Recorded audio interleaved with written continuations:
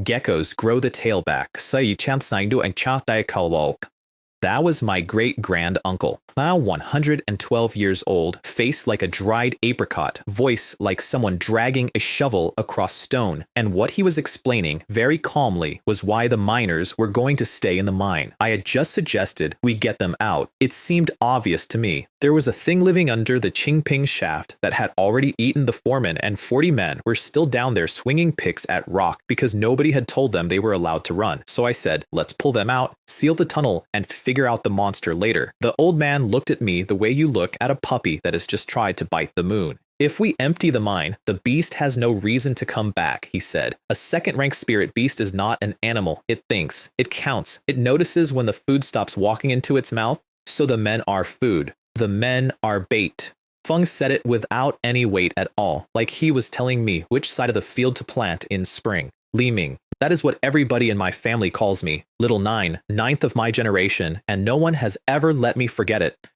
The worst thing a cultivator can carry is a soft heart. If a sacrifice makes the clan stronger, you make it and you do not flinch. A gecko drops its tail so the rest of it lives. You are the head of this clan's future. You are not the tail. I was 17 years old. I had been out of my own oasis for exactly 2 months. And I stood there in the wind with sand hitting my teeth, and I said, understood. I want to be very precise about this because it matters later. Feng did not force me. Feng did not order me. Feng explained, and I agreed, and men died. And I have never once been able to tell myself that I was only following instructions. That was the first thing my family ever taught me. Not sword forms, not spellcraft, which people are allowed to die. Here is the short version of who I was, and then we get back to the monster. My name is Chen Wei. My family holds an oasis called Jade Spring Lake, a green coin dropped in the middle of the boundless sand sea. And if you have never seen the sand sea, imagine an ocean where somebody drained all the water and left the waves. Dunes to the horizon in every direction. Nothing grows, nothing survives. Except where a spiritual vein pushes water up through the sand, and then you get an oasis, and around that oasis you get 100,000 mortals and about 100 cultivators and one very tired old man holding the whole thing together. That old man was Li Guohua, my great-grandfather, clan head, foundation establishment realm, over 150 years old, and still the only person in our family who could kill anything worth killing. Everything below him was qi refining, which is the polite way of saying everything below him was decoration, and I was, by unanimous family opinion, the miracle. 6th level of qi refining at 17, in a big sect that gets you a pat on the head. In a family like mine, where the average is 9th level at 60 and a funeral at 120, it got me 3 things: a nickname, a spirit stone allowance, and an ancestral hall full of very old people looking at me the way farmers look at the only rain cloud in the sky, which is why at 17 they took me off the mountain 3 years early and stationed me at a mine. I want to be fair to them. It was not a punishment. My great-grandfather sat me down in his cave. Feng told me the clan had not produced a foundation establishment cultivator in over 100 years. Feng told me that when he died, the oasis would be taken from us in about a week. Then he handed me a storage pouch with 3 jang of space inside it, a forging crucible, 400 pounds of black iron, and a second-rank shield worth 10 years of my allowance. Then he cast a soul-binding technique on me for about half a second just to watch me jump. Feng apologized later. Sort of. Feng tugged his beard and muttered something about how the boy noticed, so no more jokes. Which is the closest thing to an apology I ever got from that man, and honestly, it was more than most people got. So, 5 years at Qingping, a fake oasis my family carved out of nothing with tens of thousands of spirit stones, guarding an iron vein that pays for about 1/3 of everything we own, meditate at dawn, practice spells until noon, weed the spirit rice for half an hour because even a clan miracle pulls weeds, read forging manuals until my eyes gave out, repeat 3 years of that. Then blow up 17 swords in a row, which is a story I will absolutely tell you, and finally forge one that did not explode. And then a fire messenger came screaming through the sky with a note that said a spirit beast had gotten into the mine and eaten the manager, and my quiet little posting ended forever. The thing in the shaft was a gold-eating rat. I say rat. It was the size of a wolfhound. Its fur stood up in gray needles. Its hide had the dull shine of old coins. Second rank, upper grade. It chewed through metal the way I chew through spirit rice. It moved through solid earth. like the earth was a suggestion, and it liked to come up behind you. We went down after it, the old man and me, 50, 60 meters of black tunnel, wet air, dead lamps. I had my shield out, I had my sword out. I was, in my own private opinion, extremely prepared. It hit me from a wall I had already looked at. One strike. That was it. My silver gang shield, the treasure my great-grandfather personally handed me, ate the entire strike, and then every drop of magic power I had poured into it went out like a candle, and the shield dropped into the dirt at my feet. I stood there staring at it. In that moment, I understood something about the world that no manual had ever bothered to mention. A treasure is not a wall. A treasure is a bucket, and when the bucket is empty, you are just a man in a hole with a very fast animal. The old man did not scold me. Feng glanced at the shield in the sand, glanced at my face, and said nothing, and the nothing was so much worse. I turned an interesting shade of red. It will not happen again. No, he agreed, it will not. Then he went to work, and I got my first real lesson in what 100 years of practice actually buys you. Feng did not chase the rat. Feng let it come. Feng caught the charge on his own shield and turned it sideways, and in the half second it took the thing to recover, he had already finished a spell and put his palm into the floor, turning the earth into steel. 30 meters of tunnel floor went hard as a forged blade, with the rat halfway into it, stuck to the hips, screaming. Then his hammer came out. Mountain-shattering hammer, a palm-sized thing that swelled into a bronze vat and dropped. I threw my fire serpent in underneath it because my technique doubles the bite of anything with flame in it. And the two of them went off together in a tunnel 50 meters underground. I would like to say I planned the next part. The ceiling came down, half the gallery, all at once, and both of us stopped fighting and started running, because it does not matter how strong you are when a mountain sits on you. A golden core cultivator dies under a collapse. We got out in a cloud of grit with the rat gone through a hole in the floor, bleeding, and my ears ringing so hard I could not hear the old man laughing at me. We stood in the sun. Feng wheezed. I coughed up rock dust, and then I said the thing that changed my family's next 200 years. Uncle, we have been digging this vein for decades. There has never been a gold eater here. Feng stopped wheezing. It did not hatch here, I said. It moved in. Something pushed it or something drew it. And a gold eater does not travel for the scenery. It travels for metal. You could see it land in his face. Somewhere out there under the sand was another vein, an unregistered one. And in my family, the rule is carved into the ancestral hall wall. Whoever finds an unclaimed vein takes 10% of its output for life. That old man had killed the beast. I had said one sentence, and he turned to me, this 112-year-old man who had been an elder of our clan since before my grandfather was born, and his voice went thin. Li Ming, could you take the share in your name? I stared at him. I will not live to see that vein opened, he said. You know I will not. If the share is mine, the clan absorbs it when I die, and my grandson gets nothing. If it is yours, and you promise to pass a part of it to Wang Kong, then something of me stays behind. Wang Kong was his grandson, 4th level of Qi refining, 40 years old, a farmer's face and hands, and he could not look me in the eye because everyone in my generation had spent their whole childhood being compared to me. The old man asked me for 30%. 30% of a share he had earned, and I had not. I gave him the 30%. I refused the rest of what he tried to push on me. Past a certain point, taking from an old man is stealing from the clan with extra steps. Feng grabbed my wrist. His eyes went wet, and he could not say anything at all for a while. There he was, 112 years old, crying in front of a kid the same age as his grandson because he had finally found a way to leave something behind. I have thought about that a lot since. The Sand Sea does not kill you with monsters, it kills you with arithmetic. 120 years, no exceptions, unless you build a foundation, and every single old person I knew was doing sums in their head about how much life they had left and what they could convert it into before the numbers ran out. Anyway, we still had to find the vein, and the plan for that was where I learned the second thing. You do not search a desert wins. What you do is mark the rat with a blood spirit brand, hurt it badly enough to make it run, and then let it go, because a wounded beast always crawls home. Sand camel beasts remember any route they have walked for 30 days. My family owned 34 of them in total, which tells you everything about how rich we were. And for that plan to work, the beast had to come back, which is where the miners came in, which is where we started this. I set up 15 days of ambush. 15 days flat on my face under a concealment technique, chewing a pill every 7th day so I did not have to eat, watching men who did not know they were bait swing picks in the dark. On the 15th day, I heard screaming. The rat did not come for us. It came up at the mouth of the shaft, right into the run of men trying to get out, and they went down like wheat. 10 breaths, half of 40 gone in 10 breaths. I got there in time to see it grinning, and I want to be precise about that too, because it grinned like a person. Second rank, it understood exactly what it was doing to us. The old man bit through his own tongue and spat, and the blood brand landed on its back, and after that it was mechanics. 2. Turning the earth into steel at once. His by spell and mine by talisman, 100 square meters locked solid. His hammer came down with a shockwave instead of an edge because the thing's outside was metal, but its inside was not. My crimson flame sword, the blade my father gave me when I turned 15, went in and shaved off some fur and slowed it down, which I am counting as a contribution, and then we let it go. We stood there and watched it drag itself into the sand, and we deliberately did not finish it, and then the two of us looked at each other like a pair of foxes walking out of a henhouse. 28 men died in that mine. I paid for them later.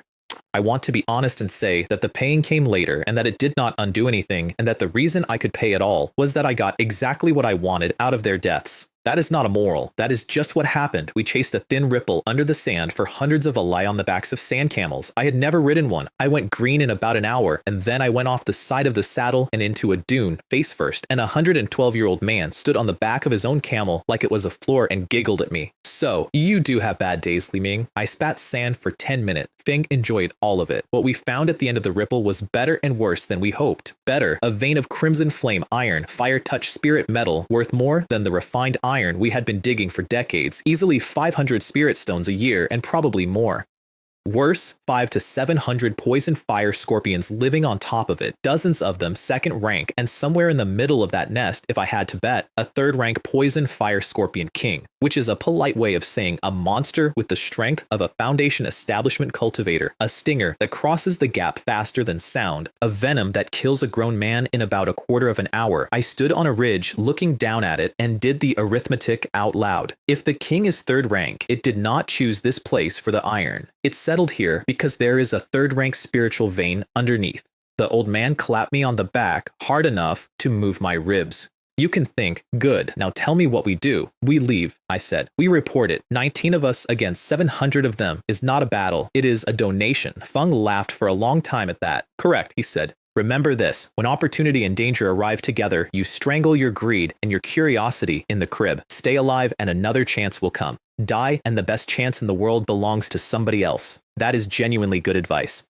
I have broken it about 9 times since. Feng also, before we left, walked back to the Gold Eater's burrow, dug the thing out of the ground where it had crawled to die, and smashed its skull flat. That is for eating people, he told the corpse. And I stood there thinking, privately, that this was a nice bit of theater for a man who had personally arranged for it to eat those people. And then he turned around and handed me the entire carcass, hide and teeth and all, and said an old man had no use for forging material and I might as well take it. And I felt about 2 inches tall. Feng also made me collect the droppings. I want that in the record. My first great treasure haul as a cultivator was several thousand rat pellets scraped up by hand because a gold eater does not fully digest metal and the leavings are full of spirit ore. I boiled them, all of them, in a crucible for days in a camp that smelled like the inside of a dead animal. What came out was tens of kilos of metallic sand. I burned that down over flaming sunwood until it ran white, and what was left when the white light died was a palm of dark gold, third rank spirit metal, sitting in my hand.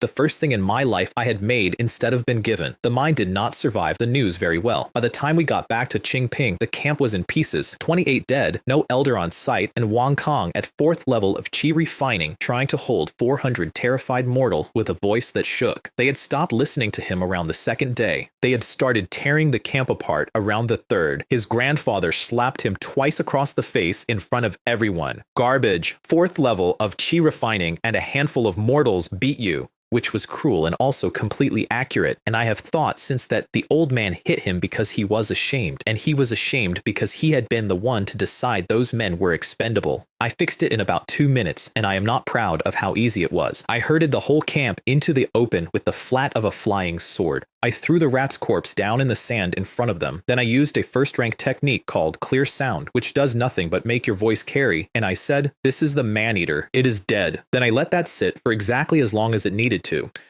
Now you will rebuild this camp, or I will petition the clan to strip your family names and exile you into the sand with your wives and your parents.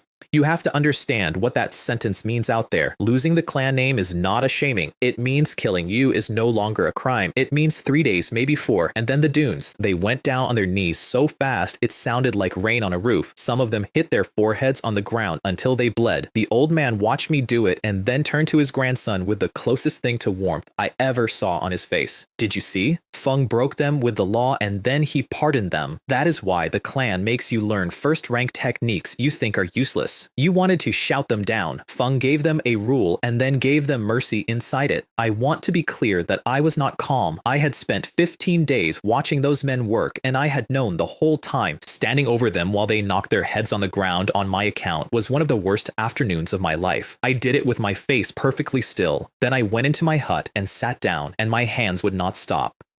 That was the year I stopped being a clever kid. There is a piece I skipped because it is the piece I think about most. It happened a few weeks later, middle of the night, at Qingping, and the main flag of my formation started shaking, which meant somebody was cutting into the array. I came out of the hut with my sword already up, shouting something heroic like, "What scum dares?" And I felt a hand settle on my back. I have never been that frightened before, or since. It was my great-grandfather. Feng had flown in on his sword from 300 li away, walked through my formation like it was a bead curtain and stood behind me in the dark for however long he felt like standing there. "A small test," he said. Then he sat me down on a rock in the middle of the desert and took me apart. "Do you know what I felt when Xing told me you had walked to the edge of a poison scorpion nest and thought about going in?" I said nothing. "What does the Chen family lack? A spiritual vein? A sacred mountain? No, the Chen family lacks an heir who will still be standing when I am not. You call yourself cautious.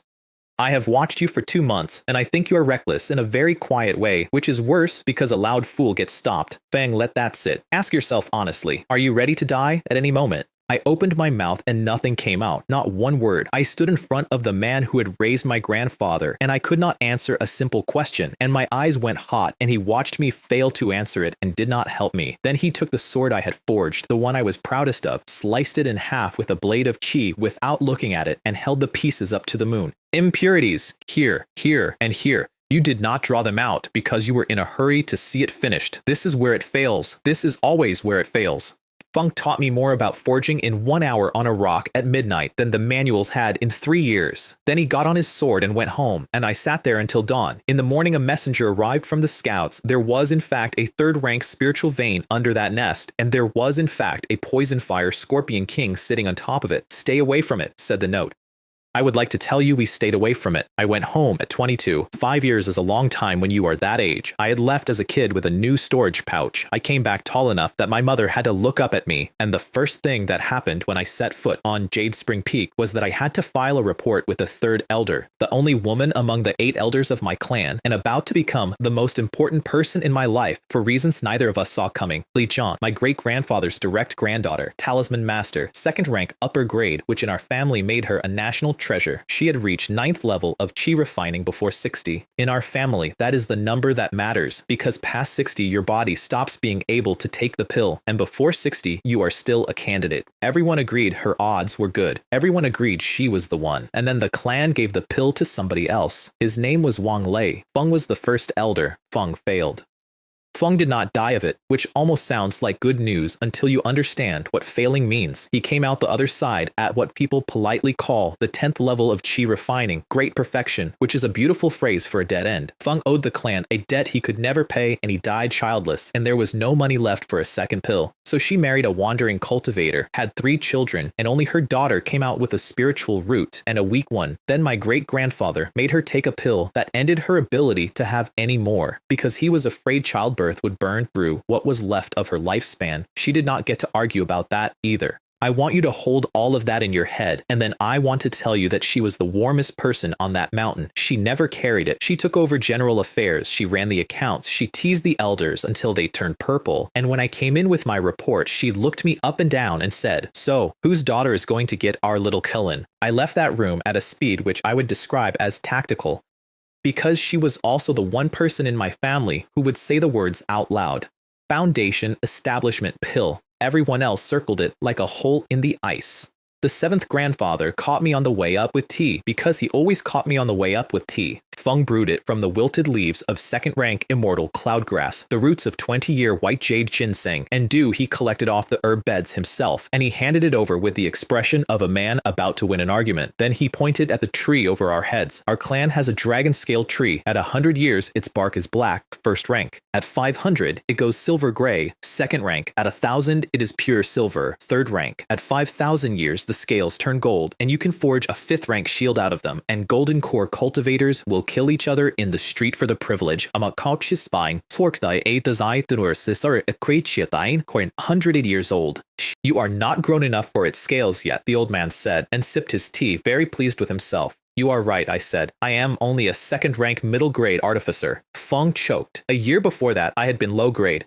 My great-grandfather, the clan head, the man who had forged every treasure our family owned, had taken 12 years to walk that same stretch of road. I had done it in under 5. At 22, Feng dragged me to the forge within the hour. Materials. Any materials. Use whatever you want. Forge in front of me right now. I ruined 3. The 4th came out clean. Second rank, middle grade, a flying sword. And that night, he sat up until morning. Feng turned the gold-eating rat's hide and its 4 incisors into a set of black gold armor for me to wear under my robes, and 4 armor-piercing daggers keyed to my blood so I could use them the second they cooled. I remember him working. I remember thinking, this man is 150 years old and he is sitting up all night making armor for a boy. And I did not have a joke for it then, and I do not have one now. Then I went into seclusion for 3 months and came out at the 7th level of chi refining, and I slept for 3 days straight on a warm jade bed, and I woke up with an idea in my head I could not shake. The cold jade bed halves the time it takes to sink into meditation.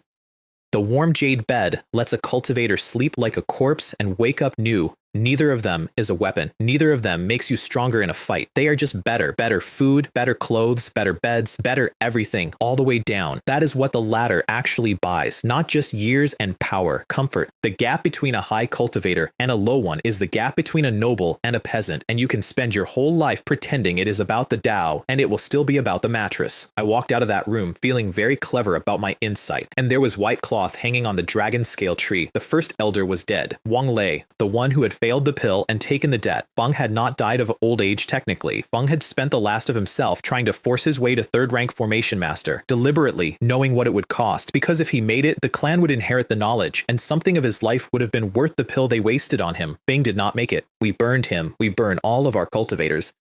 A small clan cannot guard a graveyard, and demonic cultivators steal corpses, and a fresh corpse turned into a blood puppet works best on the blood of its own relatives. So we take our dead, and we make sure there is nothing left to steal. That is the kind of arithmetic the Sansi runs on. My great-grandfather called me in after the funeral and offered to keep me out of the Scorpion War. I pulled a knife, not at him, in front of him, which, if you know anything about cultivators, is roughly as insane, because drawing steel in front of a foundation establishment cultivator is the sort of thing that gets a young man's arm removed as a teaching aid. I found that vein, I said. I am taking a share of it for life. If I sit in a cave while the clan bleeds for it, how do I ever look any of them in the face again? Feng looked at the knife. Then he laughed so hard he had to sit down, and then he told me the thing he had been sitting on. In 10 to 15 years, he said, the head of the Chen family at Golden Sand Market will hold a foundation assembly.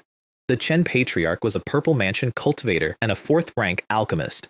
Every so often, he calls in every foundation establishment cultivator in 1,000 li and offers them a deal. Send your man on a hunt for a 4th rank beast, and if you deliver, you buy a seat at the table where he sells the pill. Li Ming reached 9th level of chi refining inside those 10 years, or you will watch that door close from the outside. Then he explained the price, because I asked. A foundation establishment pill needs a 4th rank spirit fruit or a 4th rank beast core, plus 36 3rd rank herbs so rare that most of them have never been seen in the Sand Sea at all. Even the Yellow Sand Sect, which owns everything worth owning out here, brews one batch of 5 to 7 pills every 10 years or so. The last pill our family bought cost everything we had saved and indirectly the life of an ancestor named Chen Wen. I asked the obvious question, why not buy one from the Flowing Cloud continent on the other side of the Duanyun Mountains? Feng gave me a look I would understand very well about 40 years later. 40,000 lei of desert to reach the range, 6 ranked demon kings inside it. And even if you crossed it and bought one, you would be a Foundation Establishment cultivator carrying a Foundation Establishment pill through a wilderness full of people who want one. The man is not guilty. The treasure is. Then my parents came home. They had been running a shop for the family at a cultivator market thousands of li away. I had not seen them in 7 or 8 years. My mother, Manhua, took one look at me and burst into tears in the middle of the ancestral hall. "You were up to my shoulder," she said. "You were up to my shoulder." My father hissed at her that we were in the ancestral hall, for heaven's sake, have some dignity. Which is when my foster mother stepped in and took him apart in front of the entire clan. I say foster mother. That is the next part. Li Jian turned on my father with the calm of a woman who has been waiting years for exactly this. "You did not go up the mountain to see him. You did not let his mother go up either. 8 years, and now you want to lecture her about dignity in front of your son." My father and my foster mother had hated each other since childhood.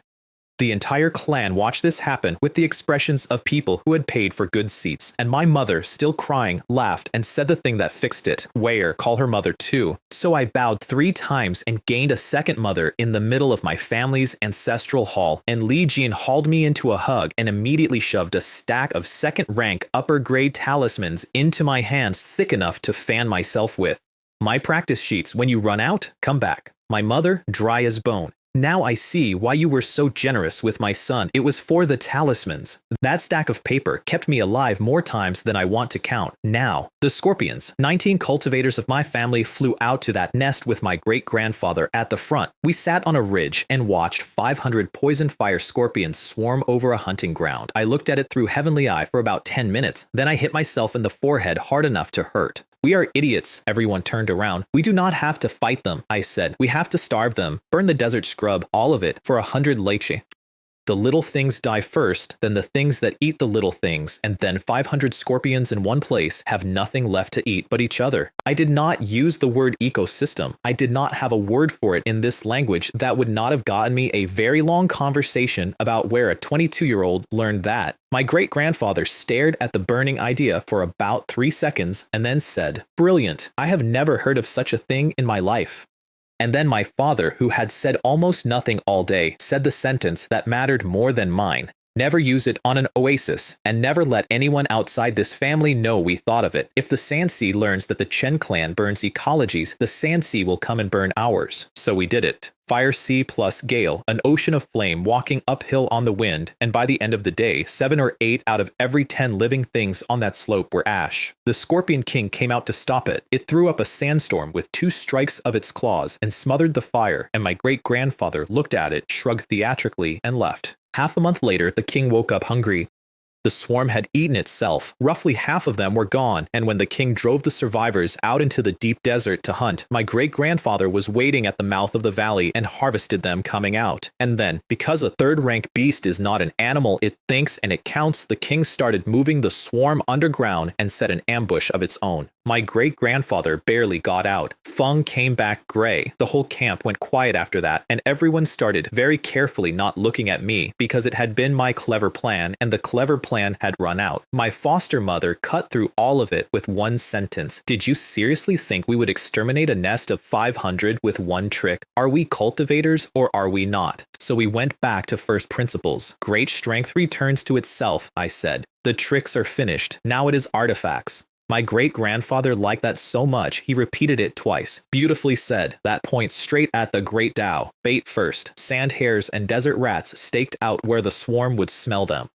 Then turning the earth into steel, which I could now cast myself, and I want to note for the record that it took me a full minute to cast a spell that the 112-year-old man beside me finished in 3 breaths. Feng never mentioned it. I noticed it every single time. And then the swarm came, and I fought shoulder to shoulder with my parents for the first time in my life. I would love to tell you, it was a beautiful moment of family unity. My mother shouted, "The first-rank ones are yours. Leave the second rank to your parents." I was 22 years old and a second-rank upper-grade artificer, and I'd just been told to sit at the children's table in the middle of a battle. "Mother," I said, "race you?"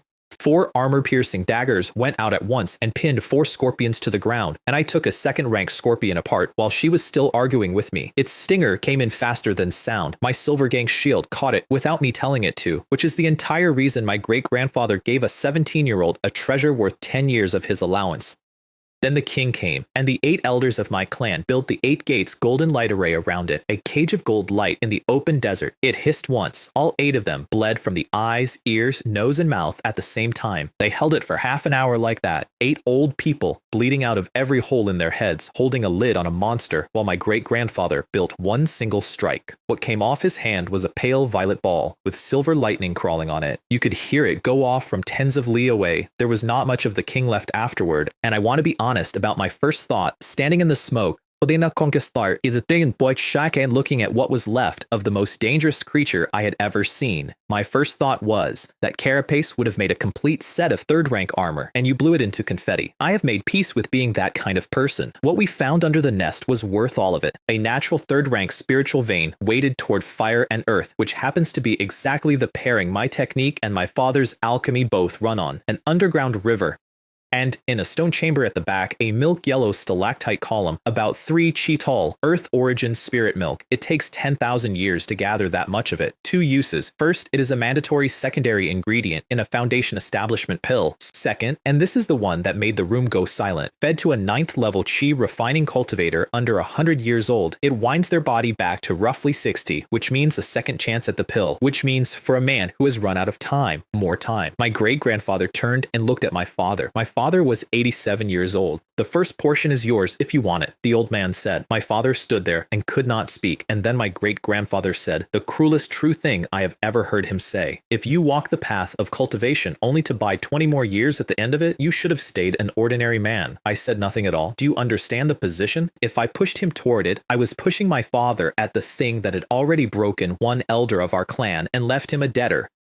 If I talked him out of it, I was the son who closed his father's last door, so I stood there with my mouth shut, which is the coward's move, and I have never decided whether it was also the right one. They named the vein after me, Qianyang Cave. My great-grandfather cut the characters into the rock with a beam of swordlight and told me that when I established my foundation, the place would be mine to manage. Then I went into it for 8 years. I came out at the 8th level of chi refining, and both of the old men were dead, Chen Xing and Chen Zhu, the 2 elders who had held the golden cage. They had burned something in that half hour that did not grow back, and they went one after the other, and I was there for it. I want to describe it properly because I had 2 lifetimes of thinking I was calm about death, and it turned out I was not. It happens in a night. All the strength goes out at once. The face that had looked pink and healthy for 100 years fills with lines while you watch it. Hair goes, teeth go, and then it is over, and the whole thing takes less time than a bad fever. Both of them had been eligible for the pill.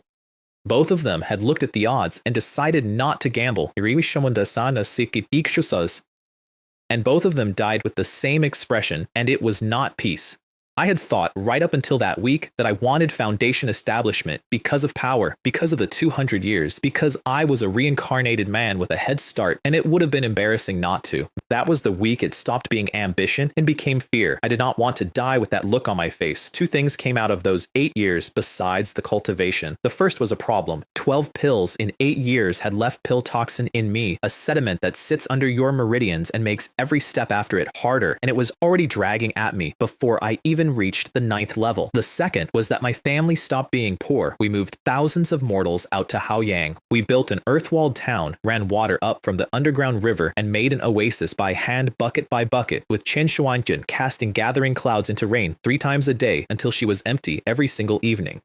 And I became the first 2nd rank upper grade artificer in the history of my family after several hundred failed attempts on scorpion claws with a hooked weapon I named the Iron Arm Divine Hook. Several hundred. I want that number to sit there. Everyone remembers the sword that came out clean. Nobody remembers the 2 years. My father decided to gamble. Feng came out to Qianyang with my mother and spent a day quizzing me about the place, the way fathers do when they want to check whether their son has turned into a fool. What would I do with the cliff face? What would I do with the soil? How would I get lava up from the Chen family's channel? I said I did not know, father. Teach me, and let him explain all of it. And then I spent the rest of the evening privately disgusted with myself for being smug at a man who was about to bet his life. The first flow of Earth Origin spirit milk came out of the stone that season, amber-colored, less than a liter of it, from 10,000 years of dripping. Feng took half. Nobody cries today, he said, at the door of the chamber. Wait for good news. My mother had both his hands and would not let go, and then the door shut anyway. Here's what the manuals say about a foundation attempt. Usually a month, 3 at the outside. Past 2 months, even a success leaves damage because whatever is happening in there is not going well and the body pays for the delay. 50 days went by. My mother stopped sleeping. On the 53rd day, she said, to nobody in particular, I am afraid I will never see your father again. And I did not have a single word for her because I did not have one. On day 67, the spiritual energy of the whole mountain bent inward toward that door. Chi infusion, the last stage. On day 70, the door opened and a man in his 40s walked out of it. Feng had gone in at 87. No foundation establishment pill, a few % chance. My father, the second-rank alchemist who had spent his whole life being the reliable one, walked into a stone room with half a liter of amber liquid and came out on the other side of the wall that killed most people who touched it. My great-grandfather admitted later, in private, that when the messenger reached him, he assumed the boy had gotten the message wrong.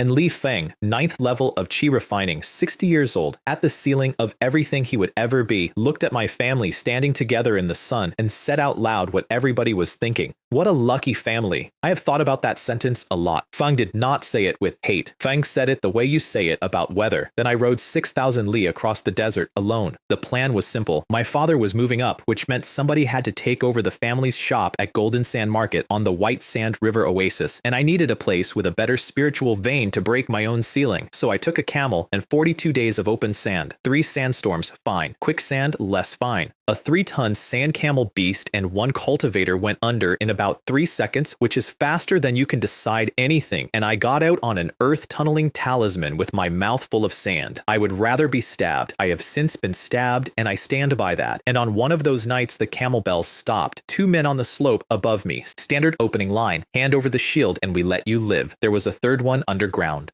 I did not answer them. I threw all 4 armor-piercing daggers backward into the sand behind my own heels, and something under there screamed and stopped moving. Here is my secret, and I have never told it to anyone, including my parents. My divine sense reaches 150 meters at the 8th level of Qi refining. The normal range at 8th level is 70 or 80. My own father, right up to the day he stepped through foundation, had less than 100. I have a whole other life sitting in the back of my skull, 20-odd years of it, and whatever that did to my soul, it did not do to anybody else out here. So I always know where everything is, and nobody knows that I know. A trump card stops being a trump card the moment anyone can see it. That is not paranoia. That is the only reason I am still breathing. The 2 on the slope switched from robbery to sales pitch, which is what bandits do when the math changes, and I answered with talismans. I had over 20 second-rank upper-grade talismans on me, 30 spirit stones apiece. A wandering cultivator saves for years to own 1, maybe 2, and keeps them for the day he is going to die.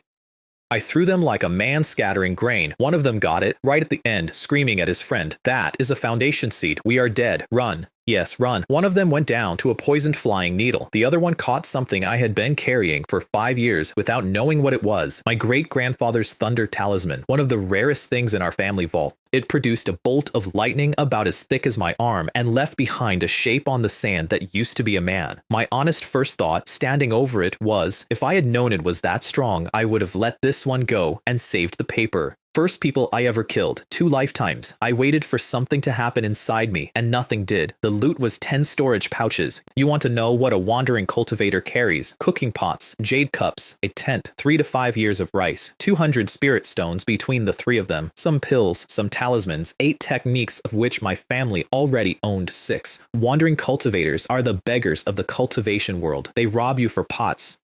The White Sand River Oasis is 3,200 LE by 1,700, millions of mortals. And on top of all of it sits the Chen family of White Camel Ridge, 1 Purple Mansion cultivator, 12 Foundation Establishment cultivators, thousands of Qi refining. My family is their ally, which is the word we use in public. At the checkpoint, I was received by a plump young man named Liu Heng, 5th level of Qi refining, who greeted me, an 8th level cultivator, as an equal and a brother. Feng gave me a hot bath. Feng fed me Yao beast meat and 100-year ginseng. Feng called me elder brother roughly 40 times. Then he presented the bill, 100 and some spirit stones. My entire annual allowance was 80. I paid it with a completely straight face and said, "What magnificent skills you have, Brother Chen. I am impressed." Feng beamed, genuinely. Think of it as buying an introduction to my father. His father was Lu Jing, 9th level of Foundation Establishment, 2nd man of the Chen family, the one who killed a 3rd-rank beast in a single stroke with a 4th-rank sword. So it was, in a horrible way, a fair price. The next morning, he proposed a farewell banquet, and I left before dawn. I found out later those welcoming committees also file reports on everyone who walks through. Every cultivator who enters that oasis gets a page. I had paid 100 spirit stones for the privilege of being written down. Golden Sand Market sits on Jinxia Mountain, 3rd rank vein, upper grade. 500 permanent cultivators, over 100 shops, a 4th rank formation, 3 foundation establishment guards, and a head tax on everything that breathes. It clears the Chen family 10 to 20,000 spirit stones a year. My family's shop is a 3-story pavilion built out of century-old ironwood, Jade Spring Pavilion. The staff was my 7th uncle Li Jin, 90 years old, 9th level, a mediocre artificer, and a very happy man, plus a few cousins, plus my 13th brother out front, shouting at passers-by. When I told my uncle that my father had established his foundation, he first assumed my father was dead. Then he asked very carefully whether the spirit milk had improved the odds. Then he panicked and swore up and down that he was not jealous. And then he told me the truth, which I did not ask for. Low spiritual root. Even with a pill, I am at 30%, and I have children with no roots at all. If I gamble and lose, they have nothing. Feng said it cheerfully. That was the worst part. We also owned the tavern next door, Drunken Immortal Pavilion, my mother's operation, staffed by 3 of my cousins. The tavern makes money because a decade ago, I suggested to my mother that she put pretty girls in the front room. My cousins work the front room. I have never been able to look any of them in the eye since. Now, the part where I broke the market. I announced the 230th anniversary of Jade Spring Pavilion. Any forging commission below 3rd rank accepted, 30% off. And if I failed, 70% of the material cost refunded. The market standard was 50% refunded on failure, plus a commission of half the value of the finished piece. Here's why that mattered. A wandering cultivator digs up 100 spirit stones worth of ore. Under the old rules, he sells it for scraps and then buys a finished artifact for 500. Under mine, if I fail, he is out 30 stones, and if I succeed, he is up 200 or 300. The trick, and I want credit for the trick, was the queue.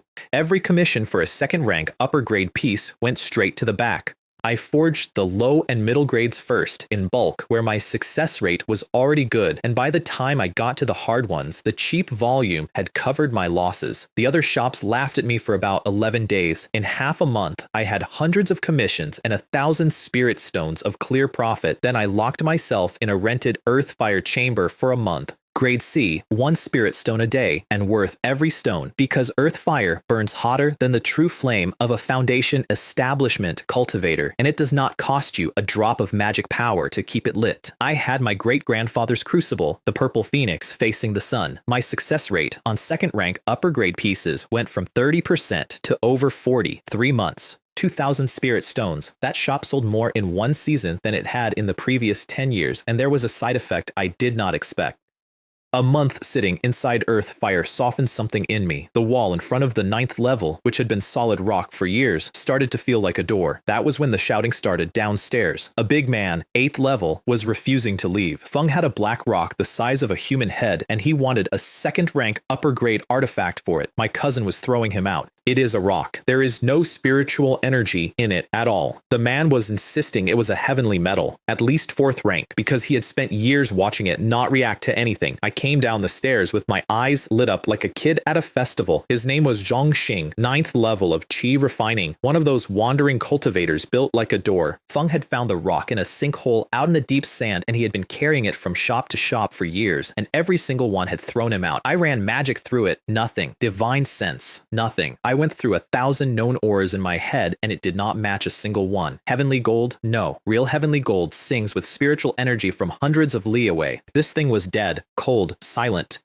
and harder than anything I had ever touched. So I did the honest, upstanding thing. I made a disappointed face, handed it back, and said I could not see anything special about it. My cousin, God bless him, chimed in on his own initiative. Go sell it to the Yellow Sand Sect. And then I said, as though out of respect for a fellow craftsman, that I would take it off his hands anyway. A 2nd rank middle grade artifact for the rock, plus 500 spirit stones for the Fire Cloud banner he was also carrying, which was the flag I had personally looted off a dead bandit in the desert, and which he had presumably bought from somebody who bought it from somebody. Feng took the deal, and the moment he did, the moment he finally let go of a stone he had been dragging around for years, I watched the obsession come off him like a coat, and his own barrier moved. Feng ran out of my shop laughing. I have thought about that too. Feng got his breakthrough because I cheated him. I do not know what to do with that, so I have just kept it. Then I went into seclusion on a 3rd rank upper grade vein, and the wall came down in 9 days, 9th level of chi refining.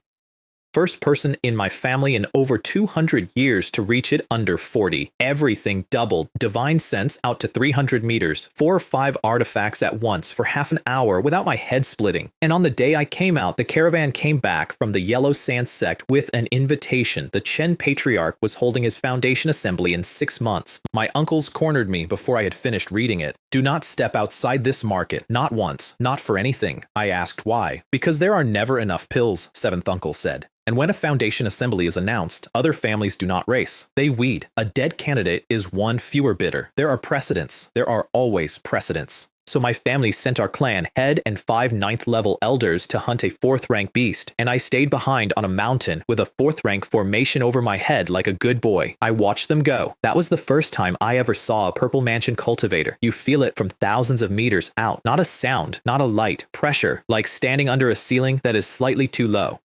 17 foundation establishment cultivators gathered, and only 4 of them were Chen family, which tells you how thin the Sand Sea really is. 124 9th level cultivators behind them, and when I looked properly at that crowd, I realized nearly half of them were old. Not experienced. Old. Men and women within a few years of the end, who had volunteered to spend what was left on one last errand for their families. Liu Hong took out something the size of a hand, and it unfolded into a ship over Tenjianglong, and a beam of azure light swallowed 100 people, and it went over the horizon. My foster mother saw my face and explained. 4th rank artifact, grown from a cutting of a 6th rank Kongsang tree, which is itself descended from a divine tree, a branch of which fell out of the sky 10,000 years ago and was grafted by a true immortal. That is one artifact, I said. That is one branch of one artifact, she said. They left in the morning. The market was surrounded by afternoon. A black messenger went up somewhere thousands of ili away and said 4 words, and hundreds of sand bandits in black masks came up out of the ground around Jinsha Mountain, and a dozen of them were foundation establishment. The bell of shock rang 9 times. 9 is the signal you give for a purple mansion attack or a 4th rank beast. 9 is the number that means this is not a raid, this is a siege. The 3 Chen Foundation cultivators gave everyone a quarter of an hour to run. Stay, and you take orders. Run after the quarter hour, and my sword will find your head wherever it is. Some wandering cultivator started screaming that it was a conspiracy, that the Chen family had emptied the market on purpose. A flying sword took his head off in the middle of the word. The clown was in a hurry to die. I obliged him. Out of 700 or 800 people, more than half ran. My foster mother forbade a single member of our family to move. We are the Chen family's allies, and more to the point, do you think the ones who left are going to live? 12 foundation cultivators with a whole desert to run them down in.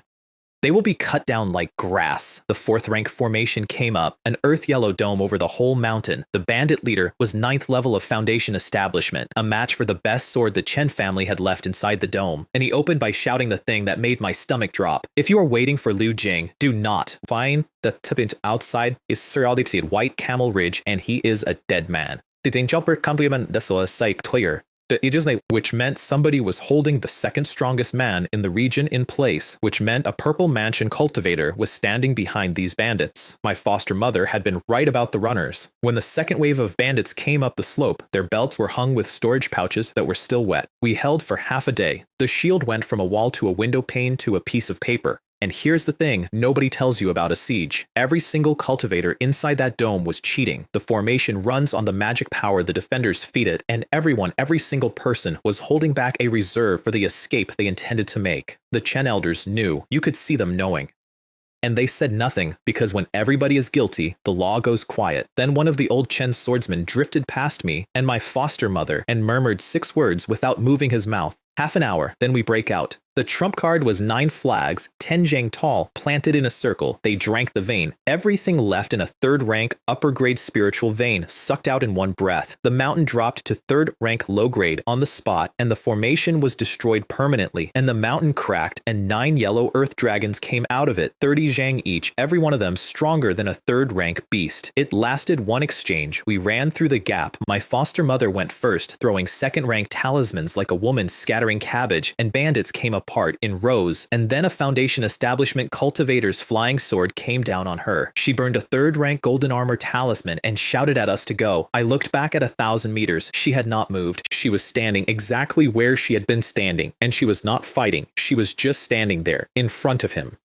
Because the moment she moved, he would go around her, and he would go after us. Her husband caught my arm before I could turn around. She has a 3rd rank flying talisman. She will use it. She will use it the second we are out of his sight and not one breath before. And if you go back there, you will make her death mean nothing. That is the exact sentence. I have never forgotten one word of it. I ran for half an hour, and then I stopped running and started thinking, which is what I should have been doing the whole time. I looped. I doubled back over my own trail. I left my aura smeared across 3 ridges, and I built a fake camp with a 1st rank illusion formation over it, and then I went 30 meters straight down into the rock and sat there. The trap took 3 of them, nearly killed them too, on 2nd rank talismans, and it turned them from professionals into something much worse. Do not kill him, one of them said when they had stopped screaming. Take his hands off and throw him in the sand. Let him understand it slowly. And then, because they were not stupid, they started looking down. 3 on 1, 1 9th level, 2 8th.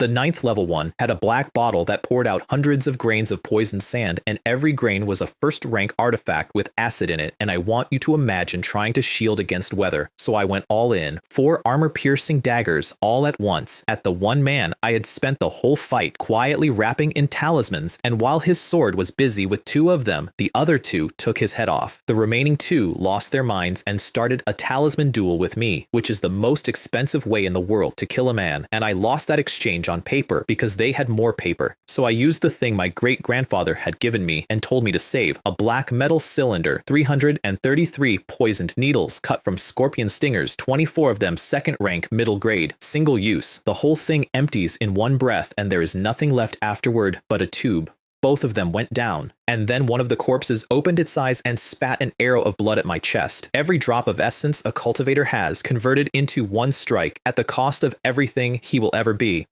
It went through my robe, through my shirt, and stopped on the black gold armor my great-grandfather had sat up all night making out of a rat. Lesson, and I have carved this one somewhere I can see it. Until you have taken the head off and scattered the soul, you have not won. You are merely a head. I spent the next half-month underground. I went out along the river on water escape talismans, which my foster mother had made and which almost nobody in the Sand Sea bothers to learn because there is no water in a desert, which is exactly why they worked. Then a hole under a grove of trees and 15 days of sitting in the dark listening. The loot from those 3 was obscene. 1,600 spirit stones, a dozen artifacts, and hundreds of books stamped with a yellow gourd. That is the mark of the Yellow Sand Sect. These bandits had robbed a shop belonging to the sect that rules everything within 100,000 law, which is a thing that simply does not happen because the sect does not forget, unless somebody had promised them it would. And in with the books, there was a black jade slip with 3 techniques on it from a lineage of demonic cultivators called the Blood Fiends. Blood Arrow, which I had just met personally. Blood Boiling, which burns your own essence to multiply your strength for a very short time. And Blood Escape, which takes you 100 lie in an instant and can be used to get away from a purple mansion cultivator. I sat there in the dark with that slip in my hand, and I finally understood why the top of the cultivation world spends so much effort making sure nobody ever hears about demonic techniques. It is not morality, it is arithmetic. Those techniques let a small man kill a big one, and if the small men find out, the whole ladder falls over. I lifted the slip to destroy it, then I put it in my pouch. A tool is not clean or dirty. There is only the line you decide not to cross, and I would like to state on the record that at the time, I was very confident about where mine was. When I finally came back to Jinsha Mountain, the mountain was not there. I mean that almost literally. It had settled tens of meters. The spiritual vein was gone, not damaged, gone, drunk dry by 9 flags, and never coming back. Every building was ash. The earth fire chambers I had rented by the day had been opened up and left to burn until there was nothing left to burn. Bandits do not do that. I want to be clear about why that mattered. Sand bandits live off markets, they rob caravans, they extort shops, they occasionally slaughter a family, and then they go and spend the money at somebody else's market. Destroying a spiritual vein is not cruelty, it is suicide. It is like burning the field you steal grain from. So it was not a robbery, it was a strike. Somebody paid to have that mountain erased. Thu Hong came back on his ship and stood on what was was left of his own market and roared. You could hear it 100 li away, and when he stopped, he put a hand out and took off half a hillside with the gesture, and then he turned around and looked at me. 400 years of purple mansion staring straight down at a 9th level chi, refining nobody. Feng asked me whether it was true that the bandits had a purple mansion cultivator behind them. I could not lift my chin under that pressure. I said yes, short and plain, and told him exactly what I had heard and not one word of speculation on top of it. All 3 of the Chen family foundation cultivators who had been holding the market were dead. Of the allied families on that oasis, 2 had been wiped out completely, not damaged, ended. My own family's hunt had gone well in the way these things are counted. 1 4th rank beast killed, 8 3rd rank, about 100 2nd rank, and Liang Jie did not come home, nor Liang Bo, nor Liang Guang, the 7th grandfather who used to make me tea out of wilted grass and dew, who spent 40 years telling me I was not grown enough for the dragon tree's scales, was returned to us as ash scraped out of a beast's stomach. Li Ru came back with 1 arm. In exchange, 20,000 spirit stones and a foundation establishment pill, guaranteed. I did not smile when I heard it. My great-grandfather noticed that I did not smile, and he took me aside and he said the thing that has done more to shape me than any technique I have ever learned.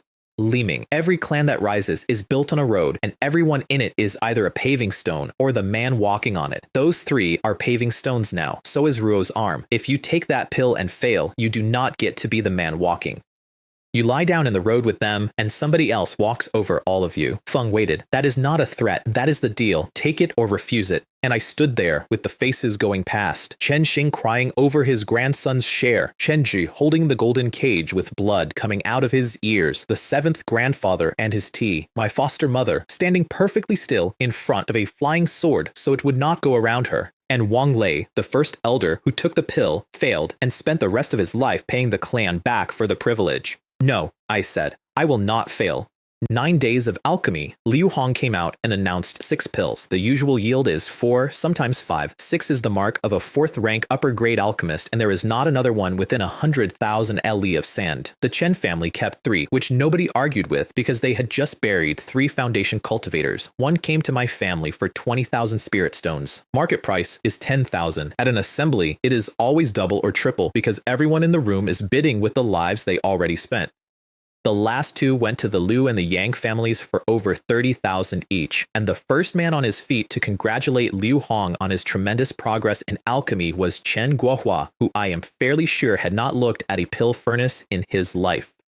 Every other foundation cultivator in that hall silently called him a sycophant and then said exactly the same thing 3 seconds later. For my seclusion, my great-grandfather went and begged a favor. There is a foundation cultivator in the Chen family named Chen Pingji. The 2 of them have known each other for 70 years, and he asked for the loan of the man's personal cave, which sits on a 4th rank vein. I will come back to that favor. It matters more than it looks. There are 3 gates in a foundation establishment. The gate of divine sense throws illusions at you, and if you cannot break out, you sit there until your body starves. The gate of magic power asks you to compress everything you have from a gas into a liquid inside your own meridians, and this is the one that kills 9 out of 10. The gate of the body floods you with spiritual energy until anything old or damaged in you tears open. I was 34 years old. My body was undamaged. My divine sense was 3 times what it should have been. So the gate of divine sense should have been the easy one. It started with sounds. Then it started using the dead, all of them, one after another. The whole slow parade of old people I had watched go out like lamps. And then, at the very top of it, when it had run out of things in this world to hurt me with, it took me back to an office. Fluorescent lights, a manager standing over my desk with my phone in his hand, explaining in front of everyone that company time is not for games, co-workers watching with their faces very carefully neutral and their eyes absolutely delighted. Traffic outside the window, the specific smell of a carpet nobody has ever cleaned. And for a long moment, several decades of cultivation looked like exactly what that man was calling it. A daydream, something a bored office worker builds in his head while a novel is open in another tab. You want to know what saved me? It was not willpower. It was that the traffic outside the window never changed. Same 3 cars, same order, forever.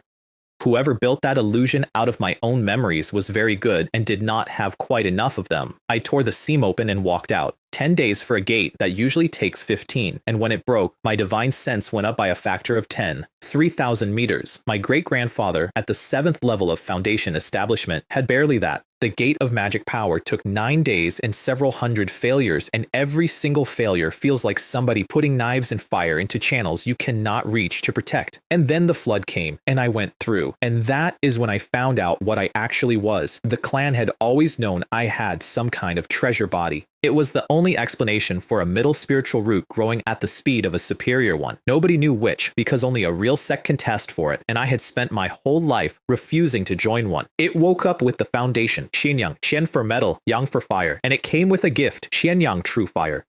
A pale golden true flame, one of the finest forging flames in the world, and 5,000 years ago, the last man who held it fought a nascent soul demon to a standstill from golden core and lived. The first thing I did with it was completely stupid. I threw in the black rock, the one Zhang Xing had carried from shop to shop for years, the one Earthfire could not scratch, the one my great-grandfather's third-rank sword had bounced off. My brand new divine flame took one look at it and went out of my control. It jumped several chi straight up. I nearly cooked myself with my own bloodline gift. And the rock, the indestructible, contemptuous rock, went soft and ran into a puddle of blue-black liquid. And there was something inside it, a golden pearl about the size of an egg covered in runes smaller than sesame seeds. If you looked at them too long, your stomach turned over. I grabbed it bare-handed because my own fire cannot hurt me, and it went out of my palm like a comet and straight into my dantian, and then a very long time ago introduced itself, the Qianyang Treasure Pearl.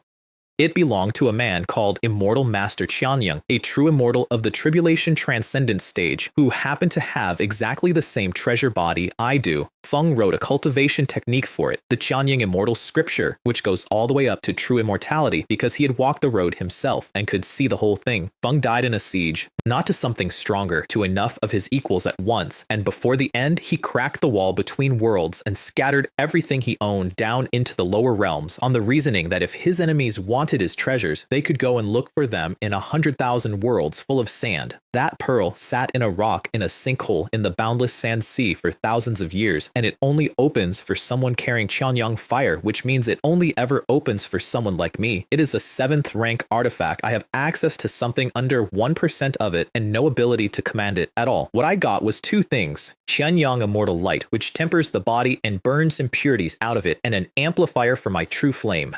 I sat there in a borrowed cave on a 4th rank vein with the dead immortal's pearl in my belly, and I laughed like an idiot. Then I walked outside, and 2 men close to 100 years old were sitting on the step, crying. "7th uncle," one of them was saying to the empty air. "Do you see? It was not wasted. It was not wasted." They meant the 3 who came home as ash. Like I stood there with my miracle, and I understood correctly and permanently that every single thing I had was paving stones. There is no version of my life where that is not true. The most I can do is be worth the road. Then my great-grandfather explained the favor to me because he never let a lesson go by. "Why do you think I made you owe Chen Pingzi a cave?" I said I assumed it was because we needed one. Because as of this month, you are a foundation establishment cultivator at 34 years old on an oasis where the Chen family holds everything. Every man in that family who does the arithmetic sees a threat. Chen Pingji is now the only one of them with a reason to want you alive because you owe him. Feng shrugged. Sometimes a loss is an investment. Learn to spend that way. And then he took out a piece of a flying sword 2 fingers wide, found on the ground where the breakout had happened, 2nd rank upper grade, shattered into fragments. That was my foster mother's sword. That was the last message I ever got from her. I want to say something about that, and then I want to move on, because she would have hated a long speech. I had just become the youngest foundation establishment cultivator my family had produced in over 2 centuries. I had a true immortal's pearl inside me. I had done, that month, everything I had spent my entire life working toward. And I sat down on the floor of a borrowed cave and cried like a child over a piece of broken metal. A cultivator is still a person. If living for 200 years means I have to stop being one, I do not want the 200 years. I told my great-grandfather that when they found the bandit's nest, nobody in this family was to try to hold me back. "Agreed," he said, "and I am coming with you." She was my granddaughter. 9 of our cultivators died or vanished in that one day. 1/5 of everything we had gone between breakfast and dark, which had not happened to us in 100 years. I poured the blue-black melt into 5 masks. Dragon, phoenix, tiger, tortoise, kiln, that heavenly stone blocks divine sense better than a 3rd rank forbidden divine stone, which meant that anyone wearing one could stand in a crowd and simply not be there. I gave the tiger to my great-grandfather. Feng turned it over in his hands, delighted, and then said, if you can melt a thing that earth fire will not touch, then when we get home, I am giving you the 4th rank forging inheritance. I had not known there was one. To fight forming forged these, I do not waste a young man in an ancient cultivator's cave. It is the single most valuable object our family owns. Feng has never once carried it out of his own cave, not to the market, not to a war. Then the heads of the Liu and Yang families arrived to congratulate me, and the 3 of us spent a very polite hour arriving at the same conclusion. We were going to go to Liu Hong together and ask for permission to open our own branches on his oasis. Somebody worried aloud that the Chen family would take it badly. If the Chen family cannot spare us that much, I said, then we are not their allies. We are the thing they are managing, and in that case, we should start looking for a different patron. I went home to a mountain covered in white cloth. You could hear the crying from the air. 9 families all at once on a mountain that holds 26 cultivators. I said out loud, to nobody, I would rather this mountain were hung in red silk. I would rather we were drinking and singing because 2 new foundation cultivators came home in 1 year. My great-grandfather heard me, and he said in the mildest voice in the world, if I live to see it, hang the red ribbon on my grave, then I can enjoy it too. I laughed. Feng meant it as a joke. I took it as a joke. Remember that. Then he handed me the clan register. I fought it. I went to my father. I went to every elder still standing. I made the rounds like a man trying to get out of a wedding. And one by one, every single one of them changed sides and told me the old man was right. So at 34 years old, I became the 4th clan head of the Jade Spring Chen family. I took inventory the first week because that is what I am. We had been 40 to 50 cultivators across 3 generations. We were 26. The Guang generation was extinct, not reduced, extinct. 3 spiritual veins, 220 mu of spirit fields, 30 mu of herb garden, 2 mines, 2,478 spirit stones in the account against 2,200 a year in stipends, and a tribute to the Yellow Sand Sect of 3,000 every 10 years. That is a family that looks rich in a poor desert and is 9 cultivators away from being a farm, so I called everyone into the ancestral hall and changed the rules. First, we stopped paying stipends in spirit stones. From now on, family members earn contribution points. Second, a birth fund, which I finance personally out of my own pocket, 5,000 spirit stones lent to my own clan. Any child born with a low spiritual root earns its parents 15 stones a year for 20 years. Middle root 30, superior root 50. No cap, none. Have 9. Third, and this is the one that broke the room open, special contribution points awarded for finding a spiritual vein, a rare herb, a Yao Beast cub, a 3rd rank recipe or inheritance.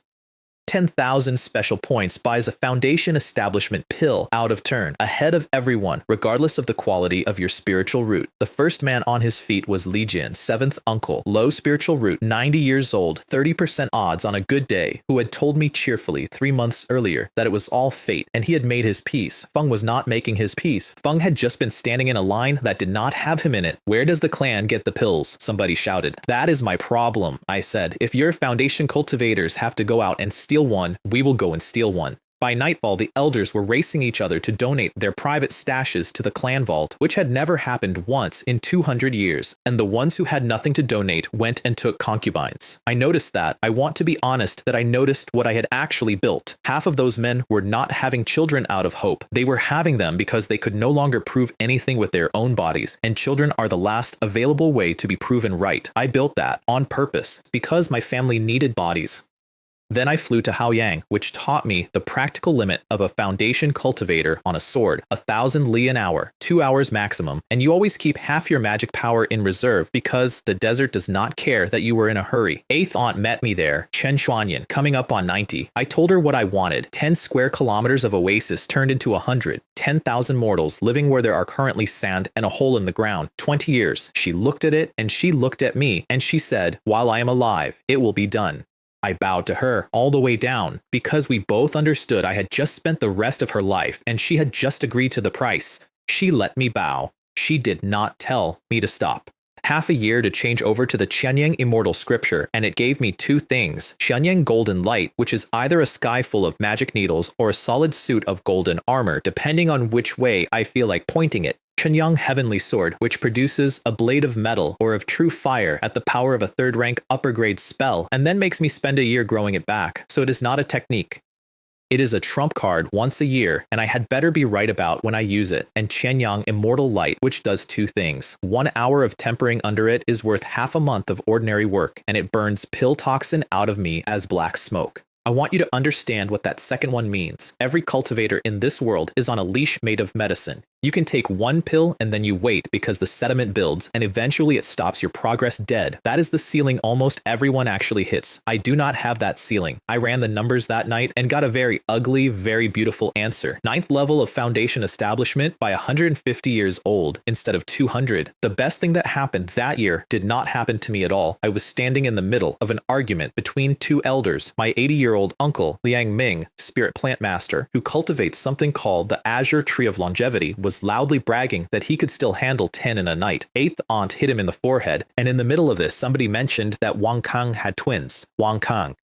4th level of Qi refining, Farmer's Hands could not look me in the face, who had given up on cultivation entirely and taken the job of running the mortal town at Haoyang because I had given it to him as a kindness. The girl had a middle spiritual root. The boy's light went 3 jang over his head, superior spiritual root, the first in the recorded history of my family. 230 years. I left in the middle of the argument. I flew there. I cast spirit testing 3 separate times because I did not believe it. And then I stood in that mud brick town and laughed out loud until people came out of their houses to look. Every genius we ever produced, every prodigy, every one of us who got told we were the hope of the clan. And the superior root came out of the one who quit. Here's the scale, since I have used it 3 times. Under 7 Qi of light is a low root. 7 Qi to 3 Jang is middle. Above 3 Jang is superior. A spirit body or a Tao body goes past 10 Jang, and I have never met one. Mine was 18 Qi, gold shot with red.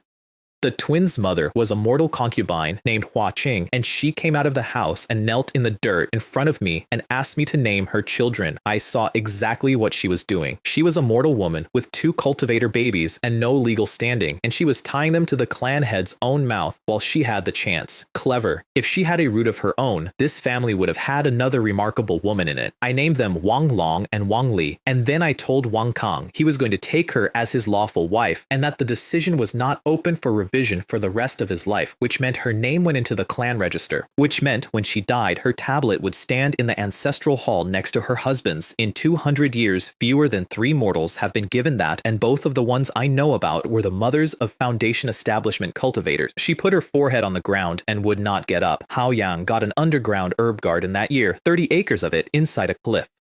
The problem with growing anything underground is light, and the standard solution is sunstones, which cost roughly what a small war costs. So I put in lenses instead and bent the daylight down the shaft. My uncles thought this was witchcraft. It is mirrors. My mother came out to live with me around then. She was 8th level of Qi refining, and she was nearly 100, and she was not going to establish a foundation, not because of her root, because she would not have gotten through the gate of divine sense, and everybody including her knew it. My father had another 150 years in front of him. She did not want him watching her get old. She never said that out loud. She said she wanted to be near her son and see the new oasis. And I said that sounded lovely, mother, and I set her up with the best rooms on the mountain, and neither of us ever once said the real sentence. Then the mind called for help again. 8 flame-eating spiders, 2nd rank upper grade, each about the size of a calf, had come up under the Crimson Flame Ironworks and webbed 20 or 30 miners into a hole in the rock. I did not need artifacts for that.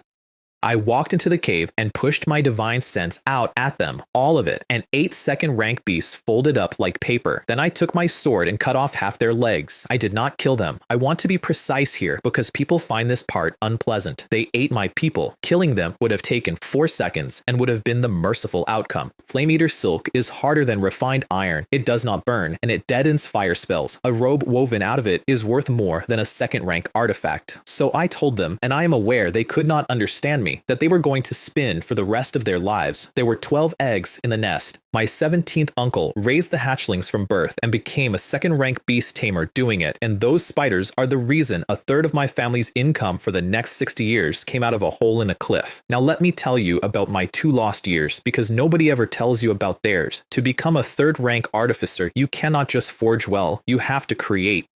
You have to take a restriction that has never been put in that shape before and write it into a form that was designed for a different one. I picked Blazing Flame, 6 rune nodes, 12 spirit lines, going into a body cut for sharpness, move 1 node the width of a hair, and the crucible detonates. 2 years, 800 failures, 800 jade slips of notes because I recorded every single one. Because a failure you did not write down is a failure you get to have again. 8,000 spirit stones burned. At the end of it, I owed my own clan 3,000 spirit stones and 20,000 contribution points. At 300 points a year, that is 70 or 80 years of repayment. I was the clan head. I made myself sign for it in the ledger like everybody else, and I had not made one working artifact. The clan, meanwhile, was fine. Better than fine. A branch on the White Sand River, 12 babies born with spiritual roots, 1 superior, 2 middle, new elders. The market rebuilt under a new name, Jing, with both our shops handed back to us for nothing, which is how you know somebody has decided you are worth keeping. And a school for every child in the family, from 5 years old up, where I personally taught badly. Then Chen Pingji sent for me. Feng offered 100 spirit stones if nothing needed killing, and 10 to 20% of the take if something did. On the way out, he mentioned, the way you mention weather, that the Yellow Sand Sect was sending a Purple Mansion cultivator and 10 Foundation Establishment cultivators to hunt those bandits for 10 years. That is not a manhunt. That is a garrison. Sects do not spend 10 years of 10 cultivators on banditry, which meant the sect knew something and was not saying it. What we found under a dune was an artificial cave sealed behind a 3rd rank formation called Covering Earth Yellow Sand, which does exactly what it says and rebuilds its own camouflage in a couple of days. Over the gate, cut into 2nd rank Jade, 1,000 machines Grotto Heaven. We both snorted at the same time. A Grotto Heaven is not a house. A true immortal does not call his cave a Grotto Heaven. Whoever lived there had opinions about himself. It took a day to open, and then Chen Pingji blew the gate apart with his sword. I had already, mentally, taken that gate home and hung it on my forge. Inside, there was a lion and a tiger waiting for him, 3rd rank puppet beasts. The lion was carved from spirit wood and fired beams out of its mouth. The tiger was metal, claws that threw light, sword key from between its teeth. Together, they fought at the level of a 3rd or 4th level Foundation cultivator, and Chen Pingji had just spent a day and a night cracking a formation and was running on fumes. I asked permission to help. I want that on the record because it sounds absurd. There is a man being taken apart by 2 machines, and I stood there and formally requested permission to intervene, because if I helped without asking, I would have no claim on any of it. Feng said yes. Feng also said, do not damage the bodies. 15 minutes later, the spirit stones inside the puppets burned out, and they stopped. At the back of the grotto, there was a skeleton on a cold jade bed, and when we came close, it lifted its head. I went backward about 4 meters, which I'm not proud of. Chen Pingji flicked the skull off with 1 finger. Stories, he said. Death traps left in corpses. There is no such thing under Golden Core. Nobody has a soul left to leave. The haul was 4 3rd-rank artifacts, 2 puppets, and a cauldron. Feng offered me my share in artifacts. I asked for the cauldron instead. The Phoenix pattern purple gold cauldron, 3rd rank. Useless to him because he was not an artificer. And I asked for the right to copy the jade slips, which is a standard right for anyone on an expedition and which nobody ever bothers to refuse because slips are usually junk. Feng agreed without looking up. The slips contained a puppetry inheritance, 12 designs, including both 3rd-rank puppets we had just killed, plus a divine sense technique. Not one family on that oasis has a puppetry inheritance, not the Qians, not the Sect's local branch. I copied for 11 hours until my head felt like it was splitting along a seam, and when Chen Pingji woke up and finally thought to ask what was on those slips, his face went through several interesting stages. Then it settled on saying nothing because he had agreed in front of a witness. On the way out, I also pried the cold jade bed out of the floor and put it in my pouch. Feng was ambushed at the entrance. 4 Foundation cultivators in black, and I recognized the cut of them instantly because I had spent half a month underground learning what these people looked like. Golden Sand Mountain, the same crew. They had a hole through Chen Pingji's stomach before he could get his sword up. Little Chen, help me. I will repay you. I did the arithmetic in about a second and a half. 6th level, 5th level, and 2 3rd levels against a wounded 6th level, and me, 1st level of Foundation Establishment, 34 years old. Chen Pingji burned a secretly forged Thunder Pearl, a gift from his brother, stronger than a full strike from a 9th level Foundation cultivator, and it took the 5th level bandit off the board. And then he caught a 3rd rank upper grade Vermilion Bird Fire talisman across the chest, 3,000 spirit stones a sheet, wingspan of 10 zhong. His shield burst. Feng coughed blood, and he ran. Feng looked at me, and he looked at the 3 men between us and the horizon, and he left. I do not blame him. I want to be very clear that I do not blame him in the sense that I understand it perfectly. Feng was a 6th level foundation cultivator with a hole in his stomach, and I was a 1st level nobody he had hired for 100 stones. I have simply never forgotten it either. So I played the only card I had, which was being pathetic. I threw 2nd rank talismans, loudly, wastefully, in the pattern of a man scraping the bottom of his pouch. I let them push me down out of the air and onto the sand, and I let them come close, and I let the 2 of them get comfortable. Then I opened my mouth and spat out the Qianyang heavenly sword. The first one came apart down the middle, shield and all. The second one I could have killed. I put a poisoned needle in him instead, and while he was busy dying slowly, I collected his blood in a vial. Because Liu Hong had announced a reward, and the reward was a foundation establishment pill, and the reward was for a trail, and with a cultivator's fresh blood, you can run a 10,000-mile soul chasing. Then there was a golden streak on the horizon coming very fast, late-stage foundation, and I ran out of clever, so I used the demonic technique. I hit myself in the chest and coughed out my own essence with gold sparks in it, and the blood escape took me 70 li in one breath. It cost me 20% of my life essence and several years of growth. Behind me, a late-stage foundation establishment cultivator stood over an empty patch of sand and screamed one question at nobody. How does a boy know a demonic technique? In the Chen family ancestral hall, a soul tablet cracked and fell off the wall. My father nearly lost his mind. Liu Hong took him out to the site personally, 400 years old, purple mansion, and he read that sand like a page. Then he said, in a voice with nothing in it at all, "There are only 2 sets of traces here, Pingji's and his killers. Why was your son not standing beside him?" My father swore on his own life, so Liu Hong cast a 5th rank spell called Heaven-Shaking Family Seeking, which was invented by a nascent soul cultivator who spent 100 years looking for his wife and child, and then gave the technique away for free so that nobody else would have to. Feng took 1 drop of my father's blood, and it turned into a sword of blood and went out over the dunes at a speed nothing can follow. Thousands of li away, half dead, with a face like a sick scholar, I was lying under a dune when I heard my father's voice come through the sand. Feng was laughing and crying at the same time. Then it got worse, because Liu Hong came too, and he leaned 4 centuries of purple mansion on my father until a foundation establishment cultivator was afraid to breathe in front of him, and I lost my temper. "I will submit to the heart questioning technique," I said, in front of the elders of the Yellow Sand Sect. Everyone looked at me. "The heart questioning does not hurt. It is worse than that. You answer everything, and you cannot shade 1 word of it. On 2 conditions. Questions about this matter only. If a single question strays outside it, the Chen family owes my clan a foundation establishment pill. And Zhang Yunpeng witnesses it." Zhang Yunpeng was the Sect's man, Purple Mansion, 6th level, a neutral party with a reason to enforce his own neutrality. Liu Hong agreed because refusing would have said something about him. And under that technique, I told them everything, that Chen Pingji ran, that I baited 3 men by pretending to be out of tricks, that I know a demonic escape technique and where I got the slip, that I let the last one live specifically so I could sell his blood for a pill. All of it, out loud, in front of a Purple Mansion cultivator of the Chen family and a Purple Mansion cultivator of the Yellow Sand Sect. The room was extremely quiet for a while, and then Liu Hong, through his teeth, confirmed the reward. The pill would come from the next batch, and it would come out of the other family's shares, not his. And he added a 3rd rank Jade Essence pill on top of it, in apology for Pingji. Feng never once apologized in words. That is not how these things are done. The bandit's pouch had 2,000 spirit stones in it, a 3rd rank fire sword I hung on the wall of my shop as a signboard, and a white jade slip, the Blood Fiend Demon blade. To forge that blade, you must kill 100,000 mortals in a year, or several hundred cultivators. Murder as a cultivation method. That is the signature. That is what the demonic path actually is underneath the theater.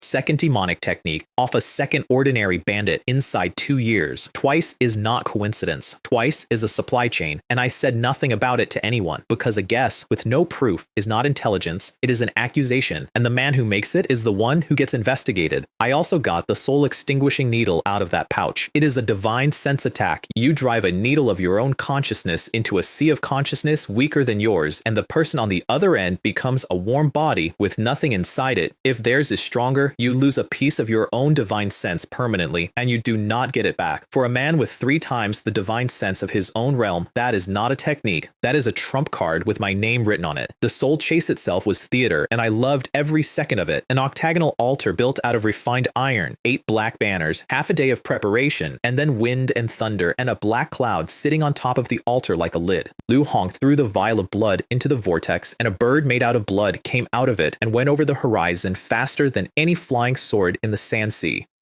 Zhang Yunpeng went after it. That is why the sect sent him specifically. Wind route. The rest of us boarded a skywalking tower ship, 3,000 li an hour. I stood on the deck of it thinking, this is an airliner. No, this is a spaceship, and everyone on it thinks it is a boat. Somebody on that deck was talking about the flowing cloud continent past the Duanyun Mountains. In the flowing cloud continent, they said, Foundation establishment pills sit on shelves in shops. And also they said, entire cultivation wars burn there between camps of nascent soul cultivators, and everything under Golden Core is fuel. I filed that away, both halves of it. At the end of the flight, there was a tiny oasis, and Zhang Yunpeng was alone in the sky above it against a dozen Foundation establishment cultivators and one man in a ghost mask. The mask came off. Qianyang, 38th heir of the Blood Fiend Demon Sect, 9th level of Purple Mansion, the face of a boy of about 17, white as paper, and eyes that had been looking at the world for a very long time. His sect had been destroyed in the flowing cloud continent decades ago, over 3,000 of them killed. Their patriarch, the Blood Heaven Demon, annihilated body and soul after his own disciples sold him and the survivors came here. Feng told us why personally, and he was almost polite about it. You are peasants hiding in a sandbox. There is nothing here worth wanting. That is exactly the point. My sect will eat this desert, restore itself where nobody is looking, and then go home and repay the people who sold us. We were not a target. We were a meal on the way to somewhere else. Zhang Yunpeng opened with money. Feng announced the sect's bounty out loud, by rank. 3,000 merits for an early Foundation demon, 5,000 for a middle, 8,000 for a late, 10,000 or a Foundation establishment pill for a 9th level. For scale, inside the Yellow Sand Sect, a Foundation establishment pill costs 10,000 merits. 60 Foundation cultivators heard a pill get attached to every head in front of them, and the temperature of that battlefield changed completely. Then, Qianyang opened a dozen graves. The things that came out went up 300 chi and came down like artillery shells, blood corpses. Foundation establishment cultivators, harvested and refined, and when one of them is badly hurt, it detonates itself and sprays blood that eats through third-rank artifacts.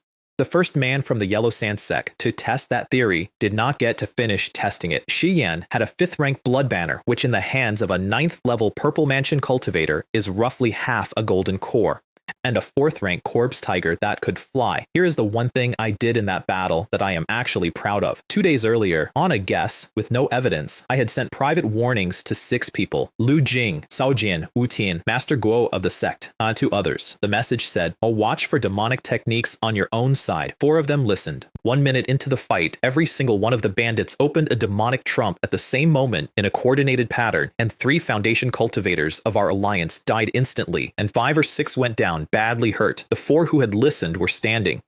Lao Jing swatted a Blood Fiend Thunder Pearl out of the air with a Thunder Talisman before it could touch him, which mattered because that thing burrows into your blood and takes you apart from the inside while you are still awake. And twice Dixie spat out 10 years of his life and a tall sword essence, a 4th-rank white rainbow sword, saved and grown inside his own body for a decade for exactly 1 moment, and it went through the bandit leader's triple defense and out the other side of him. That is not possible, the bandit leader said. Then he died, still not understanding. Liu Hong burned his own talisman relic and coughed out 1/10 of his life essence with it, and Qianyang dropped 2 full levels and stopped moving, and Zhang Yunpeng put a 4th-rank upper-grade Heavenly Gang Divine Thunder Talisman into the gap. 20,000 merits, that talisman. 2 Foundation establishment pills in 1 sheet of paper, spent in 1 second. The smoke cleared and Qianyang was alive. A blood puppet had burned in his place. "I will come back," he said, "from somewhere none of us could reach. I will cut down your sects and your families. I will make blood corpses out of you, and I will send you home to kill your own children." And he was gone. My family did get one of them. The 3 of us ran down the man who killed Chen Pingji, and I burned him with Qianyang True Fire. And I would like to report that this felt like justice. It felt like arithmetic. Feng had 2 3rd-rank puppets, and he detonated both of them out of spite before he went. On the way home, we ran into the head of the Huang family, chasing a woman. She was veiled, she was clearly a demonic cultivator, and she was carrying a child of about 3. Feng asked us to help. Feng also asked us, very carefully, not to take credit for the kill. And my great-grandfather said, "Of course, we will stand here and watch you exterminate evil." I want you to hear how strange that was. This is a man who does not stand and watch anything. Huang got showy. Feng dropped his defenses to make the finish look good. And my great-grandfather's flying sword pinned him to the ground through the shoulder. "Why?" he screamed. "Why?" Because the woman you are trying to kill is my granddaughter. The veil came off. Li Jian, my foster mother, alive. And roughly 40 years old, which is impossible because she had been in her 90s. Her flying talisman had worked exactly as her husband said it would. She got out and she was taken anyway a day later because a second-rank upper-grade talisman master is worth catching alive. Xu Yan collected her along with a group of other 9th-level prisoners and made them all the same offer. Take the demonic technique and I will give you the foundation your families could not. Out of the 10 of them, 3 said yes, 2 survived it. Feng gave them Earth Origin Spirit Milk and a Blood Essence pill, which is worth 30% on the odds. She established her foundation at 100 years old, then she became his personal disciple, and she has a daughter by him. And on her, layered into her blood, is a soul-burning blood curse, which means that from anywhere within several thousand LE, whenever he chooses, he can burn her blood and her soul out of her body without getting up. She knelt down in the sand in front of the man who raised her and held the child out. I fell to the demonic path. My death is not a loss to anyone, but she is 3 years old. She has never hurt a living thing. And half of her is Chen blood. My great-grandfather did not answer immediately, and I understood why. Sheltering the daughter of a purple mansion demon is not charity. It is a reason for somebody to erase our entire family and be thanked for it. So I asked the question that made everyone's face go still. What is her spiritual root? Because the children of demonic cultivators sometimes come out with mutated roots. Blood root, dark root, and if hers was one of those, then it would not matter what we decided today, because the day she started to cultivate, everything would be visible to anyone who looked. We tested her right there in the sand. 17 shy, azure shot with crimson, a middle root of wood and fire, clean. We take her, I said, by feeling and by arithmetic both. My foster mother thanked me and said she would repay me in the next life, which is how a person tells you they intend to die. So I argued with her, and I did not do it gently. You did not choose the demonic path, and you have not killed anyone. The curse has not been triggered. What exactly are you in a hurry for? If somebody kills Xian next year, you will have died for nothing. And my father, who had been silent the whole time, finished it. Think about your daughter. Do you want to leave a 3-year-old without a mother? And Yuan Chun, are you never gonna see Yuan Chun again either? She gave in. I gave her the phoenix mask, the one cut from the heavenly stone that blocks divine sense. Then she went out into the dunes and very deliberately left a false trail of fire so that anyone reading the sand later would find a killing and an escape. We spent half a day pretending to search for the missing head of the Hubang family and came back with nothing. Liu Jing sighed and said it was a shame. Feng did not ask twice. I have wondered about that ever since. Zhang Yunfeng collected every demonic artifact and slipped from every family on the stated principle that anyone caught holding one afterward would be classified as a demon themselves. We had already handed the interesting things to my foster mother and turned in exactly enough to look honest. And then, flying home, I said the thing out loud that I had been turning over since the tower ship. This invasion is a catastrophe, and it is also the best opportunity our family will ever get. Everyone looked at me. The Yellow Sand Sect has to make its vassals fight, and to make people fight, you have to open the vault. Foundation establishment pills, 3rd rank formations, 3rd rank recipes, things they have sat on for 200 years, they are going to start handing out because the alternative is losing the desert. And the second half, which I did not enjoy saying, every family that loses its foundation cultivators loses its land. That land is going to belong to somebody afterward. I would like it to be us. There was one more thing waiting at home. Liu Jing invited our family over and showed us a woman we had written off years ago. Liu Shu, missing since the sack of Golden Sand Mountain, alive. She was the wife of Liu Heng, the plump young man who charged me 100 spirit stones for dinner. They had a 5-year-old son. Liu Heng stood there working very hard on being delighted to see me, and I did not look at him once. I talked to his father. I answered his father. When he spoke, I let the sentence land in the middle of the room and lie there. Feng had teased a boy at a checkpoint. That boy was now a foundation establishment cultivator at 34, the same realm as his own father, and the head of a clan. Liu Jing, who is a serious man, offered compensation, a 3rd rank pill recipe, or a personal favor from himself. My great-grandfather solved the whole thing with one question, asked out loud in front of everyone. Shoot, do you want to come home? Say the word and I will take you, even if it means quarreling with Brother Chen today. She looked at her son and she said no, so we struck her out of the clan register on the spot in front of the Chen family. From today there is a Liu Shu, there is no more Liu Shu. Later I asked my father why we had taken the favor instead of the recipe. Because every 3rd rank herb within 1,000 LA of this oasis is spoken for by the Chens or the Sect, he said. They would give us a recipe we can either not use or not gather. A favor cannot be diluted. And my great-grandfather added the part that actually mattered. They showed her to us on purpose, and then they paid us for her. That means we have stopped being a small dog that follows them around. That means we are now a partner they are afraid of losing. The Yellow Sand Sect responded to the invasion the way an empire responds to anything. Their oasis is 5,000 Lai by 4,000 millions of mortals. 2 golden core cultivators, Cao Wenjun, who is over 800 years old and sits at the 6th level, and Zhang Ming, who is only 500 and change. They issued a Class B mobilization order. Every vassal family provides 1 foundation establishment cultivator and 5 qi refining cultivators, not requested, provides. And then Zhang Ming went out the secret road to the Flowing Cloud continent to ask the Qianyang Immortal Sect for help, and if they said no, to buy 50 foundation establishment pills at a discount and 3 portions of something called Purple Heart Jade Marrow. 50. The sect had spent 2 centuries handing out 1 pill every 10 years, like a man rationing water, and the moment a real enemy showed up, they sent a golden core cultivator shopping. A crisis is an opportunity. They knew it before I did, they just had a bigger cart. Then my 5th uncle knelt on my floor, Li Feng. 60 years old, 9th level of qi refining at his own ceiling, one of the elders who had been standing in the ancestral hall when I was 17. His only son, Li Wei, had gone into the Yellow Sand Sect at 20 and had been there for 38 years. Middle spiritual root, lightning attribute, which is rare and which is why they took him. In 2 years, he was going to attempt foundation establishment without a pill. Feng had already sent home a letter that read like a will. 38 years of service had gotten him under 3,000 merits out of the 10,000 a pill costs. And here is the thing, the request was, by every rule my family has, insane. A child who enters a sect stops belonging to the clan. His merits, his obligations, his life are the sect's. We do not spend on him. We are not allowed to expect from him. My great-grandfather looked at that man on the floor and said, the Lu and the Yang can talk back to the Chen family. Do you know why? Because both of them have a voice inside the sect. It is time we had one too. The condition was an oath. After his foundation, Li Wei answers to the clan when the clan calls, and his descendants go into our register.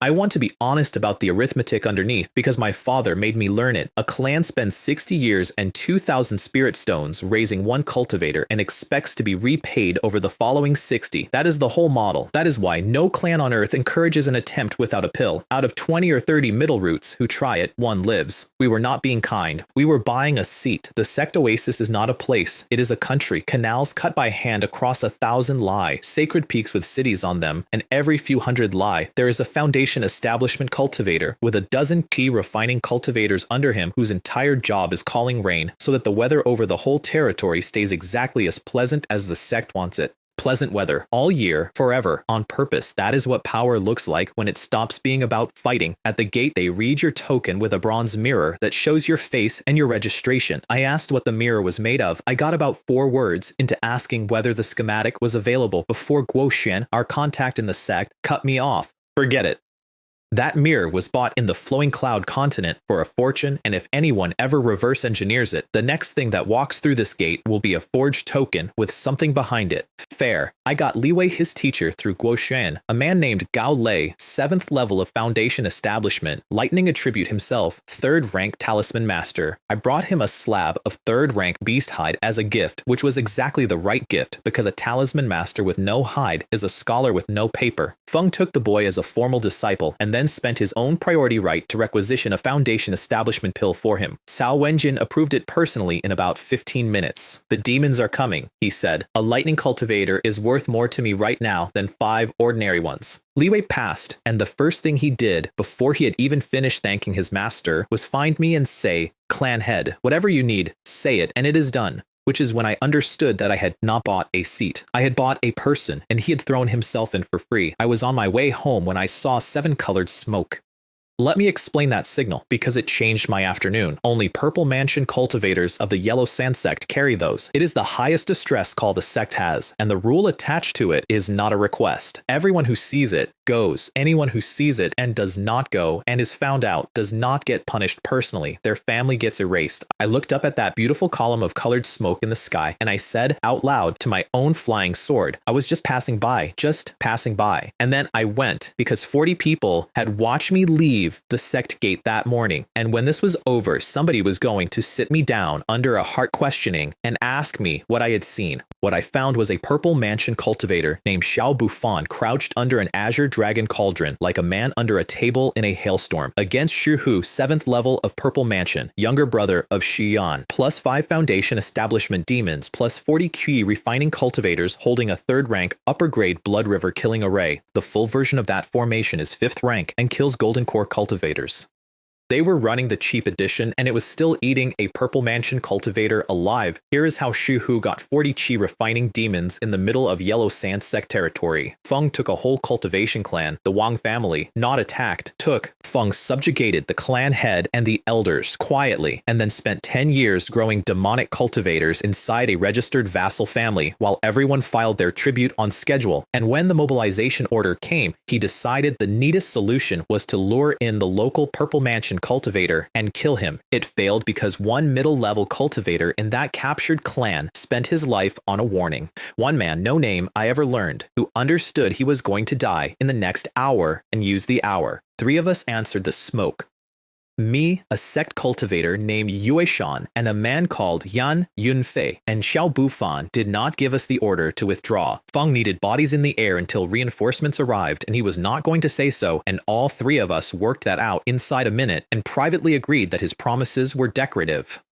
My job was defense, which is a polite way of saying I was a wall. Hundreds of blood arrows, each one about equal to a 2nd rank spell, coming in waves. I held them off with the soul-suppressing bell and Qianyang golden light until my face went purple and I lost a 3rd rank artifact doing it. And then I saw the answer. Give me 15 minutes of cover, I said. I will take down the man holding the formation. I did not mention that I had never successfully used the soul-extinguishing needle on a living target, that I had studied it for 2 years, and that my honest estimate of my own odds was a coin flip. The needle went in. A 5th level demonic cultivator dropped out of the air and rolled on the ground holding his skull, and the blood river cracked, and Yue Shan and Yan Yunfei emptied every trump they owned into the crack. The backlash from a collapsing formation killed dozens of them. All 3 of us then ran at speed while shouting extremely polite formulas about our injuries and our deep respect for Senior Xiao. Feng could not object. All 3 of us had recording pearls in our pockets.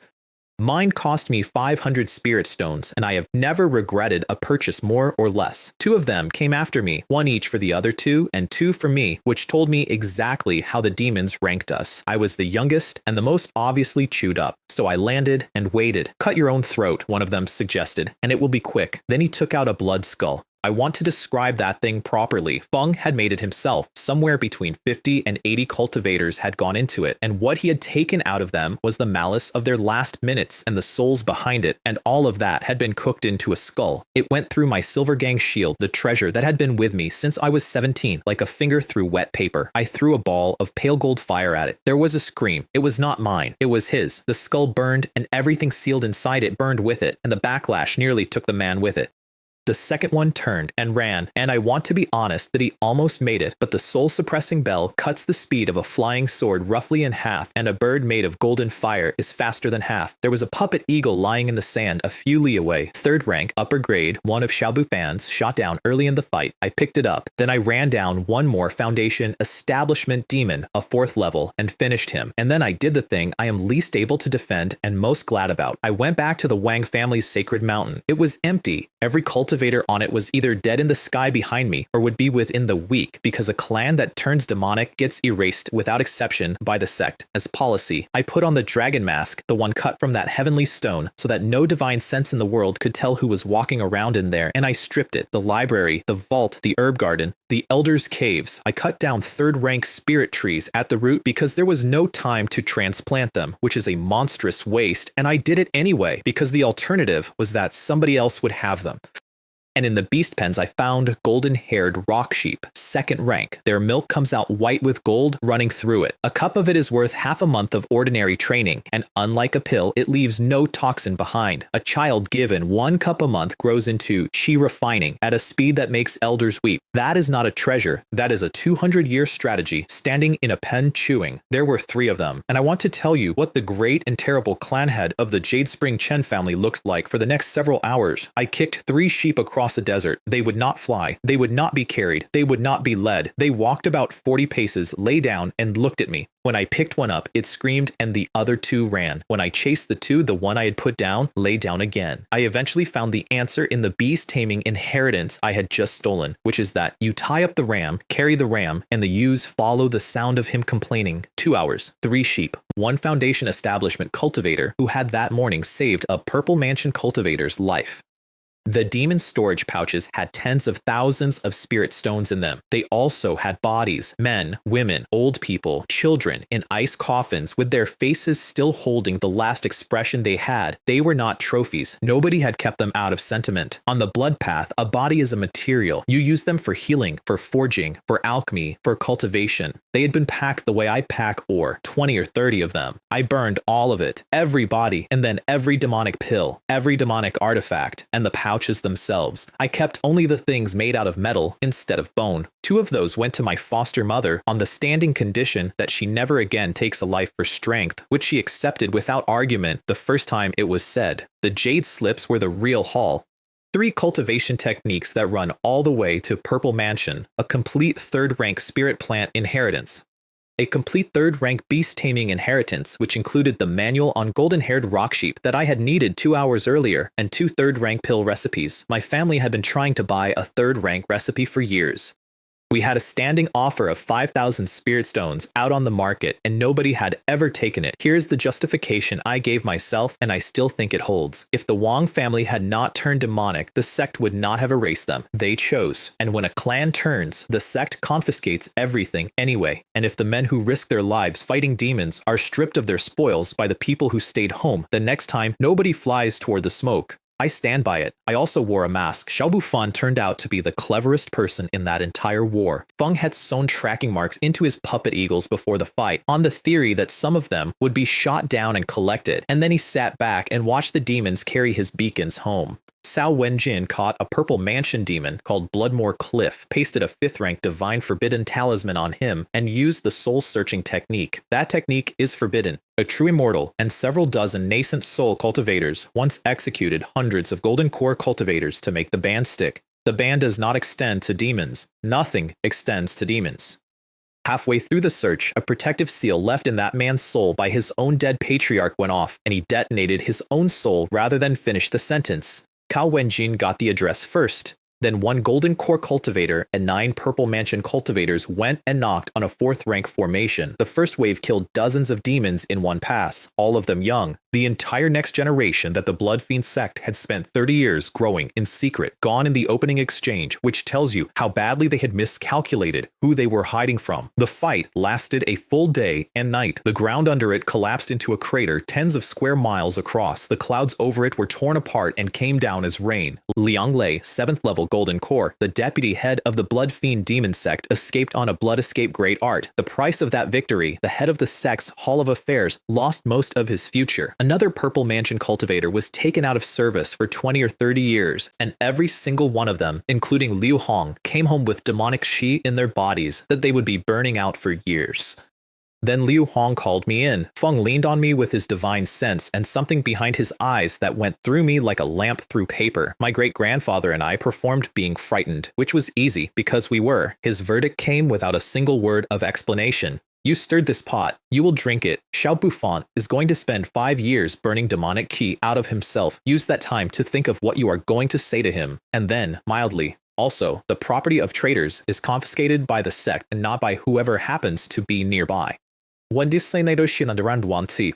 Feng knew. Feng did not say what he knew. Feng simply put a debt on the table and let me look at it. My father's plan for that is one of the great moves of my life, and it was entirely his. I went back to Liu Hong and offered him 2 3rd-rank pill recipes, Immortal Dew Pill, 3 Yang Barrier Breaking Pill, neither of which a 4th-rank alchemist of 40 years standing had ever had in his hands. In exchange, I asked for 1 simple recipe, Yang Yuan Pill. Feng forgot about the Wang family inside of 10 seconds. Feng also threw in 5 finished pills, unprompted, the way a man tips extravagantly when he thinks he has just robbed you. My father took the Yang Yuan recipe and the 5 samples and said quietly, with this I will break into 3rd rank. The only thing standing in his way was 300-year ginseng, which a young clan does not have. We got it out of the Liu and the Yang families against the debt they owed us for 4 warnings sent 2 days before a battle. The exchange meeting was held on a cliff on White Camel Peak. 50 Foundation establishment cultivators. The host is obliged to put up the first serious offer, so Liu Hong laid out 5 kinds of 3rd-rank pills and announced that he would trade them only for 3rd-rank recipes, 3rd and a 4th-rank herbs, formations, or artifacts. Then Zhao Jin stood up, and I watched a crippled man play the best hand at that table. Feng had been hit by a blood fiend demon blade in the fighting. Feng was gray. Feng had lost most of his future and a chunk of his remaining life. Feng offered artifacts and talismans for free for 30 years of service as a guest elder on his mountain.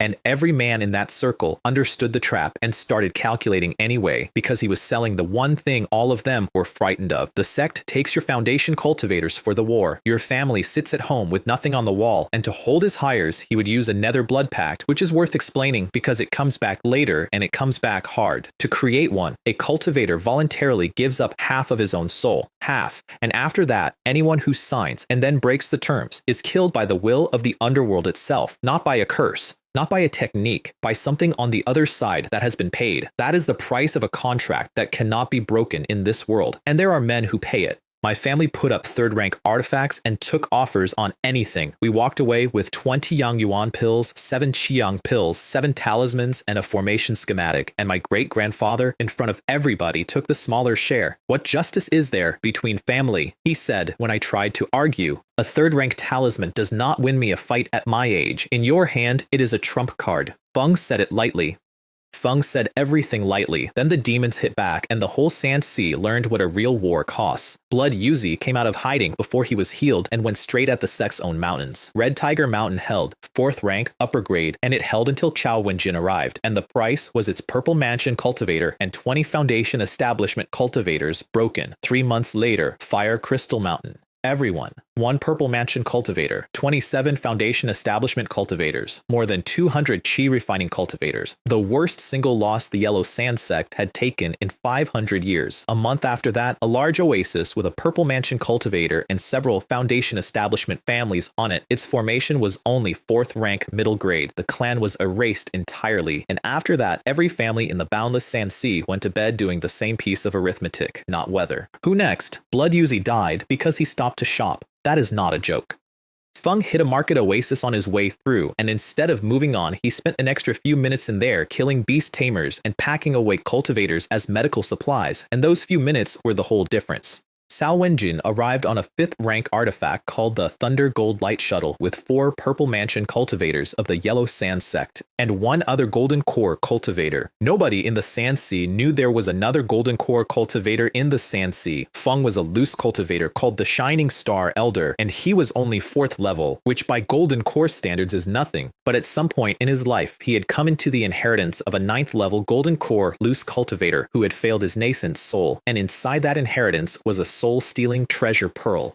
It produces a golden light that confuses the divine soul. It works on Golden Core cultivators, and it works especially well against escape techniques of exactly the kind demonic cultivators live on. Here's how Cao Wenjin arranged that, and it is the best piece of work anyone did in that war. After Fire Crystal Mountain, he sat down and did the honest arithmetic and concluded that the Yellow Sand Sect, as it stood, could not put down Blood Yuzi, so he announced that he was going into seclusion in grief for a fallen disciple and would receive nobody, and then he went out the back door and spent weeks finding a hermit and buying him with the only currency a hermit like that wants, permission and support to found his own sect in the Sand Sea. Blood Yuzi looked up, saw 2 golden cores and 4 purple mansions, and went straight into a blood escape, exactly as designed, exactly as trained, exactly as everyone in his sect had done for 1,000 years, and ran face first into an artifact he had never heard of. The Shining Star Elder knocked his divine soul sideways without so much as a ranging shot, and Cao Wenjin took his head off with one stroke, and the head turned into a headless crimson doll, because as deputy head of the Blood Fiend Demon sect, he carried a substitute blood puppet, the same trick his patriarch's other heir used. But a substitute puppet buys you exactly 1 lethal strike. It does not clear the golden light out of your soul. So Chao Wenjin, who had come prepared, took his head off a second time, and this time the golden core and the divine soul hiding inside it went with it. The two surviving Purple Mansion demons went to pieces at that point, and I mean that psychologically. They had come from the flowing cloud continent, thinking of this whole desert as a backwater full of farmers. An artifact that disrupts the divine soul is rare even in the flowing cloud continent. Demonic sects destroy them wherever they find them on the reasonable grounds that a demonic cultivator who cannot run is a demonic cultivator who dies outnumbered, as Blood Yuzi had just demonstrated in front of them. Cao Wenjin took both of them alive with divine sense and got almost nothing because a soul search without a 5th rank divine forbidden talisman on the subject is like interrogating a man while he is being allowed to swallow, which meant that Shadow Lord, the sect's actual patriarch, a 9th level golden core cultivator, lying somewhere in the dark healing, remained exactly where he had been, unknown, unfound, and so did Qiyan, and so did one more badly wounded Purple Mansion demon. Those two could not take a 4th rank mountain the way Blood Yuzi had, but a 3rd rank mountain behind a 3rd rank formation they could take for entertainment, and there are a great many 3rd rank mountains in the Sand Sea, and the sect's reinforcements travel at the speed of a flying sword. Every clan in the desert did that arithmetic at the same time and slept badly. The sect stopped conscripting family foundation cultivators after Blood Yuzi died, but they did not cancel the other plan, which was to put relay formations on every allied clan mountain. Half a year later, a 3rd rank formation master arrived at the White Sand River Oasis, escorted personally by Zhang Yunpeng. I had eaten 3 Yangwan pills that year and reached the 2nd level of foundation establishment, so I came out of seclusion to guide them home. The formation master was a man named Feng, 6th level of foundation establishment, and I spent the whole flight quietly pricing him. How much for a 7-star spirit detection array, 10,000 low-grade spirit stones plus materials, and no time at present. I put my name down for later anyway, and he glanced sideways at Zhang Yunping, who was busy being important, and agreed, and said, in the voice of a man who has already decided what to do with the money, if the sect wipes out those demonic monsters, Feng would not mind earning a little on the side. We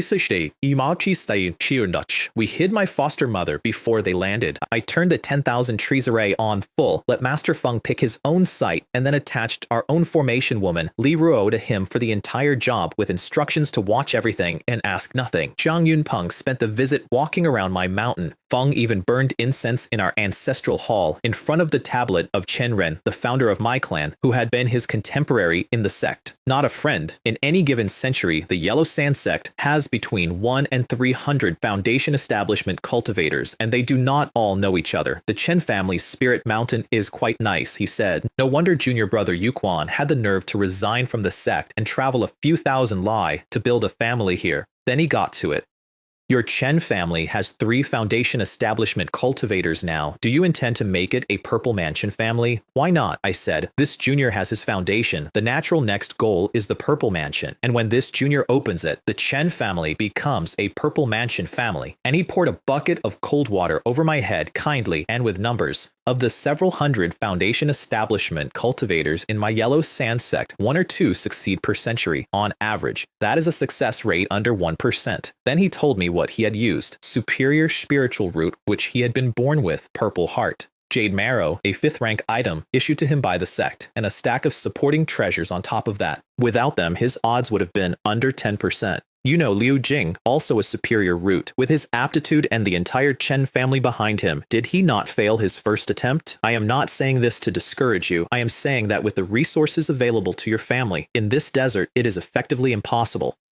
At the very least, you will never lay hands on a Purple Heart Jade Marrow. I want you to remember that sentence. Write it down somewhere. It comes back. I had nothing to argue with. Feng was right. The Yellow Sand sect has a monopoly on every means of opening a Purple Mansion in the boundless Sand Sea, and there is not enough of it for their own people. And then he made the real offer, which is why he had been walking around my mountain all afternoon. If your family genuinely wants to become a Purple Mansion family, there is one road. Send a superior spiritual root into the Yellow Sand sect and then spend the whole strength of the clan supporting him. Because while he was strolling around, he had looked into my clan school with a spirit eye technique and seen a small boy with a superior spiritual root. Wang Long, Wang Kong's son, 9 years old. The offer was sincere and it was generous. Feng would take the boy as his first personal disciple. Feng would invest in him himself.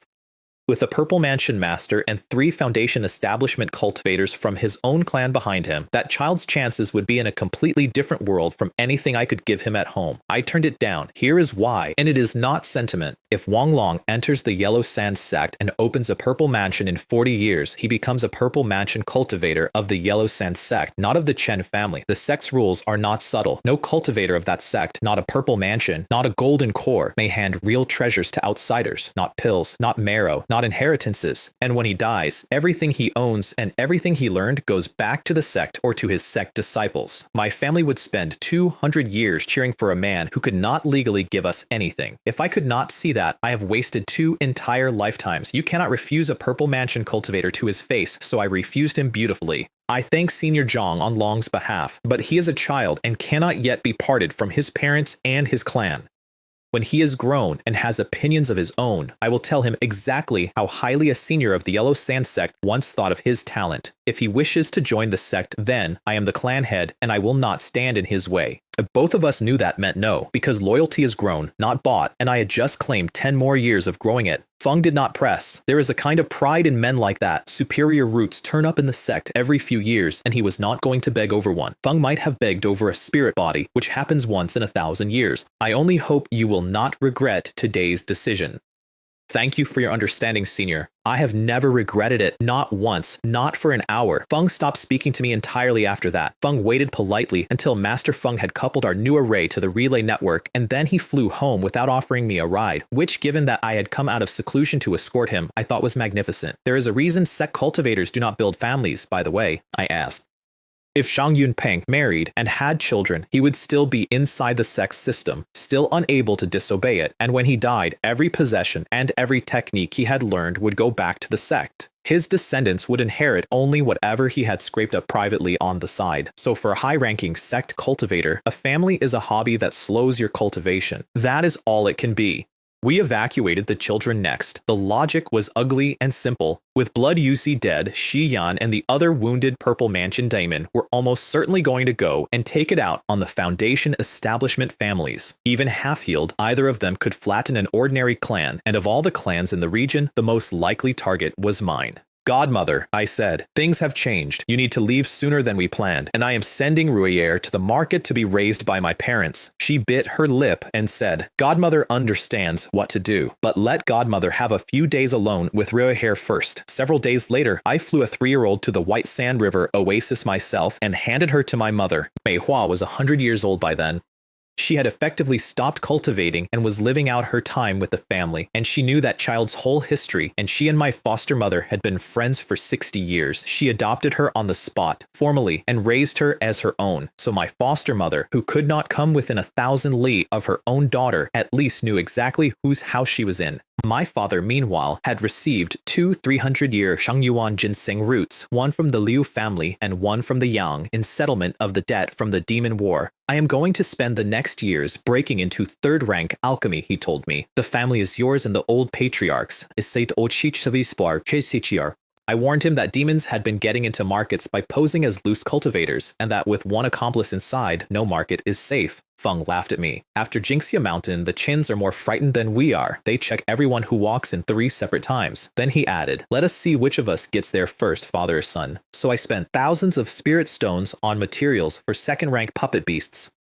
I want to explain that because it looks like a detour and it was the whole road. A puppet is not an artifact, it is a composite. Building one eats as much material as a dozen or several dozen artifacts of the same rank, but the return scales with it. A 2nd-rank puppet in the hands of a chi refining cultivator is worth several 2nd-rank artifacts, and critically, for a man trying to level up, you forge the parts separately. One mistake ruins one leg, not the whole beast. The material cost looks terrifying on paper and is survivable in practice. A puppet has 4 systems: power, weapons, mind control, and autonomous combat. Autonomous combat only exists from the 3rd rank up. It is the hardest thing a puppet master ever builds, and it requires a rare 3rd rank item called a Yin Soul Stone. Remember that too. I started at 1st rank with an iron ox, no virtues whatsoever, extremely tough, extremely cheap to run, beats an ordinary 1st rank beast, and completely useless because even a 1st rank puppet is driven by divine sense, and a chi refining cultivator's divine sense is so short that in practice you can only command the ox while sitting on the ox. 3 months of oxen. Then second rank, where the entry price is over 200 spirit stones apiece. Half a year later, I produced a second rank low-grade puppet wolf that fought with wind blades. And Wang Long finished the innate stage and reached the first level of Qi refining that same month, so the wolf became a 9-year-old's first artifact. After somebody tries to take a child off your mountain, you start taking the children seriously. I brought Long and his twin sister Layer up to my own peak. I made them toys. I taught in the clan school every month, badly, on subjects the elders considered ideological, and I considered load-bearing. And I sat down and wrote a book out of my own memory of another world and handed it to Elder Li Ruo to teach from. The best lessons in it were not mine. They were the biographies of the dead, the Guang generation elders who had lived through both the fall of this family and its rise, because only a person who has enjoyed a prosperous family knows what the decline actually costs and works like a dog so that his grandchildren never find out. Around then, my great-grandfather reached the 8th level of foundation establishment and then got stuck in a fire chamber on the White Sand River filling forging commissions, which he complained about constantly and enjoyed enormously. My father reached the 2nd level, and when the old man finally came home, he sat down at puppetry as a hobby. Feng beat me to 2nd rank middle grade in about a month. Then he taught me. I got there half a year later, and I had a feeling in my hands by then, the kind you cannot explain to somebody who does not forge. Make a 2nd rank upper grade and I can try 3rd rank. A year and a half, piles of failures, thousands of spirit stones of ruined material, and out came the profound iron tortoise. It is enormous. A dozen people can stand on the shell without crowding. Carapace and plating of 2nd rank spirit gold and profound iron with 2 defensive spells built into it, earth armor art and golden light protection. And here's the part I am still smug about. There is a cavity in its belly with a door. A person climbs inside and drives it from in there. A middle-stage Qi refining cultivator sitting inside that tortoise cannot be dug out by an ordinary 9th level cultivator. It cost 800 spirit stones to build, which is what a 2nd rank upper grade artifact costs. The entire annual net income of my family's iron mine at Qingping is 1 tortoise. I sold it to my own clan vault at a discount for 1,500 contribution points, which I needed because I still owed the clan 20,000. Then I went in for the 3rd rank. Materials: 3rd rank fire crystal iron for the body, 3rd rank crimson profound origin, gold for hardness and toughness, and a special spirit metal I had smelted myself years earlier out of the droppings of a 2nd rank upper grade gold-eating rat, whose properties I would not know until the piece was finished. The process: since you have come this far with me, first you burn out impurities, 3rd rank cauldron, the purple phoenix facing the sun, and a ball of pale gold Qianyang true fire sitting in the bottom of it. Fire crystal iron holds heat so stubbornly that on ordinary earth fire, or on the true flame of a normal foundation cultivator, it takes 10 days to a fortnight to run. On Qianyang True Fire, it runs in under a day. The impurities come out as black smoke, heavily metallic, poisonous, and the ventilation array pulls it out of the room while you work. The stubborn ones have to be peeled off with technique and poured away into the quench basin as slag. 3 days for the iron alone. When it is done, it is brighter, clearer. The key off it is far stronger, and it has shrunk by nearly a third. Then a full day of rest to get back to 80% magic power, because Qianyang True Fire is faster than Earth Fire, and it drinks proportionally. 8 days for all 3 materials, 3 more days of rest. Then to do the forging itself in a single session, I pushed the temperature up with the Qianyang Pearl, and all 3 ran liquid in half a day. I blended the 3 melts in different proportions into a ring. Then I brought the heat down slowly until the ring had set but not hardened, and held it exactly there, casting forging spells without stopping, adjusting the ratio of metals inside a ring less than a foot across with divine sense alone, and laid in 3 restrictions in 1 pass. Then I put the fire out. I did not open the cauldron. There is a thing called vessel nurturing. A high-rank artifact wants to lie in the cauldron after a successful forging, and a nurtured piece is measurably stronger than an unnurtured one. Some great masters have private nurturing techniques that can raise the grade of a finished piece. There is a story about a nascent soul artificer who forged a 6th rank artifact and then set the cauldron over the mouth of an earth fire vent and left it there for 1,000 years. And the low-grade 6th rank came out upper grade. A 3rd rank piece wants between 3 and 9 days. I opened it on the 7th. A column of crimson fire came out of that cauldron in the shape of a bird. I put out my hand and it turned into a ring of red metal with a flame pattern on it and settled around my left wrist. Since you came out as a firebird, I told it, I will call you the Vermilion Bird Ring. I was a 3rd rank artificer at 39 years old, and nobody celebrated. When my great-grandfather reached 3rd rank, the clan drank for a month.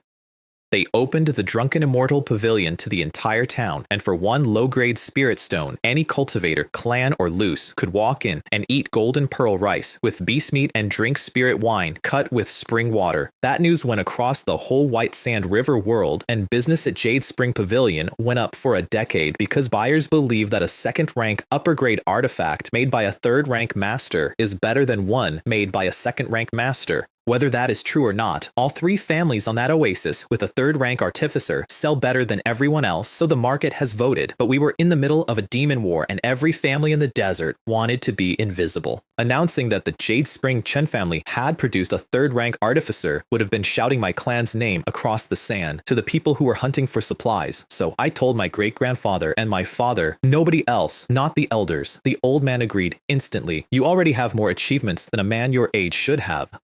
And if this drags attention here and somebody works out what your body is, the Chen family is not far from being erased. The next step was blocked anyway. Feng and I wanted to build third-rank puppets, because two of those in a clan means our chi refining cultivators can handle an ordinary foundation establishment intruder. We could not, because a third-rank puppet needs a yin soul stone, and yin soul stones are born only in specific places and are not sold on the White Sand River, and none of the friendly families had one. So I shelved it and put the time into the soul extinguishing needle instead. 6 more months and I finished the secret art and condensed the needle of divine sense properly inside my own sea of consciousness. My great-grandfather had managed it a few months before me. Feng mentioned that exactly once and then never again, which is how I knew he was pleased with himself. Li Wei came home more than 40 years after he left. We brought the entire mountain out 30 li to meet him. I personally ferried people over from Haoyang Cave on my sword, one at a time, because I wanted the crowd. Feng had gone into the sect at 20.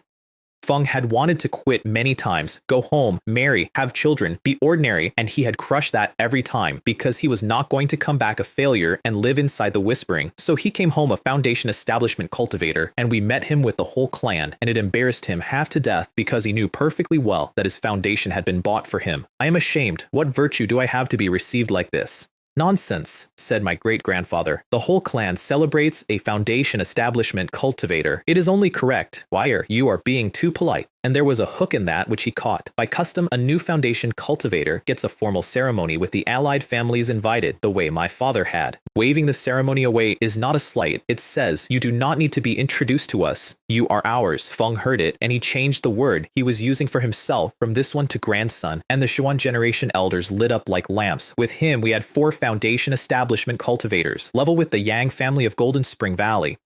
With the school coming up behind us, 4th place in the White Sand River world was going to be ours and immovable. Feng had brought presents. With a lightning root, he had made 1st rank talisman master almost the week he joined, and under Gao Lei, he had reached 2nd rank upper grade and could draw thunder talismans. Feng had paid for the materials himself, so they were legally his. Feng handed out 20 or 30 2nd rank thunder talismans, one to every single child in the clan. It is a pity I can only draw 2nd rank now. When I can draw 3rd rank talismans, I will make a batch of thunder talismans for the family, so that I have not wasted the family's support.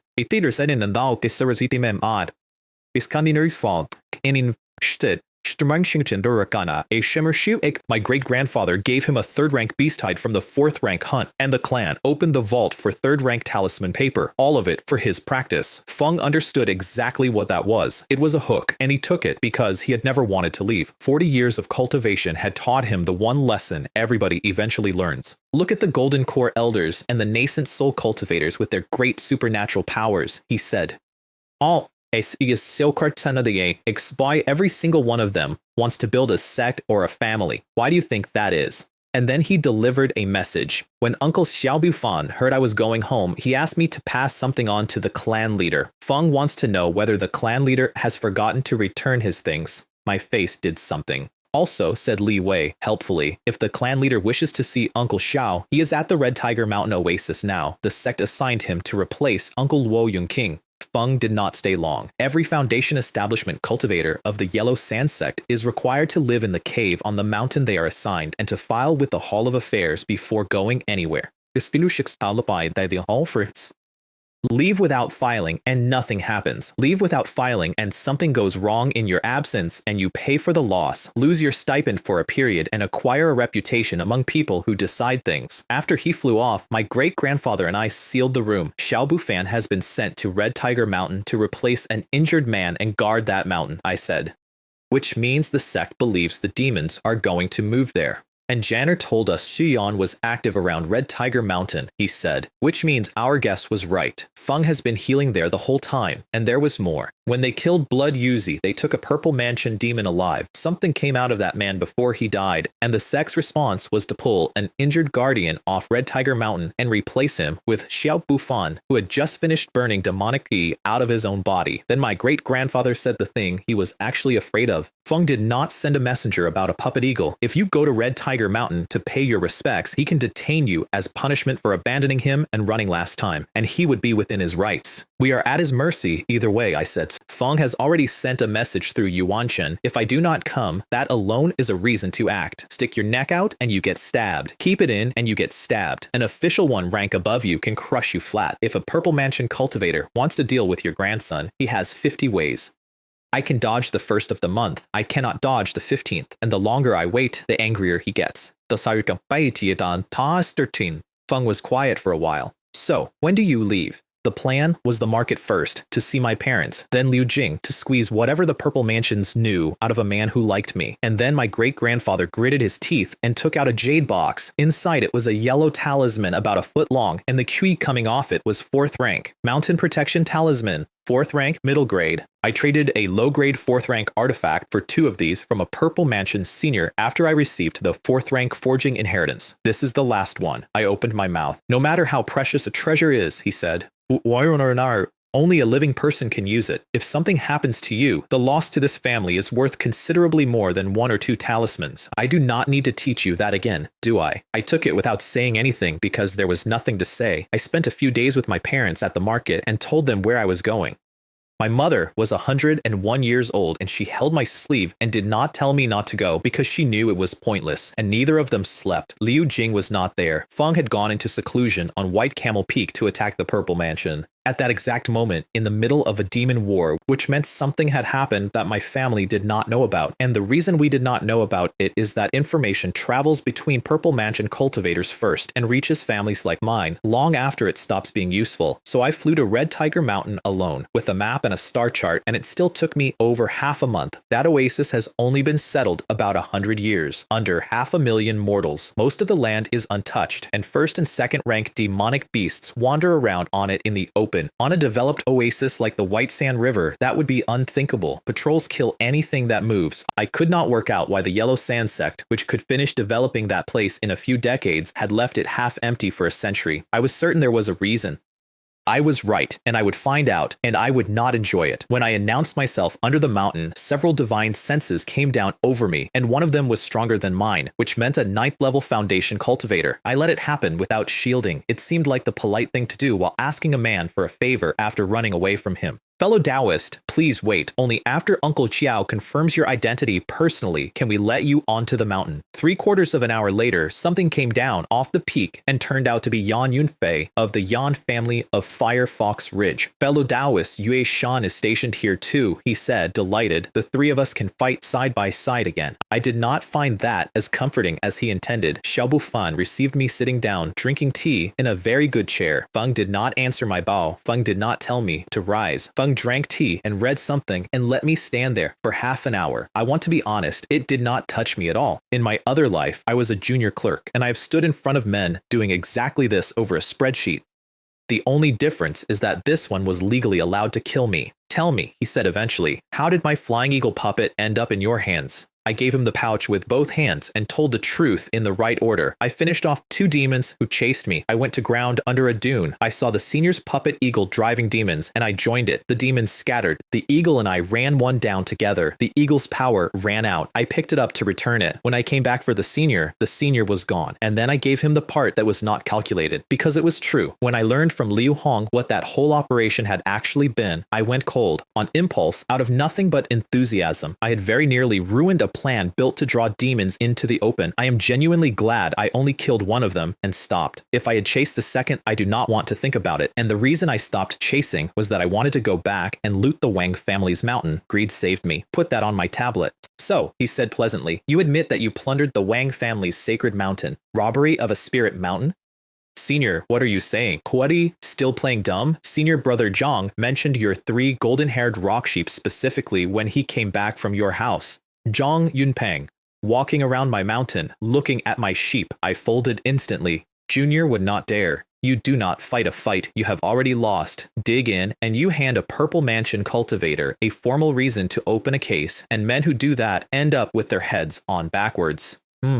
By the rules of the sect, taking advantage of another's misfortune calls for the return of the stolen property and the abolition of your cultivation. My eyelid twitched. I did not do that on purpose. However, considering your merit in the rescue and in exorcising demons, I will not pursue it. Consider the goods a reward from the sect and from myself. This is a one-time thing. There will be no second. I knew exactly who had bought that outcome. Liu Hong, who had 2 third-rank recipes off me and leverage inside the sect, and who had spent both. I said nothing about it because if you say it out loud, then the sect's authority becomes a thing that can be bought in public, and once that door opens, everybody walks through it. Now, he said, the 3 of you abandoning me is not settled so easily. I have applied to have all 3 of you stationed here at Red Tiger Mountain for 10 years. Junior will follow the secretary's arrangements. Here's the lesson, and I am not being bitter, I am being accurate. A man 1 rank above you has absolute power over you. Weakness is the original sin. Both of us knew exactly who was right that day. Feng had more cultivation and bigger fists, so he was holding the truth. The difference between that and my old life is that in my old life, you could quit. Yue Shan came out to meet me with a wink and a handshake, all old comrades, and then walked us into his cave, sealed it with an isolation array, and dropped the smile off his face like a plate. Being conscripted to Red Tiger Mountain and put on the patrol rotation right now is dangerous, and Taoist Chen knows it. I fished. Why did Senior Luo get replaced by Senior Shao? That is not a scheduled rotation. Feng honestly did not know.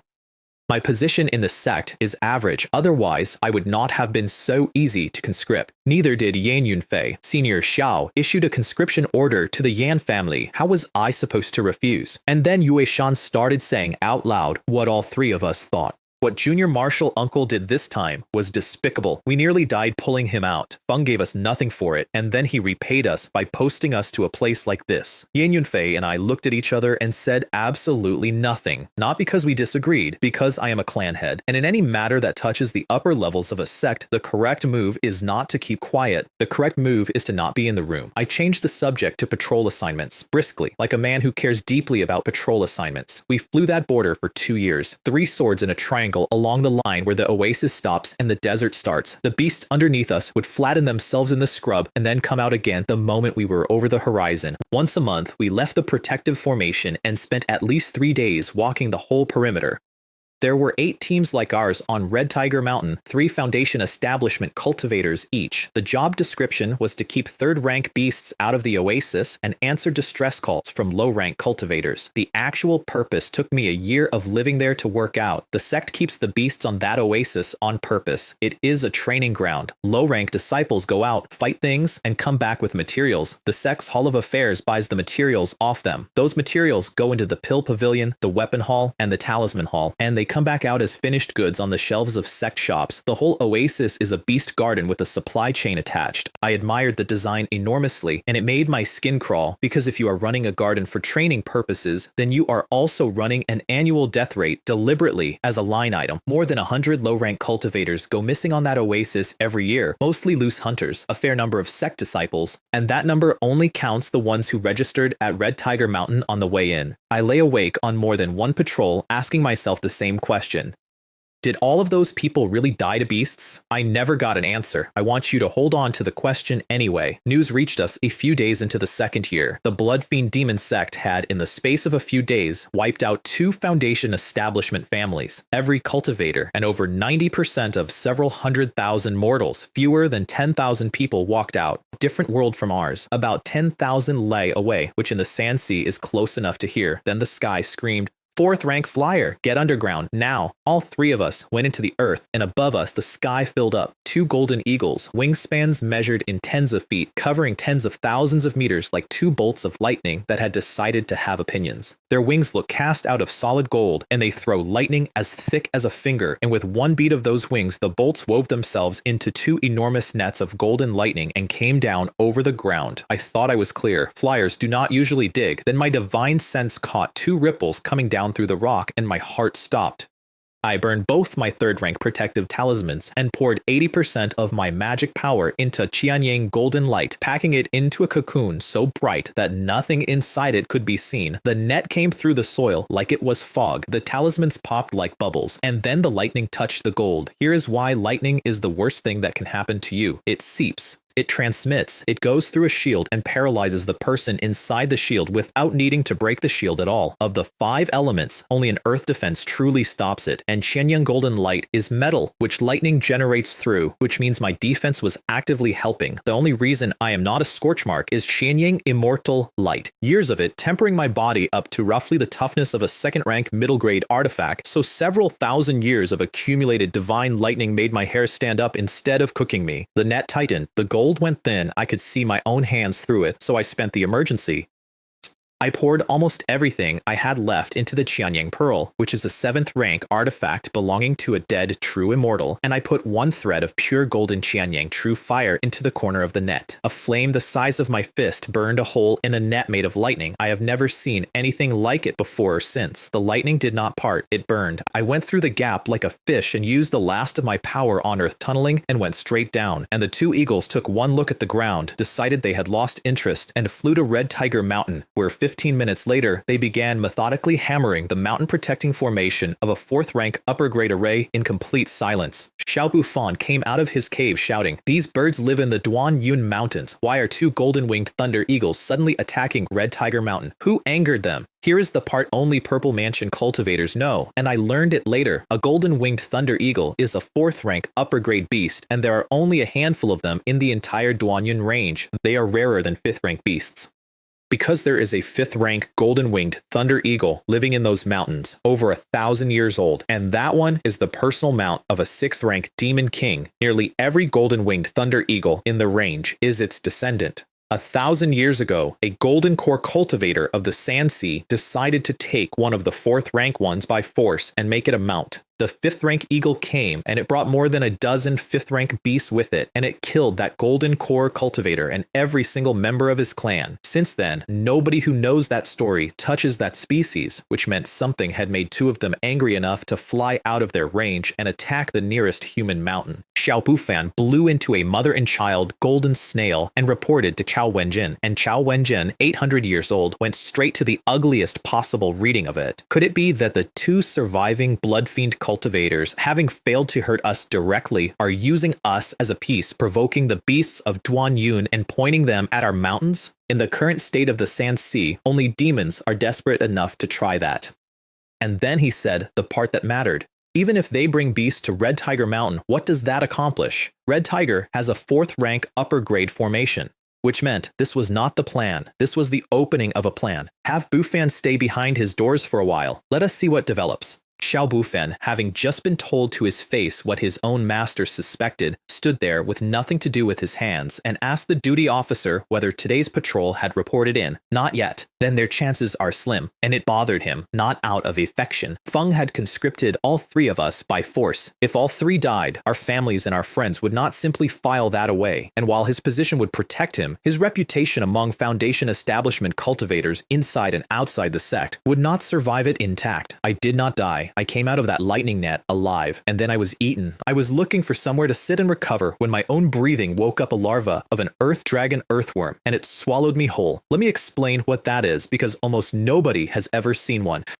An adult earth dragon earthworm is a 4th rank beast. The larva is born at 2nd rank and grows into the 4th. The dragon in the name is a lie. It is a worm. A newly hatched larva is over 10 zhang long. In the entire boundless sand sea, apart from the 1,000-foot 5th rank sandworm, it is the largest living thing there is. They live hundreds and thousands of feet down, eating ore with spiritual chi in it, and whatever else lives down there, and after a good meal they sleep for 10 years, or several tens of years, and they hate sunlight so completely that most of them never come to the surface once in their entire lives, which is why everybody has heard the name and 1 in 10,000 people has seen one. The one that ate me was nearly 80 ing long, and its ki had already reached 3rd rank, upper grade, nearly grown. Here is the horror of it. It has no teeth. It swallows you into a sack inside its body and dissolves you. My Qianyang golden light went from armor to a film in seconds.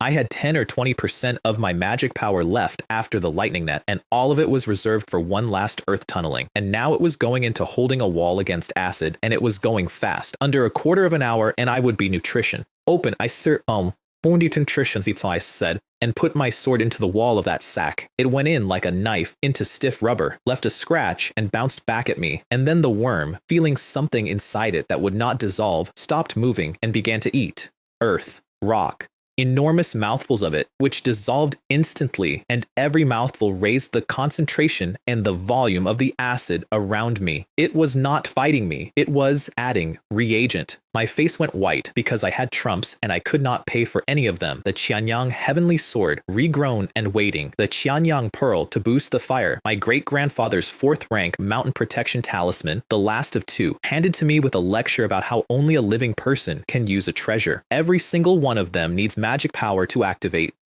If I died like that, with a 4th rank talisman in my pouch and no power to trigger it, I would have died with regrets. Actual, specific, itemized regrets. So I used the 2nd demonic technique, blood boiling, off the same jade slip I took from a sand bandit when I was still chi refining, the one I lifted to destroy and put in my pouch instead. It burns your life essence and multiplies your magic power several times over for a short while. The price is much worse than blood escape. It does not only burn essence, it burns the body, and it can leave damage that does not heal, which is why even bloodpath cultivators, who are not squeamish about anything, use it rarely. My face went dark red, like something was about to come through the skin, and the power came up. And because I knew the boost was temporary and the damage compounded with every breath, I did not experiment. I hit it with the single strongest thing I own. Not the true fire, not the pearl, the Qianyang heavenly sword with Qianyang true fire poured into it. I breathed in and I breathed out a divine sword burning gold, and it went through the dark and into a smooth, dark red wall of meat, and it cut like a hot knife through a cake, layer after layer, until yellow-brown earth showed through the gap. Acid came out of that cut like water out of a split hose, and the worm deflated from nearly 80 jong to under 20 meters. The legends were right about that too. As it turns out, this species does have an escape. The wound should have killed it. Finishing it would not have been difficult, but the moment it felt death coming, it cut away half of its own body and left it behind and went down through the rock. And there is not a purple mansion cultivator alive who can stop an earth dragon earthworm underground. Once it has decided to leave, it dropped 2 full ranks doing it, down to 3rd rank, low grade. Whether it lives long enough to grow up again is anybody's guess. And here's what it cost me, which is the part that actually matters. I held the blood boiling longer than I needed to, not to escape. I was already out. I held it so I could cut 40 jang of 3rd rank upper grade beast into sections because it would not fit in any one pouch, and pack it into several.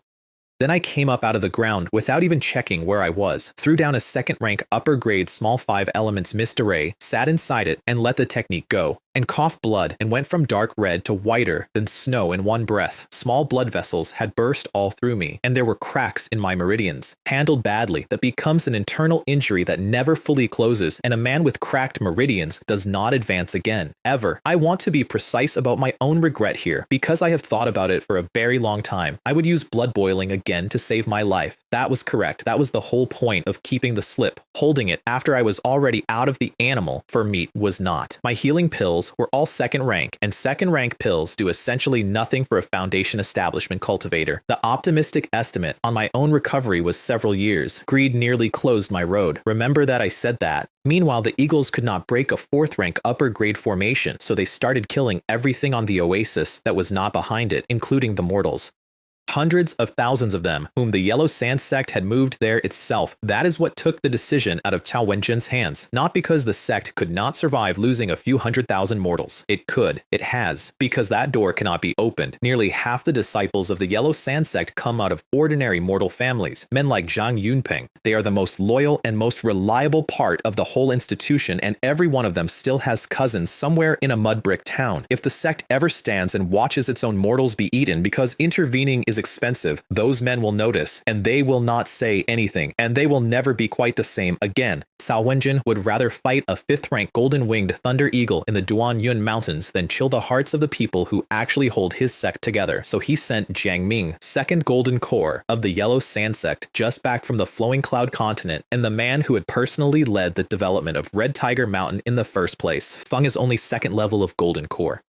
Feng let the aura of a golden core cultivator out from a distance, and both eagles scattered like startled sparrows, and then they did not go home. They circled the oasis round and round, staying outside his range, refusing to leave. What is going on? Have they gone mad? Or is there something on this oasis pulling them here? 2 golden core cultivators, and neither of them could answer it. They could not kill the birds. They could not drive them off permanently. All they could do was leave Jiang Ming standing there like a scarecrow and quietly search the storage pouches of every cultivator on that mountain, and the mountain itself for whatever it was the eagles wanted. I would like to point out that I was underground at the time with a 7th rank artifact in my belly and 40 zhang of 4th rank beast in my pouches. I have thought about that a great deal since. While I was lying in a mist array bleeding internally, the demons came back and took the Liu family of Crimson Cloud Mountain, not my allies the Liu, a different Liu, older and richer and famous across the White Sand River world.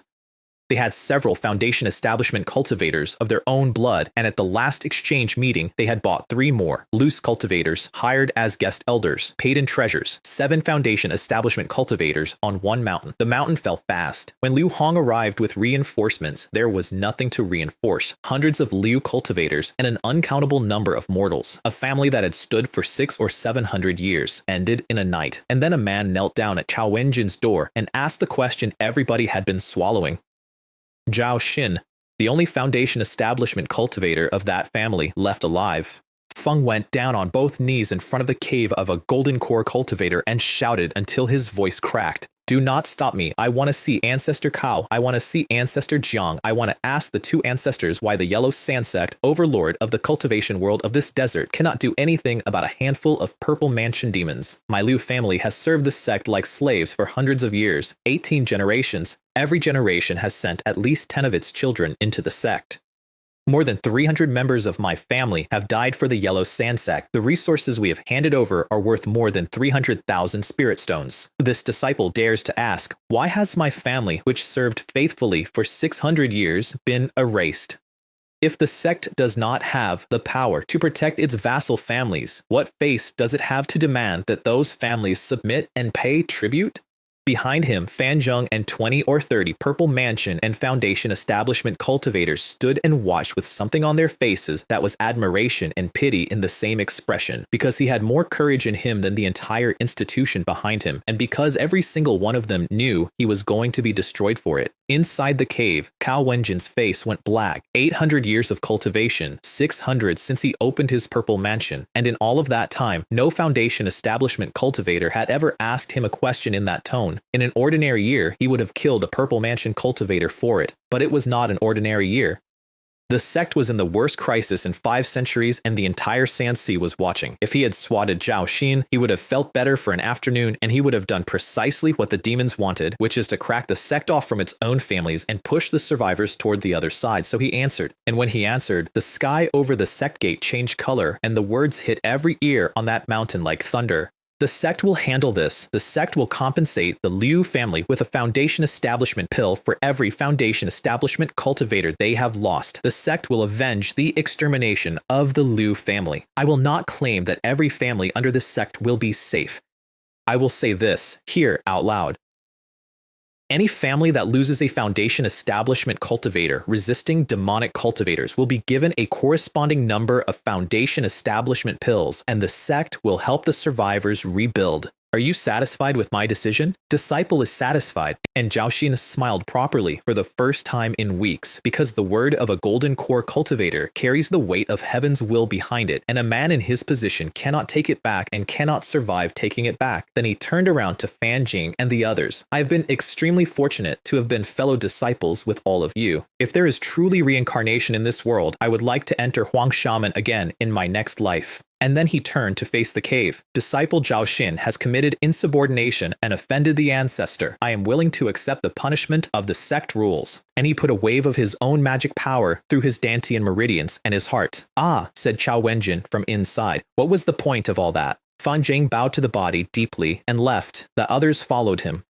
When the last of them had gone, lightning came down out of a clear sky and turned the body to ash. Here is what that man bought with his life, because it was not nothing. Feng did not change the outcome. The outcome was decided the moment he decided to walk up to a golden core cultivator and squeeze. What he changed was the mood of every terrified Foundation establishment cultivator in the desert. They are not afraid of dying. Understand that properly. They are afraid that after they die, their family will wither without them. The Sand Sea is too poor. In the flowing cloud continent, a family that loses its Foundation cultivator simply buys a pill for one of the young ones. Here, a 600-year-old family with 300,000 spirit stones of service on the books could not buy one at any price. That is why Foundation establishment cultivators out here are so careful it looks like cowardice. Everywhere else, they travel and hunt opportunities. Here they sit on their mountains and guard because the oases are far apart and nobody can promise that your family will still be there when you get back.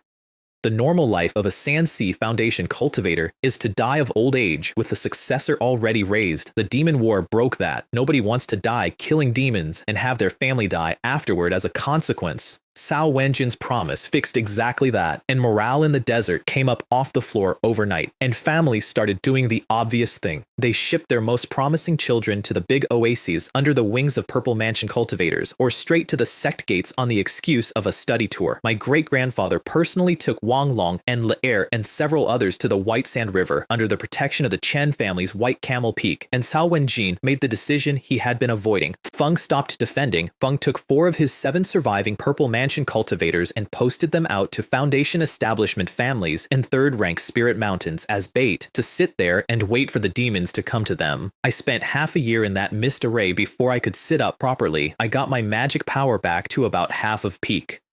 My healing pills ran out, and without them, the honest estimate on the rest of it was 8 to 10 years of meditation. I did not have 8 years. I had a clan, a war, and a body with cracks in it. So after several days of thinking about it, I sent a sword message to Xiao Bufan, asking for help. I want you to appreciate how much I did not want to do that. I also had no idea what was happening on the surface. For all I knew, there were still eagles over the oasis, in which case sticking my head out would settle the question permanently. Oh, said Xiao Bufan when he read it. The boy actually lived. Surviving an attack by a 4th-rank upper-grade beast cannot be explained by luck alone. The nets had come down on me, and Yan Yunfei, Yue Shan had been out in front and got clear and had already filed his report saying we were both dead. If the eagles had not been circling, the news of my death would have reached my great-grandfather weeks earlier. Xiao Bufan went to Zhongming with it. A 2nd-level Foundation establishment cultivator survived a golden-winged thunder eagle. If that is true, it is worth my time to lend a hand. And Zhongming, 2nd Golden Core of the Yellow Sand Sect, agreed on the spot. Xiao Bufan did not even send a reply to my message. Feng flew out personally, with a Golden Core cultivator beside him, partly for speed, and partly, I think, because he knew perfectly well that my injuries were downstream of his own conscription order. Neither of them expected that rescuing one 2nd-level Foundation establishment cultivator would cost them their lives. Jiang Ming was standing in the sky over Red Tiger Mountain pushing 2 4th-rank eagles around with nothing but the pressure of his aura and enjoying it, which is understandable. And out of the ground, underneath him, from a patch of oasis both birds had been carefully ignoring for 2 days, something came up, a divine sense, vicious, freezing, and old. A Golden Core cultivator's soul is fused into his core, which is why they survive things that end everyone below them. Zhongming lost about 1 heartbeat and then spat out his natal artifact, the Kunyuan ruler. Feng had spent nearly 200 years condensing that core, and he had fed that ruler on the essence of it for decades. It is genuinely a 5th-rank low-grade artifact, and in his own hands, as a natal treasure, it fought closer to middle grade. On an ordinary day, even a 6th-level Golden Core cultivator like Cao Wenjin could not have crippled him in one exchange. The thing that hit him was 9th level. A blood-red jade axe came out of empty air and struck the ruler, and the ruler screamed, turned into yellow light, and fled back inside its owner's body. Without it, the axe went through several layers of defense and into his shoulder, and took off his armor and half of him with it. A golden core cultivator does not die the way a mortal dies. The top half of him hung there in the air on magic power alone, and his eyes were full of disbelief. Below him stood a middle-aged man in blood-red armor, holding a blood-red axe, and his eyes were empty, the way a man's eyes are empty when he has stepped on something. Is this the strength of the golden core cultivators of the boundless Sand Sea? It seems I overestimated you. The death of that good-for-nothing Shui Yuzi at your hands was an accident after all. In that case, you may leave. I will send your fellow disciples after you shortly. And the axe vanished and appeared over his head. Jiang Ming died without using half of what he had. That is what an unfair death looks like. Not tragic, not heroic. Interrupted, and he was the Yellow Sand Sect's only 4th rank upper grade formation master. If he had ever taken over the array on Red Tiger Mountain, he would have raised it to 5th rank. Here is how it was arranged, and I did not learn most of it until much later. Cao Wenjin's guess was right. The eagles were pointed at us. After Blood Yuzi died, Shadow Lord had to break off his own healing. But nobody had ever published how Blood Yuzi died, which meant that the head of the Blood Fiend Demon Sect did not know how a 7th level Golden Core Cultivator had been killed in a desert full of farmers. And a man who does not know how the last one died is careful. So he sent Shi Yan, still wounded, into the Duanyun Mountains to steal 2 golden-winged Thunder Eagle eggs. That is the entire trick, 2 eggs. Enraged 4th rank beast, Hammer Red Tiger Mountain. The sect cannot let its own mortals be eaten in public. The sect has to send a golden core cultivator, and Shadow Lord lay in the ground on that oasis under concealment and waited. When Jiang Ming arrived, he did not move, because he did not know whether his plan had been read, and whether Jiang Ming himself was the bait in a bigger one. Feng had spent centuries matching wits with the cultivators of the Flowing Cloud continent and the Immortal Island schools, and he had learned not to assume any golden core cultivator is stupid. So he watched, and while he watched, he quietly searched that entire oasis for a second hidden golden core cultivator. And at the same time, to test the sect's reactions, he sent Shiyan and the other surviving Purple Mansion demon out to exterminate Foundation establishment families. 2 probes, 1 answer. Jiang Ming was alone. And the moment Jiang Ming stepped out from under the mountain formation with Xiao Bufan beside him, Shadow Lord followed and hit him with everything at once.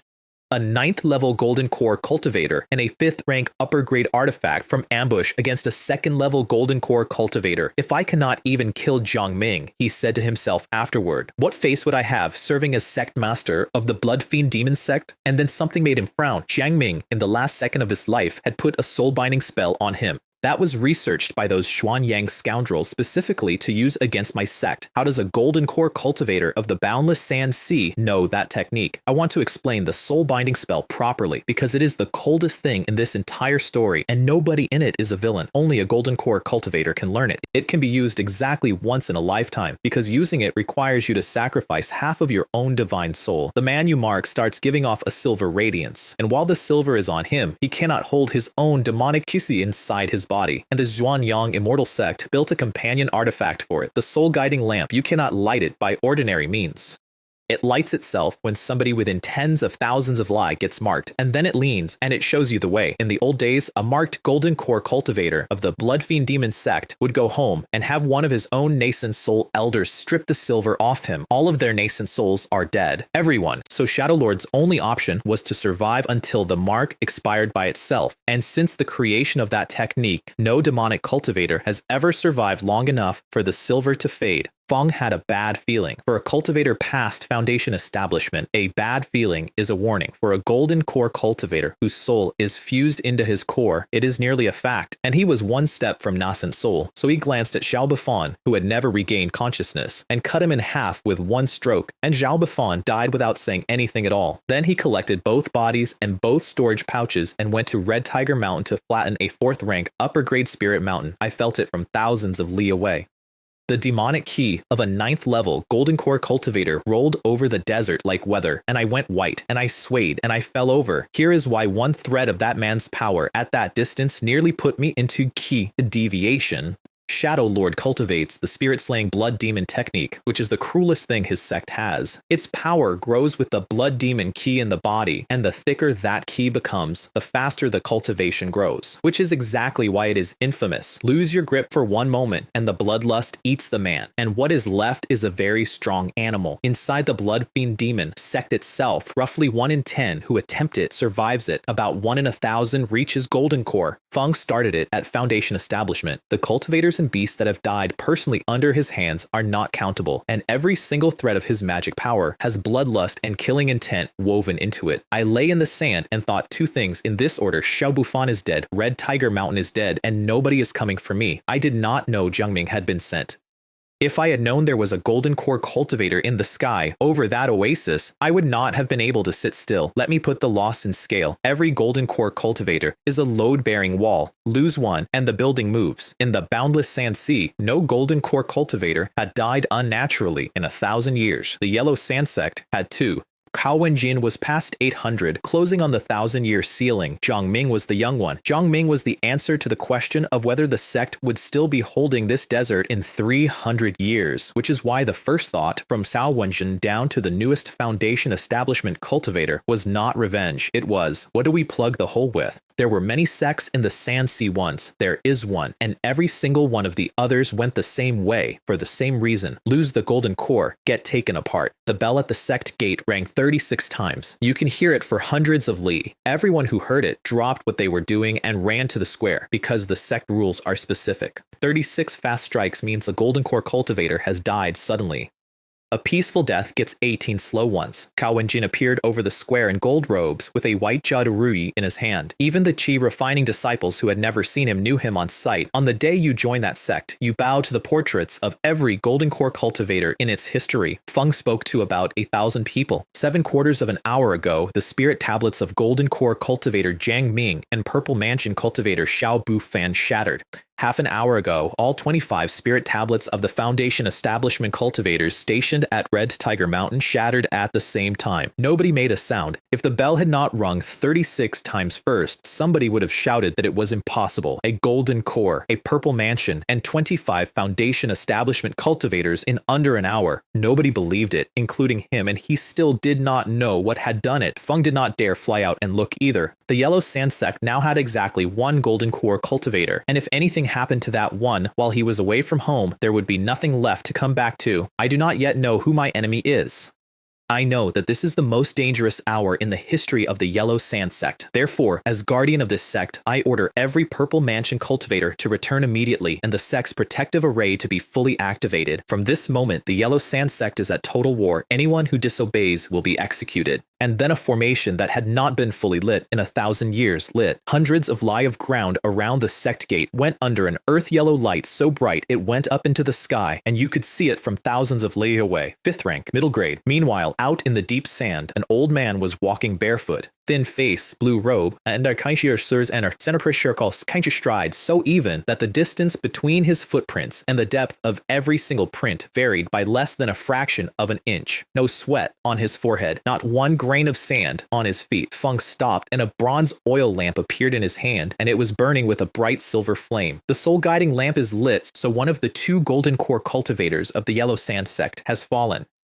As the devil head Shadow Lord finally moved, 2 things about that old man, and both of them matter more than the fight that follows. The first is who he was hunting. Even in the Flowing Cloud continent, where golden core cultivators are common enough to have a market rate, Shadow Lord's reputation as the human butcher does not have competition. Over the centuries, he has killed at least 7 or 8 golden core cultivators of various schools and hundreds of Purple Mansion and Foundation Establishment cultivators. On the demon extermination list of Liuyun Immortal City, he is 3rd among demonic golden cores, and the bounty on him is worth over 500,000 low-grade spirit stones. The second is who the old man was. Xuanyuan Zhenren of the Qianyang Immortal Sect, 9th level of Golden Core, 1 step from Nascent Soul. And to take that step, you need a heart with no regrets left in it, because the heart demon tribulation goes looking for the regret and kills you with it. In 900 and some years, he had closed every regret he had except one. Feng had taken exactly 1 disciple in his entire life.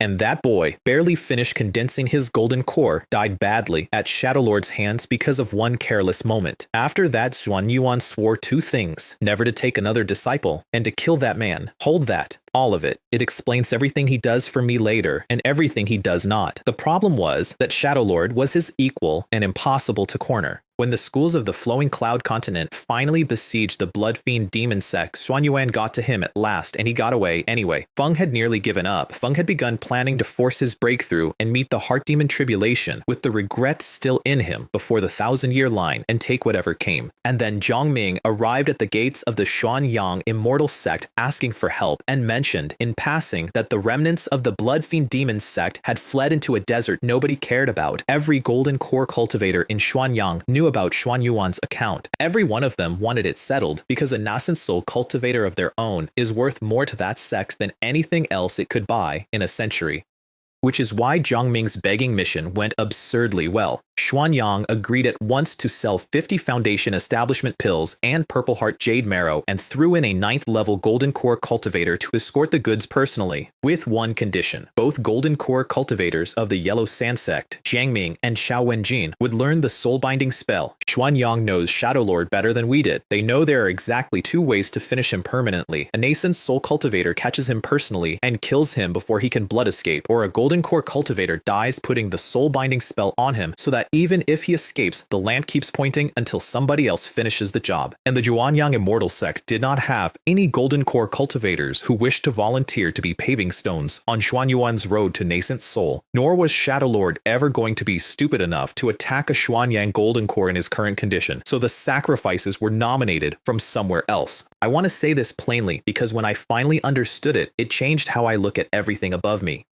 Qiao Wenjin and Jiang Ming knew they were not fooled. It was not a secret plan, it was an open one. Xuanyang did not care who worked it out because working it out changes nothing. What were they going to do? Refuse to learn the spell that might save the desert, refuse the pills, refuse the escort. Jiang Ming learned that spell knowing exactly what it was for, and then he flew to Red Tiger Mountain to protect a few 100,000 mortals, and he used it in the last second of his life, exactly as designed. And Xuanyuan Zhenren, who had come all that way with him, never once showed his face, and instead walked barefoot across a desert, polishing his own Dao heart until it was flawless. Because a man with a regret cannot become a nascent soul cultivator. Feng lifted his foot and a blue auspicious cloud formed under it. Every Golden Core cultivator can ride clouds the way every Foundation Establishment cultivator can ride a sword. The cloud is faster, cheaper in magic power, carries more people, needs no external object, and looks considerably better. At full speed, a 9th-level Golden Core cultivator crosses 10,000 Li in under an hour. Feng arrived just as Cao Wenjin lit the Great Array. Feng did not bother hiding his aura. Cao Wenjin came out to meet him and bowed first, which was correct in cultivation, in age, and in station, and which came out of him sounding hollow because his junior brother's tablet had shattered 2 hours earlier. Xuan Yuan looked at which of the two had come out to greet him and understood instantly that it was Zhang Ming who had spent his soul. I never imagined my parting from fellow Taoist Zheng would be the last one. My condolences. Junior brother Zheng fell at Red Tiger Mountain. To this day, I do not know who killed him. I request the fellow Taoists' assistance in eliminating this demon. If it was the devil head of the Blood Fiend Demon Sect who harmed fellow Taoist Zhang, this old Taoist will not stand idly by. Castle de Dans. Half an hour later, a third one arrived, and it was the Shining Star Elder, Mei Li, the hermit Cao Wenjin had bought with a promise. Only Cao and Jiang had known Xuan Yuan existed, so Mei Li nearly fell off his cloud when he sensed a 9th level standing there.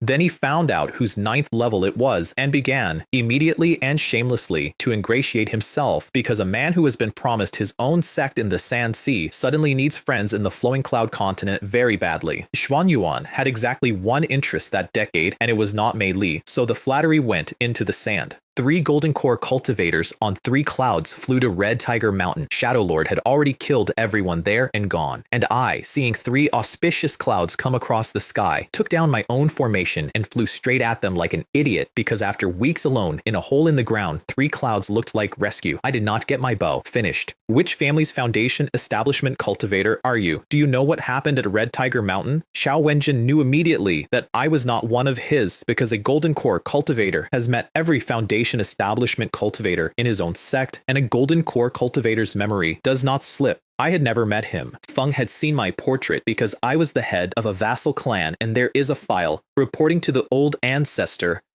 While this junior was recovering at a distance and waiting for rescue, he sensed an enormous fluctuation of demonic qi from the direction of Red Tiger Mountain. This junior was frightened by it and did not dare approach. Demonic qi, then there is no doubt that devil head always did prefer to bully the weak from behind. Xuanyuan took out the lamp. The silver flame was burning, which meant the man had not left the range of the artifact. This old Taoist will now locate the devil head. Wherever he runs this time, I will beat him until his soul flies apart. The flame leaned west, into the wind. Found. Feng put out a blue flying boat and invited the other two aboard, and then he looked at me. Young friend, come up as well. Perhaps you will be of some use to me later. Feng did not ask. A wave of force picked me up and put me on the deck, and the boat went west as a streak of blue. Xiao Wenjin objected privately. By divine sense, I only found out afterward. Setting aside that the boy is injured, his cultivation is the second level of foundation establishment. The breath of Shadow Lord alone could kill him. Not out of pity, Feng simply very badly wanted to know why. This old Taoist cannot answer that question at present. Perhaps I am overthinking, but to be safe, I believe it is necessary to bring this young fellow Taoist along. Feng never explained, not that day and not later. Xiao Wenjin let it go and instead pointed his jade rui at me and put a beam of azure light through my chest. My Qinghua Yuanling mantra will help your internal injuries. Take this Sanbao Yun divine pill as well. And then, kindly, do not worry too much. With your meager cultivation, fellow Taoist Xuanyuan would never permit you to take part in the demon slaying, and if you should unfortunately perish in the battle against demons, I will keep my promise and give your family a foundation establishment pill so that your clan does not decline. Then he closed his eyes. I stood on the deck of a flying boat between 3 golden core cultivators with my mouth shut and my ears ringing. I had just been told very politely that my death was priced and the invoice was pre-approved, and that man had not asked my name. Feng did not know which family. Feng said, your family. Feng meant it sincerely, and he could not have kept the promise if he had wanted to, because he did not know who to send the pill to. Here is the difference, and I have never stopped thinking about it. When Shabufan wanted to keep me at Red Tiger Mountain, he had to lay out the facts, argue the case, and then threaten me. Feng had to do work. When Xuanyuan Zhenren decided to take me, he could not be bothered to invent an excuse. That is what tyranny actually is. It is not cruelty. It is not bothering. A golden core cultivator in this world is a prince. A foundation establishment cultivator is a junior official who has just been given a desk. The prince has given an order. Does the clerk refuse? Would the clerk dare? So I bit the inside of my cheek and swallowed all of it. Cursing feels wonderful. Then you are a smear. The pill at least was extraordinary. A Sanbao Yun divine pill made by a golden core cultivator, 3rd rank upper grade. The 3 treasures are essence, kuai, and spirit, so it restores blood and qua, and it repairs the divine soul. It gave me back 70 or 80% of what blood boiling had burned, and it closed every crack in me, inside and out. One pill did more than every pill I had swallowed in my life put together. The boat crossed tens of thousands of li and stopped over an empty oasis. Mei Li looked at Cao Wenjin, who had gone pale, and hesitated. Fellow Taoist Xuanyuan is not from our boundless sand sea, so it is natural he does not know this place, Mei Li said. 1700 years ago, there was a cultivation school here. My yellow sand sect came into conflict with it, and our ancestor led the entire sect on an expedition and won narrowly and destroyed it. In that battle, the spiritual vein of this oasis was destroyed completely, and most of the several million mortals living here died. Add the thousands of cultivators killed on both sides, and this became one of the very few malevolent lands in the boundless sand sea. The sect designated it forbidden. Nobody is permitted to know about it or approach it. And I stood there with my mouth open because I recognized the name. 1700 years ago. This was the Yin Kuei sect, the one my family's puppet forging inheritance came out of. The technique I had spent years of my life learning out of a grotto under a dune belonged to a school this desert had erased and then classified. A land of vengeful spirits, Xuanyuan said. No wonder the devil head ran here. Feng put me off the boat at the edge of it. Wait here and do not wander. If something happens to you, do not blame me for failing to warn you. Then, to the other 2 fellow Taoists, The day to eliminate this demon has come. Kill Shadow Lord, and this old Taoist will make you a generous gift. For 3 days, the sky over that oasis did not stop flashing. You could see it from thousands of li away. I was awestruck for about 6 hours. Then I got used to it, the way you get used to anything, and my honest internal summary became, Golden Core cultivators are impressive. What I could not get used to was the question, why does a 9th level Golden Core cultivator bring a 2nd level Foundation Establishment cultivator to a demon hunt? I did not sleep for 3 nights, partly because of that, mostly because of the screaming. Let me explain a land of vengeful spirits since I spent 3 days sitting on the edge of one. This some bias in the shells that trendy amentoy. It is a piece of the ghost realm bleeding into the human one. A mortal who walks into it rots from grievance inside a day. A cultivator has to burn magic power continuously just to hold the place off his skin. And this is the important part, inside it. A cultivator's magic power drains with every use and does not refill from outside. Meanwhile, ghosts and demonic cultivators who feed on grievance thrive. Their power comes back fast and their spells hit harder, which is exactly why Shufeng chose to make his stand there. The screaming was his. What he did not account for is that the Qianyang immortal sect's entire tradition is built around killing yin spirits and ghosts, and that the man who came for him had been polishing that specific edge for 900 years and had brought 2 more Golden Core cultivators with him. The advantage of terrain is not worth the agreement of men. By the 3rd day, I could read the sky well enough to know Shun Yuan was winning, which frightened me more, not less. A cornered animal fights to the death, and nobody knows what a Golden Core cultivator does with his last breath, except that it will be something that shakes the ground.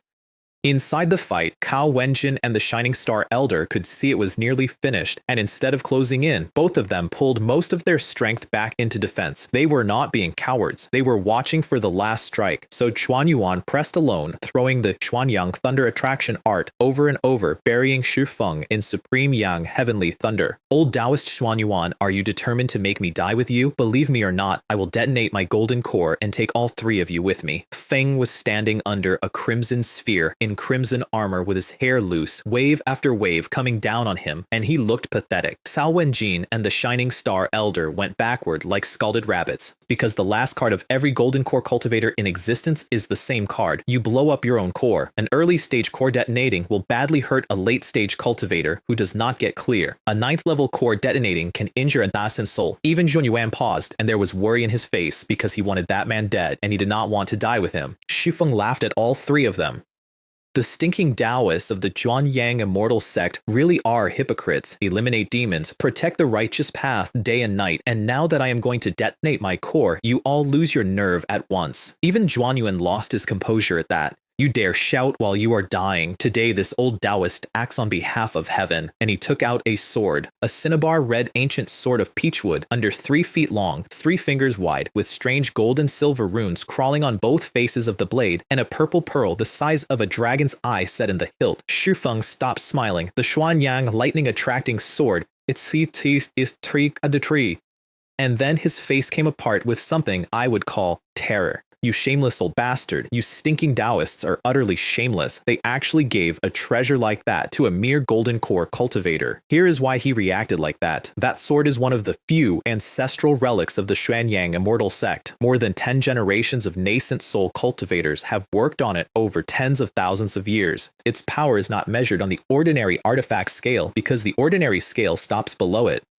Things like that are forged by nascent souls, wielded by nascent souls, and never leave the mountain. If Zhuan Yuan had died in a foreign desert and lost it, he would have been a criminal, and so would the man who signed it out. They lent it to him anyway. That is how badly the Qianyang immortal sect wanted one more nascent soul cultivator. Xuan Yuan did not answer him. Feng bit his finger and drew a seal in the air, and at the last stroke, he spat a ball of pale golden life blood onto the blade. Radiant heavenly thunder, with the sword as guide. With my blood, slay evil and destroy demons. The sword went up into the storm cloud, and what came down out of it was a pillar of purple lightning. The crimson sphere over Xu Feng's head went to dust. His crimson armor lasted 2 breaths, then his substitute blood puppet detonated. When the light died, he was lying on his back, blackened, not moving, and by every appearance, dead, cut. Xuan Yuan put 2 fingers together like a blade, and a thin blue thread took the corpse's head off. And then, because it had been far too easy, his expression changed, and he shouted, "Fellow Taoists, please!" Feng did not finish.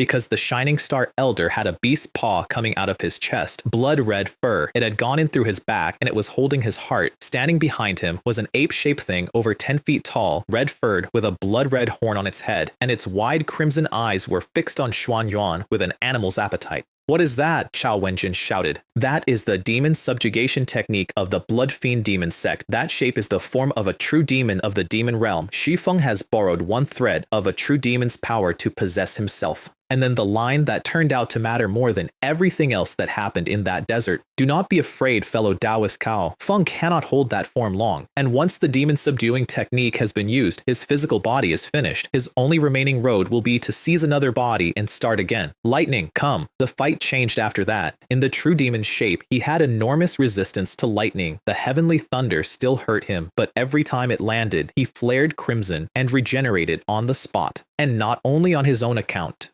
Feng had just swallowed the essence and the golden core of the Shining Star Elder whole, and he was at his peak. The thing was also almost impossible to sense. That is how the Shining Star Elder died without blocking and without detonating his core. It simply walked up behind him. Even Xuan Yuan's 9th level divine sense could barely hold it. And that red horn fired blood lightning that canceled the purple heavenly thunder of an ancestral relic on even terms. The only reason Xuan Yuan kept the upper hand at all was that the horn needed a pause between shots. Cao Wenjin, at this point, was decoration. Having watched the Shining Star Elder get his heart pulled out from behind, he kept 80% of his strength in defense and occasionally produced a divine sand gourd and threw soul-stealing sand. That sand had shredded a 10,000 ghost formation earlier in the fight and been magnificent. The ape was naturally immune to it. The sand settled on it, did nothing, and burned away in its blood flame. Chao Wenjian put the gourd away and did not take it out again. Not winning, the thing decided to leave.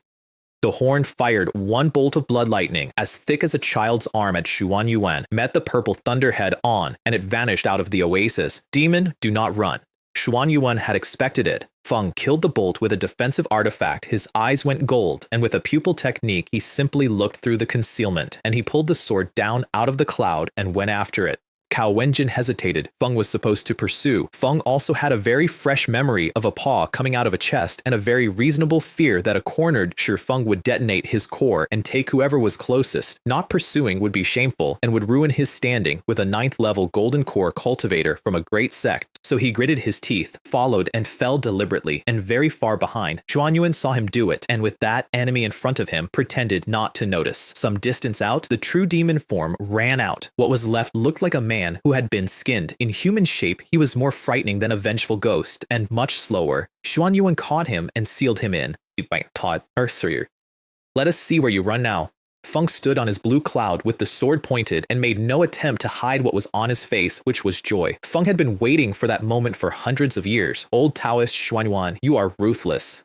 Feng had not lost to cultivation. Feng had lost to an artifact. A relic like that is not supposed to be in a golden core cultivator's hands, and if Xuan Yuan had been carrying any ordinary 6th rank treasure instead, that fight would have gone the distance. However, if you want to kill me to perfect your Dao heart, you will have to ask my golden core whether it agrees.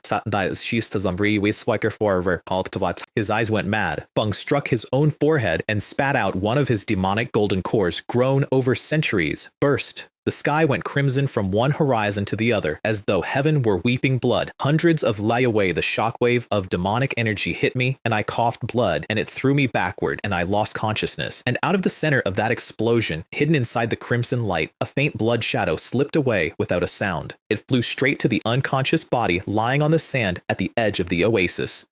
And it went into my head. Xuan Yuan was busy smothering a detonating golden core. Cao Wenjin was tens of li behind him. Neither of them saw it. When the blast finally thinned out, Xuan Yuan came down with blood on his lips and a white face and swept the whole field with his divine sense and found nothing of Shi Feng and let himself exhale. Core detonation is the last resort. A man who blows up the core he grew over a lifetime is finished and the body burns in the blast, but he had lived 900 years by being careful. Fellow Taoist Cao, go and check on that foundation establishment, fellow Taoist, see whether there is anything unusual about him. Fellow Taoist Xuan Yuan, what do you mean? Do you suspect the demonic path has every kind of strange skill and secret technique? You said the ghost demon path are experts at exactly this.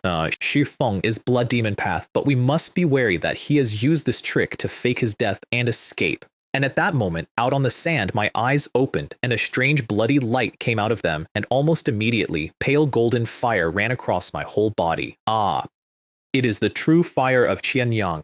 I am not reconciled. That roar went off in the bottom of my own skull, in the voice of a man who had detonated a golden core 10 minutes earlier. Here is what actually happened, and I did not understand any of it until much later, when I had the memories to read. Feng detonated his core for real, and in the same instant, he pulled his divine soul out of it to seize a body and begin again. It was a good plan. With his real understanding, a 9th level golden core cultivator's knowledge, and trumps he had hidden years earlier, he would have had a new core inside a century, and I was not the target. Feng had a vessel prepared, a demonic foundation establishment cultivator waiting in a hidden cave outside the oasis, kept for exactly this. What he got wrong was his own soul. Once it was separated from the core, it weakened far faster than his calculations said it should. If he had stuck to the plan, he might have reached the cave and arrived with nothing left to seize with. So when he saw an unconscious foundation establishment cultivator lying on the sand directly under him, he changed targets.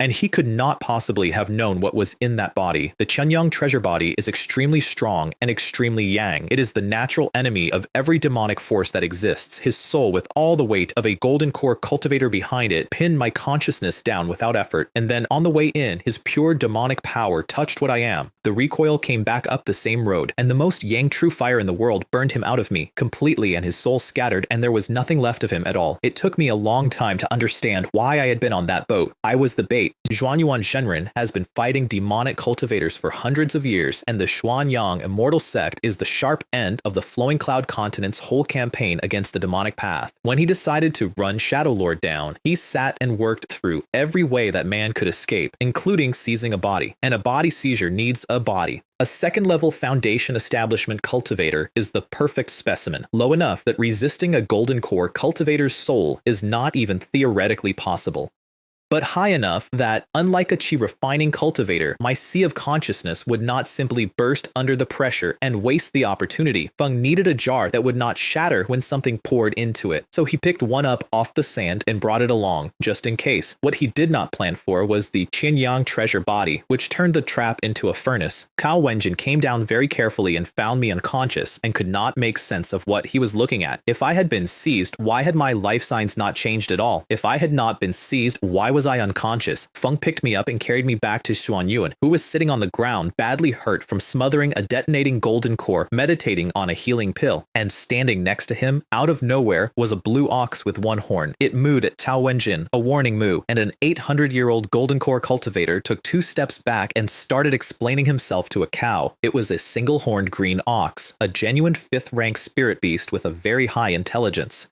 Cao Wenjin has been to the Flowing Cloud Continent and seen strange things, and he still could not name the breed, and he was not confident that he would win. Very few golden core cultivators ride a 5th-rank beast. Almost nobody has one that decides on its own who gets to walk near its master. I woke up before Xuanyuan finished healing. I opened my eyes with the expression of a man who has just survived a catastrophe, which was accurate. Cao Wenjin's heart jumped, and he asked me pleasantly what I was afraid of and why I had fainted, and at the same moment he quietly armed his natal artifact, because if I answered wrong, he intended to kill me before I finished the sentence. I did not know that. I found it out much later and had a bad evening about it. Here is what had actually happened to me while I was lying there. I was not unconscious by accident. When the Qianyang True Fire finished refining Shadow Lord's soul, part of his memory and a fragment of his soul strength were absorbed into my own consciousness, and I had to shut everything down and put every scrap of myself into digesting it. There was no possible way to hide that from a golden core cultivator sitting 2 feet away, so I decided to tell the truth, including the part about my body, because lying to a golden core cultivator is a way of choosing how you die. Old ancestor, you are wise. This junior has just come through an extremely dangerous possession. The devil head's divine soul nearly took me. Cao Wenjin was visibly surprised by that, because nobody talks about body seizure, ever. Not the one who did it, and not the one it was done to. 2 reasons. High-ranking cultivators hate it personally. They all have excellent spiritual roots, and a man looking for a body to steal goes looking for exactly that, which means a large number of them were nearly taken as children and were saved by luck or by a family treasure, and they have never forgotten it, and some of them hunt Caesars as a hobby, and a successful Caesar never brags, because bragging invites those hunters, and a surviving victim usually does not dare admit that they killed a high-ranking cultivator because that cultivator had friends. But Cao Wenjin thought it through and got to my reasoning. Shadow Lord was a demon.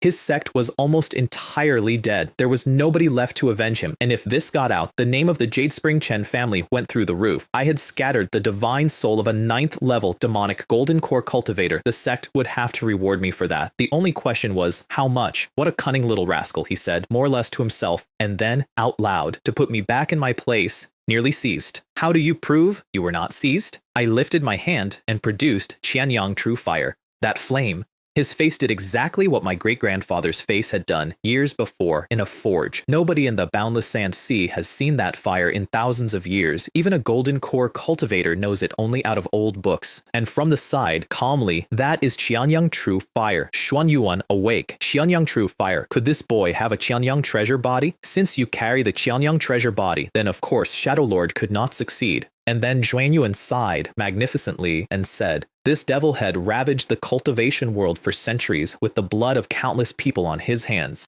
And in the end, he died in the supremely yang demon refining true fire. The retribution of the heavenly Tao was swift and fitting. Cao Wenjin's lip twitched. The old man had personally dragged a 2nd-level foundation establishment cultivator across 10,000 Eli specifically to be used as bait, and was now attributing the outcome to the will of heaven. His skill at shifting responsibility was, and I quote, Cao Wenjin's own face remarkable. And Cao Wenjin smiled and agreed with him, because seeing something and saying nothing is what makes a good fellow Taoist. I also noticed that I had been upgraded over the course of one sentence from little guy to young fellow Taoist. I stood there listening to 2 golden core cultivators arrange the truth between them, and I understood in my stomach that I could not trust either of them 1 inch. And I said, this junior is humbled and does not deserve such praise. I killed Shadow Lord. That is a fact. It is also a fact that the Yellow Sand Sect could never advertise it that way, and so on the flight back, Cao Wenjin had a friendly and slightly murky conversation with me, and by the end of it, the kill belonged to him.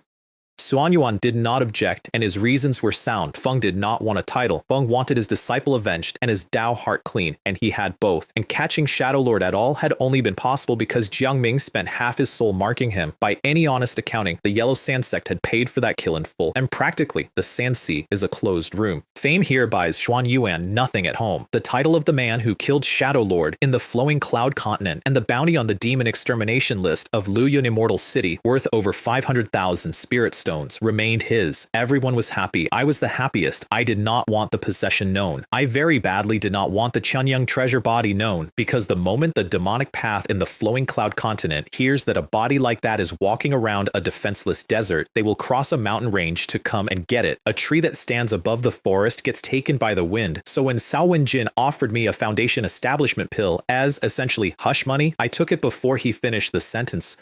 And then Xuan Yuan gave me something worth considerably more, either as compensation for using me as bait, or because he had seen what I was and decided to open an account. He handed me a Xuanyang token and a fire technique called the Xuanyang Fire Control Art. The token is one of the most valuable objects that Sect issues. Only a golden core cultivator of the Xuanyang Immortal Sect may give one out, and each of them may issue 3 in an entire lifetime. It gets you free entry and free lodging in any Xuanyang market or Immortal City. It gets you 20% off in every shop and pavilion they run. In danger, you can activate it and call the nearest high-ranking Xuanyang cultivator to come. And every token carries the right to enter the Xuanyang Immortal Sect as an inner disciple without examination. Cao Wenjin's eyes went red, not with anger, with envy. Even he could not get one of those. It is the kind of thing a golden core cultivator of a regional sect dreams about, and it had just been handed to a foundation establishment cultivator, like a man tipping a porter.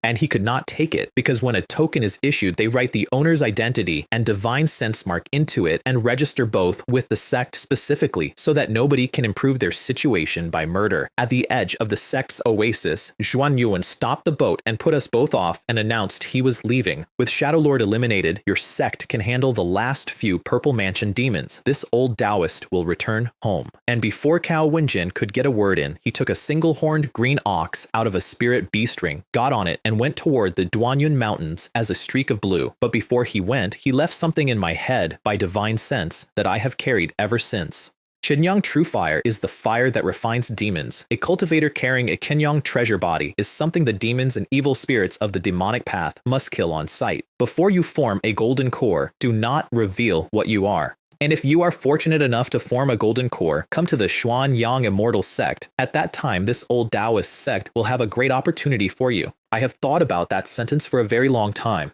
Feng gave me the token because of my body. The Qianyang Immortal Sect needs a cultivator with a Qianyang Treasure Body for something, and they need him at Golden Core or above, and the token was a deposit on a man who might one day be worth collecting. Cao Wenjin, of course, went straight at it. Little friend Chen, what did fellow Taoist Suan Yuan say to you before he left? Would you tell me? Prying into another cultivator's secrets is rude and makes enemies. Feng did not care, and he was right not to care. The Shining Star Elder was dead. Shadow Lord was dead. Jiang Ming was dead. Xuan Yuan had gone home. Feng was the only power left in the boundless Sand Sea, and he knew it, so I told him the truth, trimmed. Feng said that if this junior ever forms a golden core, I should come to the Qianyang Immortal Sect, and there will be an opportunity there. Really, it seems the Xuanyuan people think highly of you, and he let his eyes narrow just enough. I stood there with nothing on my conscience and held my ground. Senior Xuan Yuan's actions are beyond this junior's understanding. I would not dare guess. Hi, then you had better work hard.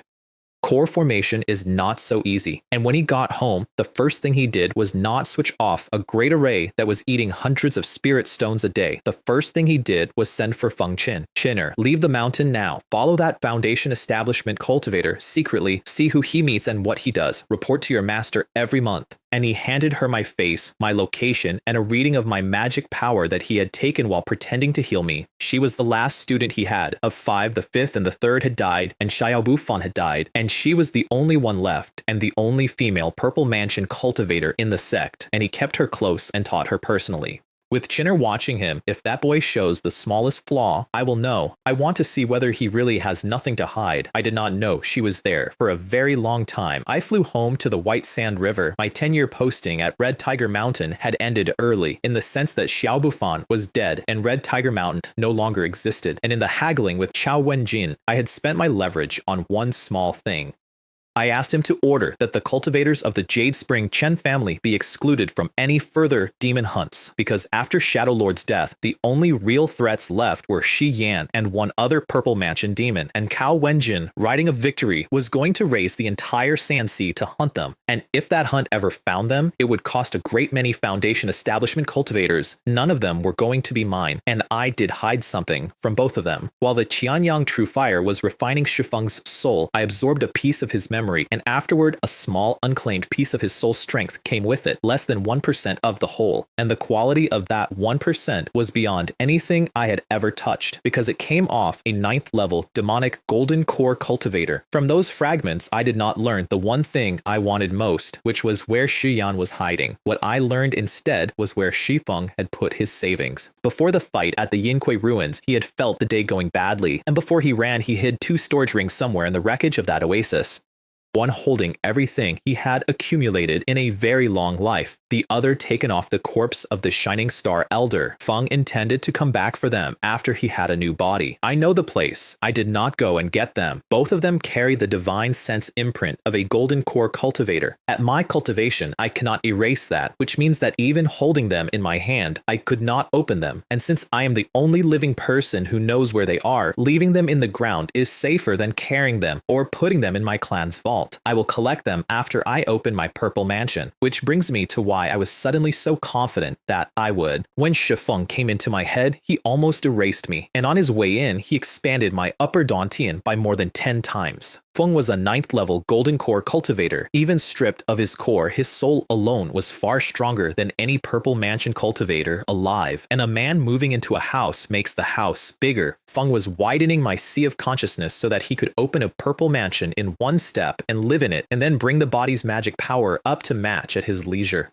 Feng got about halfway through before my body burned him out of it. The work stayed done, half of the process of opening a Purple Mansion, already complete in a 2nd level Foundation Establishment cultivator, and I had watched him do it. Not read about it, watched it from the inside, performed on my own body as the template, It was as though somebody had demonstrated the whole thing to me step by step using me as the diagram, and on top of that, absorbing the residue of that soul pushed my divine sense up again from a level that was already unreasonable to somewhere in the neighborhood of Liu Jing, a 9th level Foundation establishment veteran who had already failed one Purple Mansion attempt. Which means that when I reach the 9th level, my odds are not under 1%. They are at least 7 in 10, without any Purple Heart Jade Marrow at all. That is what I did not tell them. If I had told the truth, how exactly was I going to keep a share of 2 storage rings? My only worry was Zhuan Yuan. I think he noticed something. Maybe not the memories, but the state of my sea of consciousness, which a 9th level Golden Core cultivator could probably read like a page.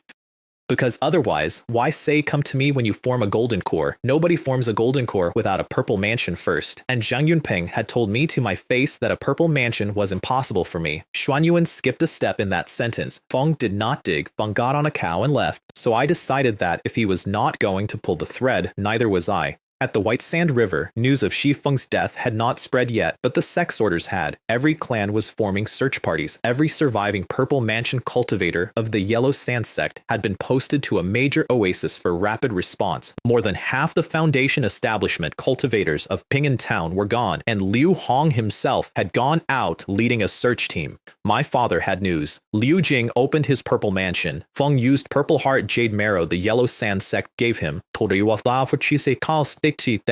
sites outside dollars the Gadaras Baar and the state aesthetic dollars are Shi Huang Shaman was willing to give Liu Jing Permai Purple Heart Jade Marrow. Because Zhang Yunpeng had looked me in the face and told me that item was never, under any circumstances, sold outside the sect. They say the late ancestor Jiang bought it in the Flowing Cloud continent. The Foundation establishment pills the Liu family received came out of the same purchase. People are saying the Sect's vault has hundreds of pills in it now, which is why, when the Sect asked everyone to go out and hunt demons, there was very little argument. And I sat there with my mouth shut because I had ridden in a flying boat with the man who escorted that purchase home, and I knew exactly what Zhang Ming had spent to get it. So Liu Jing is very lucky, I said. And old ancestor Chen must be delighted. They lost several Foundation establishment cultivators to the invasion and gained a Purple Mansion cultivator. From a family's point of view, that is an enormous profit, which is how the Chen family became the only family in that world with 2 Purple Mansion cultivators. I also saw the other side of it. For the Sect to hand over a share of that marrow, Liu Hong had paid something monstrous, something my family could not have raised in 200 years. And if he had not been an 8th level Purple Mansion cultivator and one of the rarest 4th rank upper grade alchemists in the desert, he would not have been offered it at any price. Still, I said, it is good for us. Feng still owes us a favor, and a favor from a Purple Mansion cultivator is worth considerably more than a favor from a Foundation establishment cultivator. My father suggested I go and congratulate him personally since I was a clan head. I picked a section of Earth Dragon Earthworm as a gift and flew to White Camel Peak. While I was doing that, an unremarkable 8th level Chi refining cultivator walked into Ping'an Town. The guards knew his face. Feng had come through many times. They ran the usual check and let him in. Feng went to the open trading area, laid out 2nd rank beast bones and hides with prices next to them, sat down behind his stall and began to meditate, which is what loose cultivators do, because a day in a market costs money and the spiritual Qi on a 3rd rank middle grade vein is better than anything in the hole they normally live in. The Duty Foundation establishment cultivator swept the area with divine sense and moved on, and the moment he did, the loose cultivator's mouth twisted and he packed up his stall and walked toward Jade Spring Pavilion. My father was upstairs on his day off. Feng was sitting with my mother, teaching my adopted sister Chen Rui the first steps of cultivation. I want you to see that room properly because of what happens to it. The ceiling for a Qi refining cultivator is 120 years. My mother was nearly out of hers. My father, past his foundation, had used up about half of his. They were never going to grow old together, so for years he had been deliberately slowing his own cultivation down in order to spend her last decade in the same building as her. And Ruyer had just turned old enough to start learning, and he had promised her mother he would raise her properly. Feng stopped in the middle of a sentence. Ruyer, do not be afraid. Your father's brow just twitched. Feng put his divine sense out of habit and saw a loose cultivator walking directly at the tower, and his chest closed up so hard he could not get a breath. This person is wrong. Stop there. The shout hit the man's ears like a beast's roar and a clap of thunder. Discovered. How? Never mind. Since we are discovered, then now. His eyes lit up red. An enormous weight of a demonic energy came off him, and Qianyang went into that courtyard as a shadow made of blood. Demons! My father shouted and grabbed Rui air and ran. Feng got a few steps. A beam of bloodlight took him off his feet, and the child was knocked out of his arms, and Qianyang caught her out of the air. No, do not kill my godfather. She was old enough by then to have worked out what her blood father was and what everyone thought of him, and she hung on his arm and begged, Godfather, Feng does not deserve the word. Hey, since you beg me to spare him, I will kill him. You are my daughter. You are Qianyang's daughter. How can you call a thief your father? And he threw a blood-red sword at the man on the ground. Demon, cease. From the peak of the mountain, a shout and a wall of light came down between the sword and my father. The duty cultivators had caught the demonic energy and raised the market's mountain-protecting formation in time. The market went to pieces. They are massacring the mountain. Run. It is a Purple Mansion demon. We are all dead. Are the cultivators stationed here blind?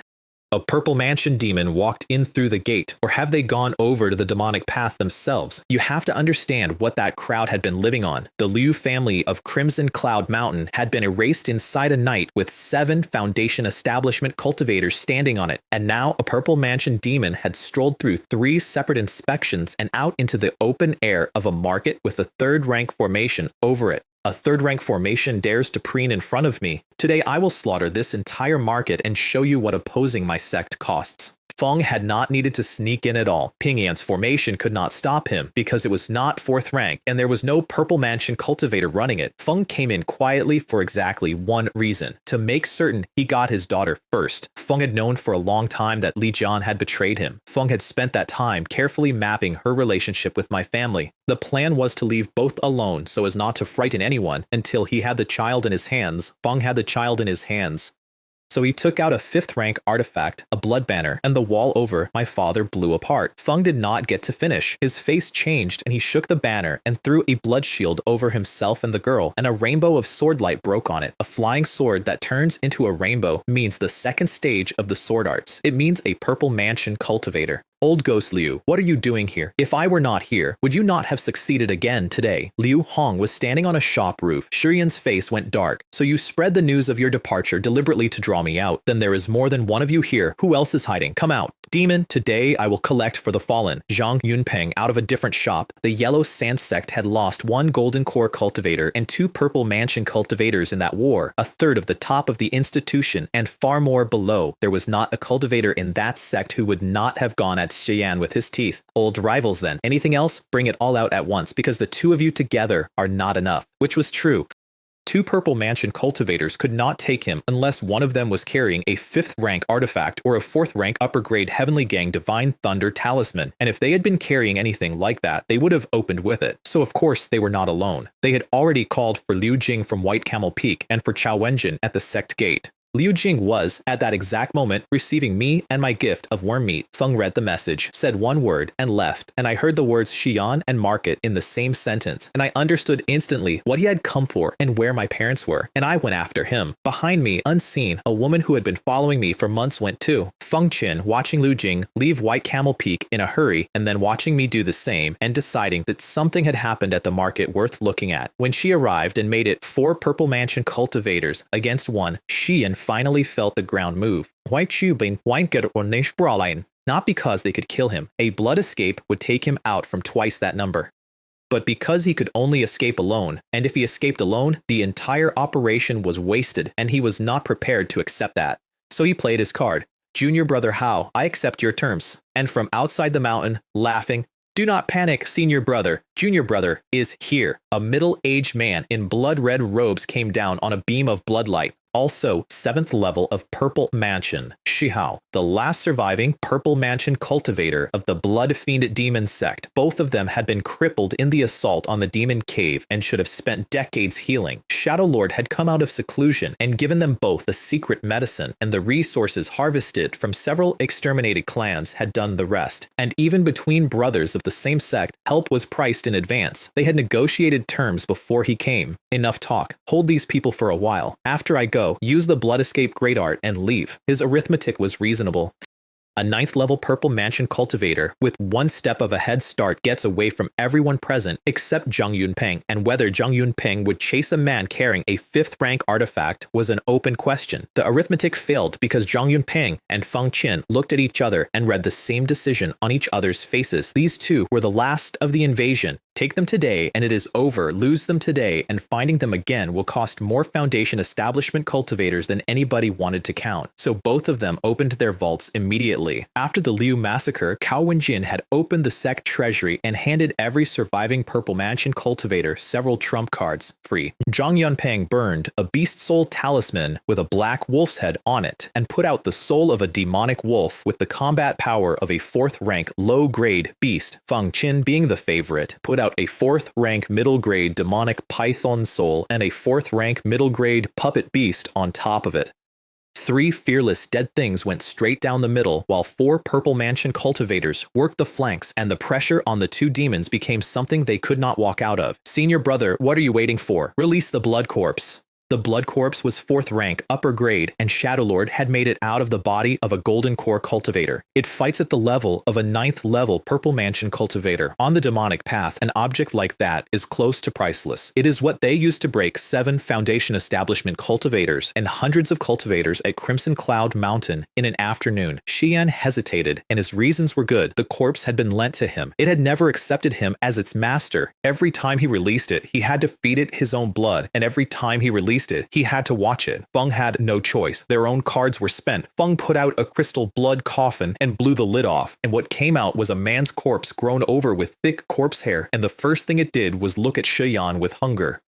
Feng spat lifeblood onto it in a hurry and gave it an order through a corpse control token, and then it went to work, and it was extremely good at its work. It flickered behind the wolf soul, the wolf bit it in the shoulder and did nothing at all, and the corpse took its head in both hands and twisted it off. A soul beast is made of magic power and beast soul, not flesh, so losing a head cost the wolf some strength and no life. It grew a new one and spat black demonic wind that stripped the corpse's hair off like a knife going down a bone and did not touch the body underneath. The corpse noticed that heads grow back and changed method. It put its claws into the wolf's skull and poured black-red corpse flame into it. The smell was wrought on fire. The wolf did not scream because there was nothing in it to feel pain. It shrank steadily and came apart as its soul strength burned away. With the python, it did not experiment. It opened with fire, which is the difference nobody tells you. A puppet beast and a soul beast are both machines. The corpse refiners of the demonic path make fewer kinds of machine. They make smarter ones.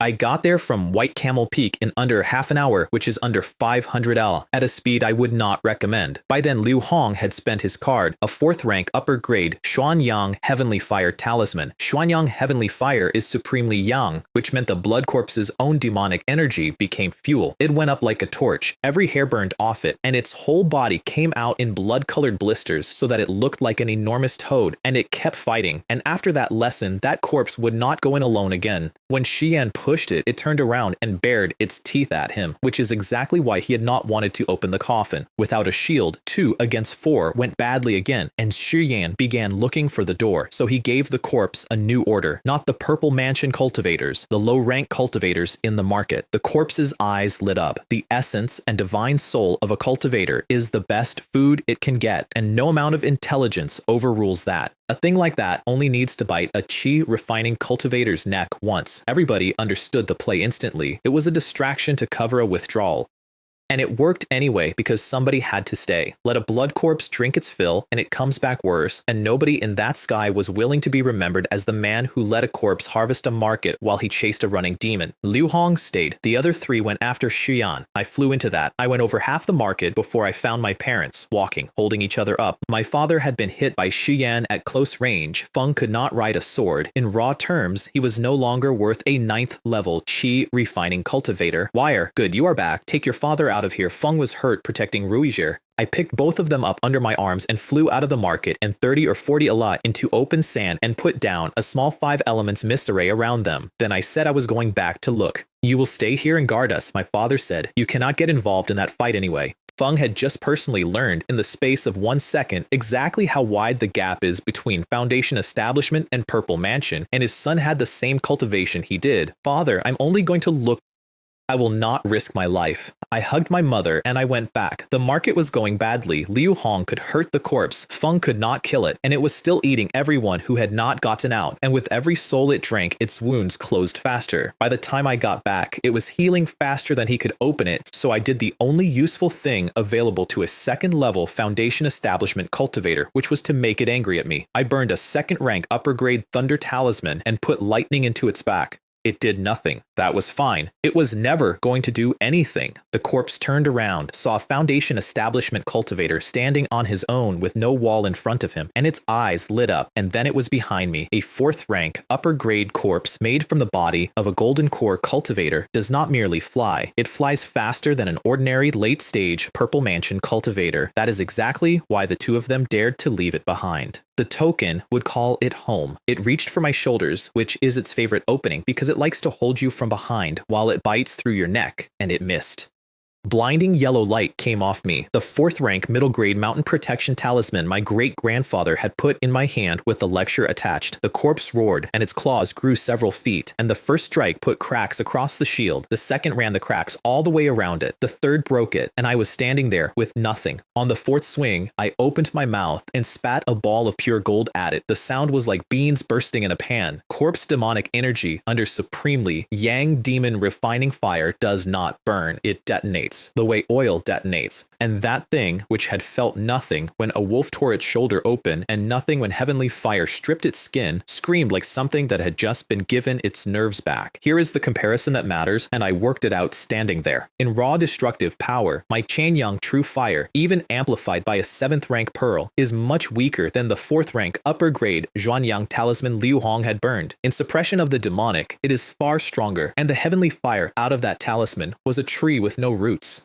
It burned what it was given and went out. My fire comes out of my own magic power. As long as I have magic power, it does not stop. The corpse went backward from me, the way a man goes backward from a snake. That is instinct. No amount of intelligence overrules instinct. It did not get away because Liu Hong was there, and his face was 7 parts shock and 3 parts delight. Feng had known for years that the Chen boy had strange methods. Feng had not expected Qianyang True Fire because nobody in this desert had seen it in 3,000 years. And now, with the corpse busy trying to put itself out, all the strikes that had been tickling it started landing. Neither of us killed it. Xiao Wenjin killed it, having crossed 20 or 30,000 LE in under an hour, which is not possible. A 6th level golden core cultivator traveling normally needs 2 or 3 hours, and in 2 or 3 hours, a battle has too many variables in it, and he was not willing to accept them. Feng has killed a great many demonic cultivators, and one of the things you get from that is their techniques. Feng knows the blood escape.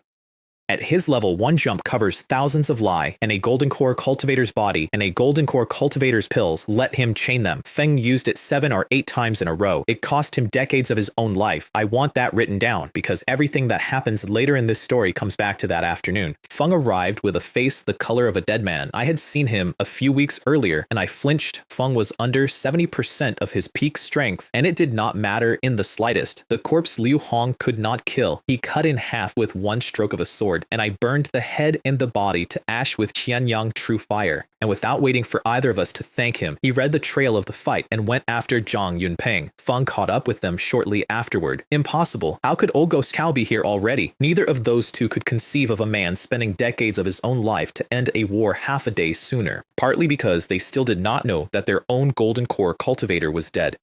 If Shi Feng had been alive, Chao Wenjin would have had to arrive and then stop and think about whether he could afford the fight. Feng did not have to think about anything anymore. Feng opened by breaking their minds instead of their bodies. Shadow Lord is dead. You remnants of the Blood Fiend sect will pay for what you have done. Xian stopped fighting. No, impossible. Master was a 9th level golden core cultivator. How could he die at your hands? You are lying. And he went mad, right there in the air, in front of 4 people who wanted him dead. Not out of love. Feng did not love that man. Shi Feng was the only reason the Blood Fiend Demon sect still existed as a thing rather than a word. A sect with no golden core cultivator is not a sect, it is a group of survivors with a shared grudge. The 38th heir of the Blood Fiend Demon sect had just been informed that he was the heir of nothing. Since you think I am lying, I will send you down to ask him. Xiao Wenjin could not be bothered to explain further. Shi Yan, with his mind in pieces, did not last 3 exchanges. Shihao tried a blood escape while Cao was busy, and Cao interrupted the spell with a divine sense strike, and Feng Qin took his head off. And when Cao Wenjin went to search the body, he found that Shi Yan had still been holding the child. Feng shook her out of a dead man's arms with a flick of his hand and turned her over to Feng Qin. Qin'er, keep this little one for now. When the boy from the Chain family comes, hand her over and tell him from me that he owes me a favor. Then he took Shu Yan's storage pouch and flew home to heal. Feng announced a debt against a Foundation establishment cultivator out loud in front of 3 witnesses and left. Zhang Yunpeng could not let it go. Feng waited until Cao was well over the horizon and then went at Feng Qin. Senior sister, what is this? Master clearly values that Chen boy. What is it about him? She wanted to know as badly as he did. She had been secretly following me for months on her master's orders, and Cao had just flown off without canceling those orders, which told her something and did not tell her enough. Junior brother Zhang, I am not a mind reader. Feng gave an order. Follow it. So Zhang Yunpeng decided that he could not press his senior sister, but had no reason at all to be careful with me. When the 3 of them got back to the market and found me standing there with the Qin patriarch, he stepped in front of her and repeated Cao Wenjin's message word for word, and then his face changed, and he looked at me with open hostility. Chen family brat. Tell the truth. What is the connection between this girl and the demon Shiyan? Why did he come to your family's shop for her? Feng was not stupid. Anyone who reaches Purple Mansion is not stupid. Feng had not put it together in the moment, but he had spent the flight back turning it over, and he had arrived at the shape of it. 4 Purple Mansion cultivators turned to look at me at once. Zhang Yunpeng, Feng Qin, the Chen Patriarch, Liu Jing, an ordinary 2nd-level Foundation establishment cultivator standing in the middle of that, confesses, here is what those 4 did not know. I had spent weeks on a flying boat with a 9th-level Golden Core cultivator, 1 step from nascent soul. I had had another 9th-level Golden Core cultivator inside my own skull. Purple Mansion cultivators had stopped being mysterious to me somewhere over the Yinkuei ruins, and more practically, Cao Wenjin had sent that message through Feng Qin, which meant Cao Wenjin had already worked out exactly what Chen Rui was, and had decided not to look into it. So what precisely was Zhang Yunpeng threatening me with? I did not answer him. I attacked. What do you mean by that, Senior Zhang? The demon Shiyan attacked my family's shop and did enormous damage. My sister was taken. My father was crippled. I personally spent a mid-grade 4th rank spirit talisman helping Senior Liu and Ancestor Shao kill that blood corpse. And somehow the conclusion you have reached is that my family was in league with him? I said it in the voice of a man shouting that he had bled for the Yellow Sand Sect, because that is exactly what I was doing. Zhang Yunpeng stood there with nothing to say, because think about the position I had just put him in. If he answered yes, he was declaring war on my family and slapping Cao Wenjin in the face on the same breath. If he answered no, he had just been beaten in public by a 2nd-level Foundation establishment cultivator. I watched a Purple Mansion cultivator regret opening his mouth in real time. It remains one of the great pleasures of my life. The Chen Patriarch saved him, and in doing so, dropped a rock on the table. Young Chen, you have misunderstood Brother Zhang. You carry the Qianyang Treasure Body. Anyone in this world might collude with the demonic path. You could not. Brother Zhang did not know that, which is why he arrived at the wrong idea. Is that not so, Brother Zhang? The Qianyang Treasure Body. Zhang Yunpeng, Feng Qin, and Liu Jing all turned and stared at me with the expression of people watching a door open in a wall they had walked past for years. And every one of them understood in the same instant why Cao Wenqin valued me, because in the eyes of every demonic cultivator alive, the only acceptable Qianyang Treasure Body is a dead one. Zhang has wronged you in this, he said finally in a low voice. I have rarely enjoyed anything more. Years ago, that man had laughed at me for daring to talk about opening a Purple Mansion. Under 1%, he said. Effectively impossible, he said. And now Cao Wenjin was hanging debts on me in public, and Liu Jing had opened his Purple Mansion with Marrow. The sect broke its own rules to provide. Who was going to stand up and say that Chen Boy has no chance? That was the end of the demonic chaos. There are no winners in a war between immortals and demons. That is not a proverb. That is an audit. The Yellow Sand Sect won in the sense that the enemy is dead. It cost them 4 cultivators at Golden Core and Purple Mansion, nearly 100 at Foundation Establishment, and more chi refining cultivators than anyone bothered to count. Plus the Shining Star Elder who had come out of retirement for a promise. Sacred mountains belonging to the sect and its vassals were destroyed and fouled. and the profit was almost nothing because everything a demonic cultivator owns is poisonous and gets burned on the spot. Not one senior member of that sect who knew the details looked happy, and I was, by a wide margin, the single biggest winner of that whole war, and I did not look happy either. Because of my father, Qianyang's strike had not killed him. Pure devil qi had gone into his meridians, and the damage does not heal. The Chen patriarch personally cleared the residue out of him afterward and could not touch the injury underneath. Until his meridians close, my father cannot fight, and his cultivation will not advance by a single step for the rest of his life. There is no spirit pill in the boundless sand sea that will heal that, the Chen patriarch told me. If you want it healed, your only road is the Yellow Sand Sect. The next time they send people to the Flowing Cloud continent to trade, ask them to buy for you. I bowed to him. Thank you for telling me. This junior knows what to do. I want to state that plainly here because everything I do for the next 50 years runs through it. My father spent 87 years becoming a foundation establishment cultivator without a pill and then walked into a courtyard on his day off to teach a little girl her first breathing exercise and came out of it a man who cannot ride a sword. And the only medicine for it is on the other side of a mountain range full of things that eat golden core cultivators. I took my parents home to Jade Spring Lake.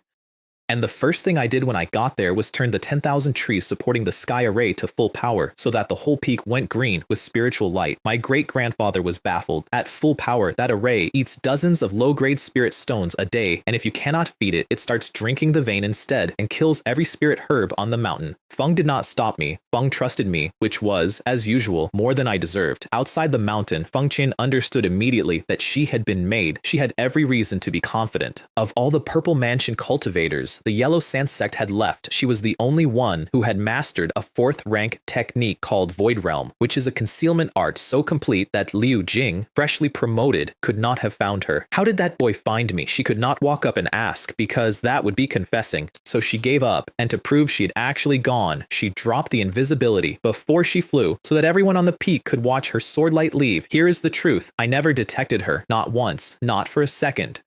I lit my mountain on fire, spiritually speaking, because on the flight home my father mentioned in passing that Feng Qin had only joined the fight at the market after Liu Jing arrived, which raised 2 questions. Why was she there at all, and why did she wait? So I performed an enormous, expensive, completely theatrical gesture and let whoever was out there decide what it meant. She told me the answer by leaving. I also went cold, standing on that peak because of what I had almost done a few weeks earlier. I had very nearly gone back for Shifeng's 2 storage rings. If I I would have lost the rings and probably my life, and Ping'an Market would have been left to Xian and Shihao, and everyone in it would be dead, including 2 people I had carried out under my arms. I told my great-grandfather it was a long story, and I would explain later. Then I sat down and told him all of it. Red Tiger Mountain, the eagles, the worm, blood boiling, the boat, the possession, everything except 2 rings in the ground. Feng is 180 years old and has had a great many adventures, and I watched him stop being able to hold his face still. 4th rank upper grade beast survived. Golden winged thunder eagle survived, swallowed by an earth dragon earthworm and came out with 40 jang of it in a bag, possessed by a 9th level golden core cultivator, and came out of it with an expanded sea of consciousness and the door to the purple mansion standing open, and incidentally, the personal regard of another 9th level golden core cultivator. Any one of those would keep an ordinary foundation establishment cultivator in stories for 50 years. All of them happened to a man who had been at foundation establishment for under a decade. Li Ming, he said, you are a lucky star heaven dropped on this family. You are a man of great fortune. There is a whole category for that out here. People favored by heaven. Ordinary cultivators walk into dangerous places and die. These ones walk in and come out with something. Almost every high-ranking loose cultivator in existence is one of them, which is why high-ranking loose cultivators get treated with careful respect while low-ranking ones get treated like beggars. I turned the title down. Great-grandfather, you flatter me. I was lucky, and even the luckiest man runs out. Otherwise, a golden core cultivator like the Shining Star Elder would not have died at the hands of demons, the only loose cultivator to reach golden core in 600 years of this desert, and I watched a paw come out of his chest. Fing was quiet for a long time. I am very glad that you understand that, he said. It seems there is nothing left for me to teach you. I laughed it off. I should not have laughed it off. Feng was not making a joke. Feng was filing something. Feng shook it away himself and got straight to business because he always did. Since you are home and you are the clan head, it is time for a family meeting. The chaos is over. Everything has to be rebuilt. Let us discuss what to do with everything this family gained while the world was burning. The Jade Spring Chen family does not hold meetings on a schedule. We hold them when the clan head and the grand elder decide there is something worth saying. The last one had been the day I took the register, almost 10 years earlier. This time, we could not fit in the hall. We held it outside, on the square in front of the ancestral hall, and every cultivator in the family was recalled, down to infants with spiritual roots and in-laws by marriage. Fifth uncle, count them for me. Li Feng stood up, swept the crowd, and bowed. Reporting to the clan head, 1 of the Ming generation, 11 of the Xuan generation, 21 of the Yuan generation, 24 of the Guang generation, and 5 cultivators married in, all present. 57 of us? I said that out loud, and I did not mean to. At the last meeting, not counting in-laws, we had 26. In under 10 years, we had nearly doubled. My great-grandfather cackled and took the credit immediately. That is your birth fund, Li Ming, and in my opinion, you should raise the payments. This family is not worried about feeding them. This family is worried they will stop. The Yuan generation, who are the ones actually producing the children, rolled their eyes as one body, because every single one of them already had 20 or 30 descendants, and under 1 in 10 came out with a spiritual root, and if childbirth were a purchase with a return policy, several of them would have been in the queue. Then I asked my 7th uncle for the financial report and watched a 90-year-old man discover public speaking. Li Jin stood up, bright red, reporting to the clan head. Due to the chaos, our spirit rice and spirit ore have not been sold in quantity, so it is difficult to calculate the income. That is all right. Rough numbers at the usual market price. Forgive me, clan head. I am afraid I cannot compile that quickly. Feng had prepared inventory ledgers. I had asked him what the inventory was worth. Those are different questions, and nobody had ever asked him the second one. The square went awkward. Feng is 90 years old, and his hair is entirely white, and he has run our account since before I was born, and I could not bring myself to say anything sharp to him, so I fed him the question in pieces. Besides the income we listed at the last meeting, what channels does the family have now? What would each of them earn in a normal year? What is in the vault? Feng came out of it like a man surfacing, pulled the ledgers out of his pouch, ran the numbers in his head, and then declaimed them at a volume that startled several children. Crimson Flame Iron Mine, about 1,200 spirit stones a year net. The 2 shops, Jade Spring Pavilion and Drunken Immortal Pavilion, about 1,700 stable. 15 flame-eating spiders, whose silk makes 3 robes a year, about 1,000. 3 golden-haired rock sheep, not yet producing milk, value incalculable. Vault, 2 third-rank artifacts, 1 second-rank upper grade, 7 mid-grade, 32 low-grade second-rank, 37 second-tier artifacts, 16 second-rank upper-grade talismans, 7 mid-grade, 9 low-grade 2 formation sets, and 5 low-grade formations. Expenditure. Now that member welfare is paid in contribution points rather than stones. Birth support, over 600 spirit stones a year, and rising. Second largest expense, the family's trading house and caravan yard, about 400 a year. Third, tribute to the Yellow Sand Sect, no less than 3,000 spirit stones in goods and stones every 10 years. Total, about 6,200 in, about 1,400 out, 14,387 spirit stones in the account. Then, having recovered his nerve entirely, he added the part I had not asked for. Clan head, I must also report, as the number of cultivators grows, consumption of spirit rice and spirit medicine grows with it, and the output of our fields and gardens is falling behind. And several members have said repeatedly that the goods available for contribution points in our own vault are poorer than what they can buy in the market outside. They are asking whether the family will fund purchases from outside to enrich the vault, and whether contribution points can be exchanged for spirit stones. 4-to-1, income against expenditure. In my previous life, I ran companies that would have called that a miracle. I also knew exactly why it looked that good. We have very few cultivators, and we pay them in paper. As the family grows, that ratio dies. So I stood up. Uncle Seven has told you where we stand. Now I will tell you some things you did not know. First, I have been promoted to 3rd-rank artificer. Second, this family already holds a foundation establishment pill, and the Chen Patriarch has promised us another one, free, out of his next batch. Third,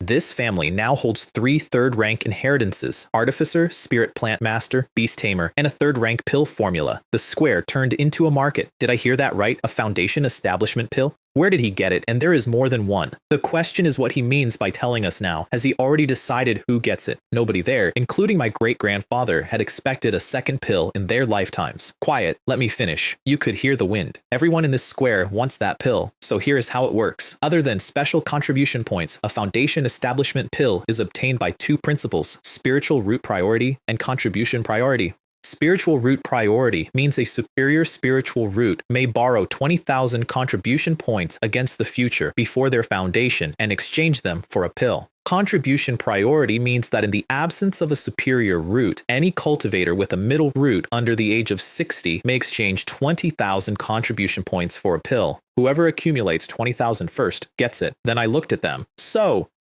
does anyone still want to trade their contribution points for spirit stones? Let me explain what I had actually built, because it took me years to construct and about 40 seconds to deploy. I did not introduce contribution points because the family was poor. There were always stones in the account. I introduced them because points bind people. The more points a man holds, the less capable he is of betraying this family, because the day he leaves, every point he has spent his life earning becomes waste paper, and points are transferable and inheritable, which means when a man inherits his father's and his grandfather's points, he is carrying something, and he will not be the one who lets it turn to nothing. But a currency has to buy something that matters, or people work out that it is paper. Spirit stones cannot buy a foundation establishment pill, not anywhere in the boundless sand sea, not at any price. The Liu family had 300,000 stones of service on the books and could not buy one. Chen family contribution points can. An ordinary man works half his life to buy a house. A house is status and money.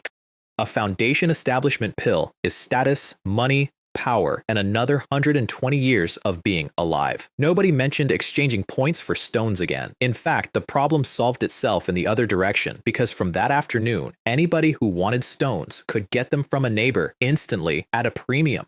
If loyalty could be displayed as a number, half the Qi refining cultivators in that square would have shown a large green figure floating over their heads. Then I did the thing that made the square go silent in a completely different way. After this chaos, I have found serious irrationalities and serious dangers in how this family divides its work. I intend to reform it. Until now, each elder has had charge of a domain. That is not wrong. But when the demons came and elders had to go to the front, the man who took over could not do the job and made a mess of it. Yama.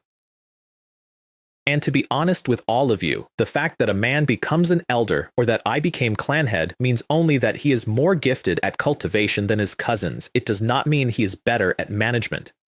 When we put elders in charge of things, we were valuing their seniority and their strength, not their competence. I looked at Li Jin while I said that. Feng looked back at me and did not argue. If this family were still 40 people and one mountain, that would be survivable. But at our present birth rate, in 2 generations, there will be hundreds of us and then thousands. Will this system manage that? I can tell you with complete confidence that it will not. So, stewards, professional ones, and deputies on every asset. Mines, herb gardens, spirit fields, beast pens, the school, the shops, the caravans, paid an annual contribution point stipend by post, assessed and fined for negligence, appointed by the clan head or self-nominated or recommended by an elder. A steward's status is not above an ordinary clansman's. Feng may not order anyone to do anything unrelated to his post, and the vault, the library cave, and the hall of general affairs get elders on rotation as supervisors on top of that. And then the sentence that actually landed, and do not imagine that failing to become a steward means you may sit on this mountain drawing a stipend. Everyone without a post becomes combat personnel. Whenever there is fighting to be done, you go first. Silence. Total silence. You could hear a pin. Li Ro, Li Feng, Li Jin, and half the Xuan generation exchanged looks with grim faces. However nicely I phrased it, I was taking their power away. Before, any elder could cover any domain. Now everything sat with the stewards, and the elders had supervision. There is a difference between a man who does not dare abuse power and a man who cannot. It is an enormous difference, so I said the rest of it for them, since none of them would. Since the elders are silent, I will speak for you. This looks like theft. Think about it properly. If this family does not grow, then even holding power, how much can you actually steal at our size? And how confident are you that you will not be caught? Let me do the arithmetic. At the 9th level of Qi refining, freed from administration, you can go out and hunt beasts, find spiritual materials, make treasures with the crafts you have learned, and sell them. Is that not worth more than sitting in a storeroom, working out how to skim from your own grandchildren? At which point, they could not stay seated, because my great-grandfather had been sitting there the entire time, smiling and saying nothing, which everyone in that square could read. Li Ro, first elder, stepped forward. The clan head is wise. Our silence is not greed for power. It is concern about manpower. If we hand over now, we fear we will not achieve what the clan head wants, and will make things worse. Which was the exact objection I had written my answer to a week earlier. My great-grandfather and I discussed it. There will be a 20-year transition. For 20 years, we run the old system, while young clansmen who want to be stewards learn from the elders, and we expand the school's teaching. After 20 years, the new system replaces the old completely. You could watch the relief go around that square. 20 years is not short. In 20 years, half of the Xuan generation in front of me would be dead, and the dead are not interested in administrative reform. The clan head is wise. We have no objection. 2 months later, I flew to the Yellow Sand Sect for 2 reasons. The first was my father. I went to Fan Jing, who runs the Hall of General Affairs, and asked the Sect to buy medicine for him the next time they sent people to the Flowing Cloud continent. Feng agreed and took a deposit of 5,000 spirit stones. When they would next send anyone was not within his power to say. The second was a formation master. His name was Feng Jian, 3rd rank, middle grade, and Guo Xuan had warned me about him in advance. Feng has been obsessed with the Tao of formations since he was a teenager. In matters of human relations, he is completely ignorant. Feng did not invite me into his cave. Feng did not greet me. Feng looked at me and said, family head Chen, what, have you come about that formation again? And I discovered that I was relieved. Given the choice between a specialist with no manners and a worldly old fox with beautiful manners, I will take the specialist every single time. That is right. Chen has come to ask the Great Master to set up a 7-star spirit detection array. Have you brought the stones? Let us be clear first. 10,000.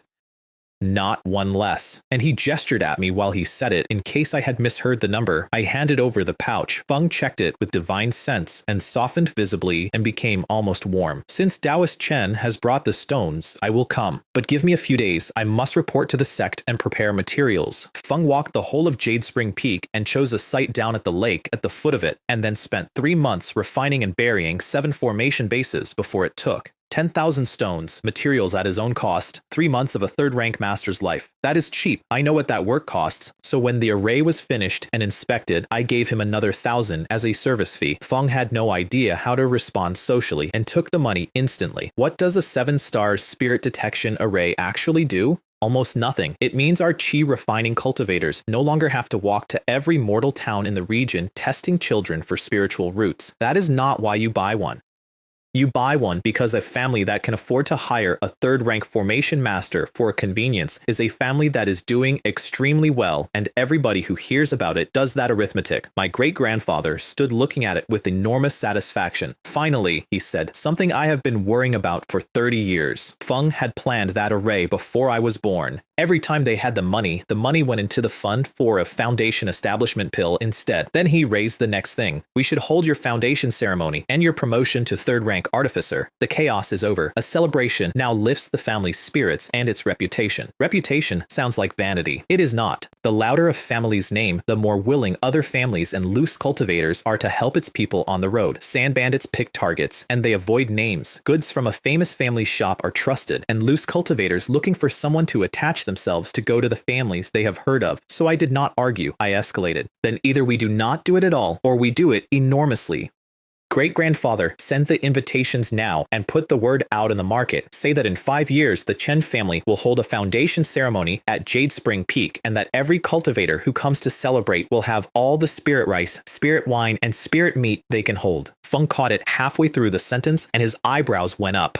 5 years is not a delay. 5 years is an open invitation to come and look. You are right that we no longer need to hide, he said slowly. We have our own oasis, 3 foundation establishment cultivators, and 2 foundation establishment pills in reserve. That is enough to keep the small vermin off our mountain. Hearing is not believing. Seeing is. We can shout Jade Springchen family across this desert for another century, and it will keep sounding like a boast until people stand on it. Insan desan, chu ampergimak saichuchuya. Feng agreed and then improved on it. After the celebration, a small exchange meeting, as thanks to every foundation establishment cultivator who came. Then he went out personally for months to deliver invitations by hand to every family worth having, and I stayed home, ran the clan, and cultivated, which lasted about 6 months until my father sent a sword message from Haoyang Cave. A 3rd rank upper grade water beast had come up the underground river and into my spiritual vein. My father had been living at Haoyang Cave since he was crippled. It was the only job left that he could still do, which is to sit on a vein and be the foundation establishment cultivator in residence. It is also why I had not been able to go back there to cultivate, because Jade Spring Peak cannot be left without one either. I sent a message telling him to get out, and I went there at speed, an hour and change on a sword. Feng met me on the oasis above the vein with my mother, my fourth aunt Chen Xuanyan, and the elders who had built that place. Feng was the color of chalk. About 2 hours ago, a black-scaled demon fish, 3rd rank, upper grade, water attribute, came up the underground river and broke the array on the riverbed. The formation woke me. I raised the earth metal spears array in time and drove it back into the water. Feng was not white from fear. Forcing that much magic power through a 3rd rank formation had torn open the injuries in his meridians, and he was standing there being pleasant to me while it happened. I understand, father. Go back to Jade Spring Peak. I will handle it. Feng did not argue, which told me how bad it was. Feng only said one thing, and I did listen to it. Be careful. A water beast in its own river has home ground. Do not go into the water to fight it. If it comes to it, we can give up Qianyang Cave. That is my father. Feng built half of that vein with his own hands, and he was already writing it off to keep me out of the river. I will not do anything reckless. Feng was right about the ground. Underwater, anything that is not water or lightning fights at maybe 80%. Fire is worse than that. Fire is crippled. Worse, water beasts are so rare in the boundless sand sea that nobody knows where the ones we do see come from, which meant I could not do the thing I always do, which is study the animal before the fight. I went into the vein I had built and knew every meter of. Because my father raised the array in time, the inside was mostly intact.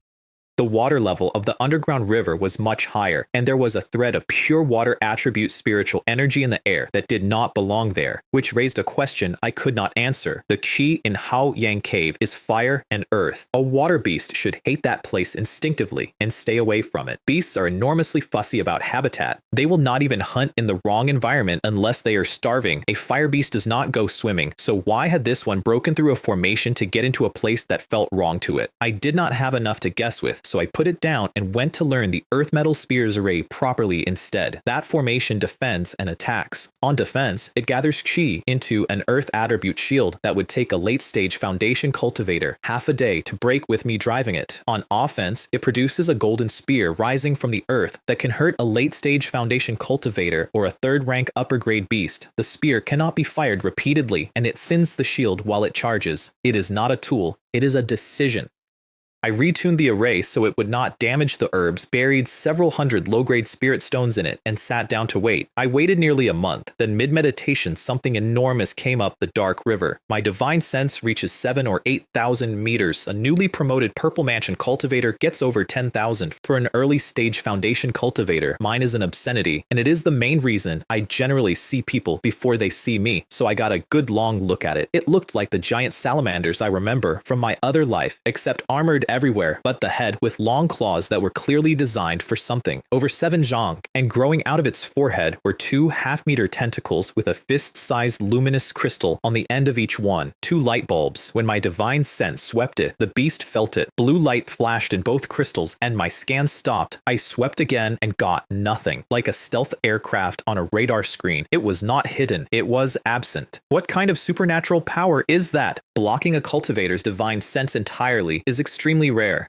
An ordinary beast that notices you spying can, at best, wrap itself in its own magic power so you cannot see it clearly. Only a very few concealment specialists can remove themselves from your senses, and I was, honestly, relieved, because if a 3rd rank upper grade land beast had that ability, my only correct move would have been to run as far as my sword would carry me. Without divine sense, a cultivator is a blind man throwing rocks. Artifacts miss, spells miss. Fortunately, it was in a river, and a body that size moving through water tells you where it is whether it wants to or not. So I started charging the array. It felt the chi shift, and it opened. There was a sound like a baby crying from a cave on the far side of the river, and then the entire underground river stood up. The wave came down the passage. I put the shield across the entrance and stopped the first one, and it tore the ground open beside my shield and made 3 new passages, and the water came in around me and filled the cavern. You beast, you dare! I built that vein, personally.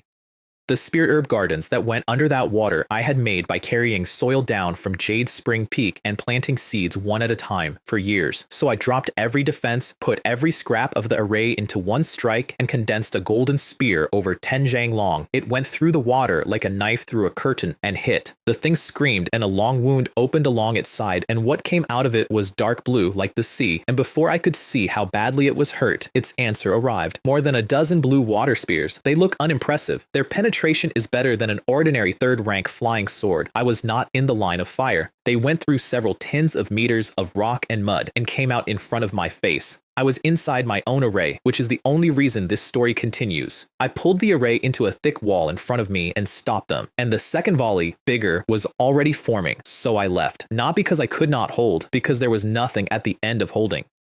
In raw magic power, I could not beat a third-rank upper-grade beast, and neither could a 9th-level foundation cultivator, and neither could anyone. That gap does not close with cleverness, and when I pulled out, it finished the job. It raised the underground river all the way to the surface. The little desert pond above Qianyang Cave became a lake of more than 20 square kilometers, and stayed that way. I hung in the air and looked at a lake that had not existed that morning. What is that thing? I did not expect that kind of control over water. Does it have dragon blood? Because it does not add up. The flow under Qianyang is not large. An ordinary third-rank upper-grade water beast cannot lift a river to the surface and hold it there, which meant it was not lifting one river. It was diverting others. Either dragon blood or its real strength was well above its stated rank. So I sent for my great-grandfather, and I told him that if the thing turned out to be deeper than it looked, we were going to have to hire a Purple Mansion cultivator. The relay formations the Yellow Sand Sect had installed during the war finally earned their keep. My message went through the Chen family's relay and reached him in an afternoon. The Chen family charges 20 low-grade spirit stones per message, split with the sect. I have never begrudged a fee less. Feng came home, and we took a third person with us, Li Jian. When Cao Wenjin took Xian's head off, the soul-burning blood curse died with him, and my foster mother came home and had been living quietly in the mortal town at Jade Spring Lake ever since. She cultivates the blood fiend demon art. To grow, she needs blood with spiritual energy in it, or demonic energy, which means the vein under her feet is irrelevant to her, and she is forbidden by my word and my great-grandfather's from killing people to do it. So she goes into the deep desert and hunts beasts and refines their blood, which works considerably worse than the alternative, which is the entire point. Her progress is slower than an ordinary foundation establishment cultivator's. She does not care. She never expected to open a purple mansion in this life. She got her foundation at 100 years old, and she has another 100, and she considers that a very good trade. I brought her because a demonic technique is not suppressed underwater, and because a blood escape gets her out of anywhere instantly, which makes her the best scout any of us had. Jianer, Li Ming and I will hold it. Go down into the river and look. Do not go deep. Grandfather, do not worry. Jianer knows what to do. She sank her aura and vanished, and the two of us went in and started hitting the thing that had taken my mountain. By then, Qianyang Cave was an underground reservoir. My herbs were drowned or eaten, and it had made its lair in my old seclusion chamber, which I took personally. 2 flying swords came through the silt, and it swatted them away, and they turned around and came back because a flying sword is not thrown, it is worn, and after 4 or 5 rounds of that, it lost its temper and came up. The lake exploded. I opened with the soul-suppressing bell, a great bronze bell in the sky, throwing rings of blue-black light down on sound waves. My great-grandfather opened with the mountain-smoothing seal, 3rd rank upper grade, a palm-sized block that swelled into a seal the size of a house and dropped. It blocked the seal with a column of water and ignored the bell entirely on the correct assessment that the bell was not going to hurt it. Then it flicked that broad tail, and the blue spears came at us. I was ready. Poison fire. Flying fork out first to break the volley, soul-suppressing bell in over myself. My great-grandfather is a 3rd rank upper-grade artificer and was never going to be short of shielding, and while it was busy, my foster mother went into the river. It felt her. It broke off instantly and turned to go down after the intruder, which is when I made the only fast decision available and threw the soul-extinguishing needle into its head. Beasts under the 4th rank have very little intelligence. Instinct runs ahead of thought in them, and spiritual attacks work badly on things that barely think. That same strike would have hurt my great-grandfather, an 8th level foundation establishment cultivator, quite badly. The beast howled and kept diving. What saved her was a ring. A red ring came down out of the sky and dropped neatly over that fishtail. The vermilion bird ring, 3rd rank, low grade, the first artifact I ever forged at 3rd rank. And the flame came up off it and the lake started steaming. Water and fire do not negotiate. That is why we would not go into the river. And it is also why a 3rd rank low-grade ring did something that a 3rd rank upper-grade seal could not, which was hurt it. It stopped, blew the fire out with a mouthful of pure water chi, tore the ring off with a claw and threw it away. And then it looked up at me, and in those pale eyes, faded from a lifetime underground, something red came up, the 2 crystals on its forehead, brightened by a factor I could not estimate. 10 times, dozens, and a beam of blue light came up out of the lake at me, carrying more power than anything I had seen since the demons. It had forgotten I was not alone. The beam hit a golden mirror my great-grandfather put in its path, and what came out the other side was not enough to trouble the bell. After that, it was a stalemate, and stalemates are informative. Third-rank beasts cannot fly. As long as we stayed in the air, half its arsenal did not exist. And as long as we stayed in the air, we could not kill it, because after the burn, it had covered itself in a film of blue water that was both extremely tough and healing it while we watched. Half an hour of that, and I finally spent the card. Qianyang True Fire. The pale gold came down, and the beast absolutely knew what it was, and it did not dodge. It opened its mouth and spat a mass of blue liquid into the fire. More than half my true fire went out. I poured magic power in as fast as I could, which is the only reason it did not all go out. Then it spat again and put the rest of it out completely. What is that? What is that blue liquid? How does it put out Qianyang True Fire? I want to be honest about my state at that moment. My confidence did not crack. It fell over. The fire that had refined the soul of a 9th level golden core demon had just been extinguished by a fish. My great-grandfather came out of his own shock faster than I did. Do not lose heart. If I am not mistaken, that is true water. We fire cultivators grow different true fires. They say water cultivators can grow true water. A beast that condensed true water at 3rd rank has either an extraordinary bloodline or an extraordinary piece of luck behind it, Bong was guessing. In the boundless sand sea, a high-level water cultivator turns up once in 1,000 years, and nobody living had ever seen true water. It made me feel enormously better anyway, because if it was true water, then the world still worked. My fire is powerful. My cultivation is not. Those are separate facts. Come, he said. We withdraw and hear what Jian'er found. Li Jian came out on a blood escape, white as paper. I went at least 200 lay up the underground river. Ordinary animals, low-rank beasts, nothing unusual. That thing wandered in here by accident. That was the question we had actually sent her to answer, because if the beast had been driven into Haoyang by other water beasts upriver, then even if we killed this one, Haoyang would never be quiet again. Both of us exhaled. Then we stick to the plan, said my great-grandfather. We call Liu Jing to come and kill it. Which was the elegant part. Liu Jing owed my family a favor. If he came, we would pay no fee, and we would keep the corpse of a 3rd-rank upper-grade beast, which would go some way toward covering what the flood had cost us. So I flew to White Sand River and invited a purple mansion cultivator to come and do some pest control. This is the first time I have ever killed anything underwater, he said, looking down at the lake. If you two follow me in, I cannot guarantee your safety. Which is a polite way of saying, stay out of my river, but neither of us had ever watched a purple mansion cultivator fight underwater, and that is not an opportunity you decline. Senior Liu, we will look after ourselves. You need only concern yourself with the demon. Feng looked at us, decided we were adults, and went in. Feng did it by flicking his sword and vanishing into the lake inside the sword light. We did it by taking out our defensive artifacts, then casting protective spells, then casting water-repelling spells, and then jumping in. By the time we got down there, the fight was mostly over. Metal attribute techniques are barely suppressed underwater. Feng was fighting at 90%. The beast had been through several times and had lost a claw. And when it saw the two of us arrive behind him, it stopped wanting to be there. It spat true water at all three of us as a barrage of arrows flicked its tail and turned into a beam of blue light heading for the river mouth. Where do you think you're going? A 4th-rank flying sword called the White Rainbow Sword became a silver rainbow, opened a wound more than 10 zong long across that thing's back, and cancelled its escape technique in mid-motion. And then the beast did something I have thought about for a very long time. It sank to the bottom, it put its head down against the ground, and the 2 crystals on its forehead went completely dark. It was showing us that it was not hostile. Liu Jing frowned. Yao beasts are intelligent and they fear death, and the more intelligent, the more clearly they fear it. That is exactly how mounts are made. A high-ranking cultivator overpowers a beast and then takes it home and tames it at leisure. Liu Jing had come to settle a debt and did not want a pet, and even if he had, there is no use for a beast like that in this desert, so he turned around and asked us.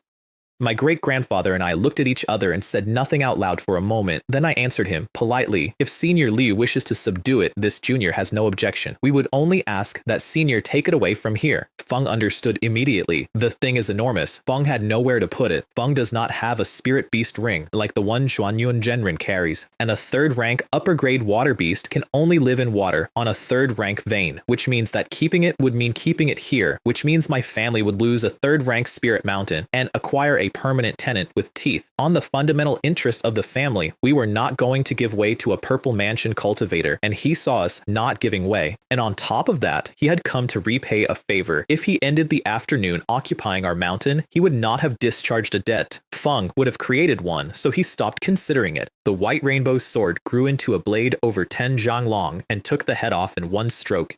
That poor animal had deliberately dropped every defense it had in order to show that it surrendered, and it died with them down. I am aware that it flooded my mountain and ate my spiders. I am telling you what happened. Liu Jing sheathed his sword and looked at the two of us with a completely flat face. The water demon is dead. The debt Chen owed the Chen family is settled. Farewell. And he left. Neither of us tried to stop him. We are all adults. Relationships are relationships, and interests are interests. Feng had discharged a debt, and in doing so had passed up a third-rank upper-grade beast that was actively volunteering to be his mount, and nothing either of us said in the next 30 seconds was going to improve that for anybody. What a mess, said my great-grandfather, shaking his head. Fine, deal with the carcass. We will work out how to drain a river later. It was too big to move. We tied it and dragged it to the shore to butcher it. Scales into a third-rank upper-grade defensive artifact. Skin for talismans and inner armor. Blood for spirit ink. Bones for water attribute formation plates and flags.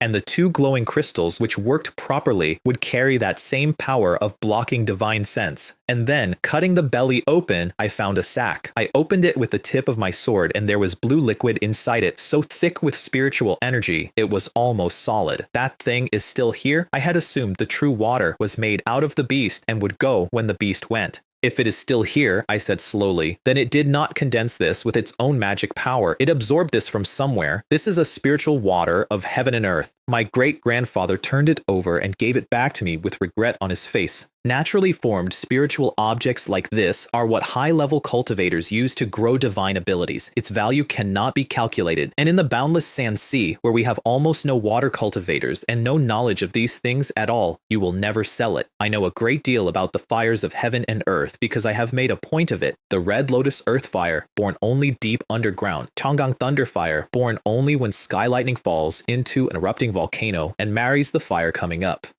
And the golden flame of the sun, which is said to be born inside the sun itself. Each of those three can kill a golden core cultivator, and nothing under golden core can subdue one. There are gentler ones, which a purple mansion or even a foundation establishment cultivator can take. And what they are for is this: a high-level fire cultivator who finds the right heavenly fire and refines it as a seed does not merely learn his divine ability faster. Feng gets a stronger version of it permanently. My Qianyang True Fire is a top-tier fire divine ability, and it is innate, and at my cultivation, I cannot express 1% of what it actually is. That does not open up until nascent soul. So if a heavenly fire does that for a fire cultivator, a heavenly water does it for a water cultivator, and this particular water had put my fire out twice. In front of witnesses. What a pity, I said several times out loud like an idiot. What a pity that it was born here. I put it in a jade box and added a mid-grade spirit stone because these things decay into ordinary water chi if they are not fed and not kept somewhere like the place they were born.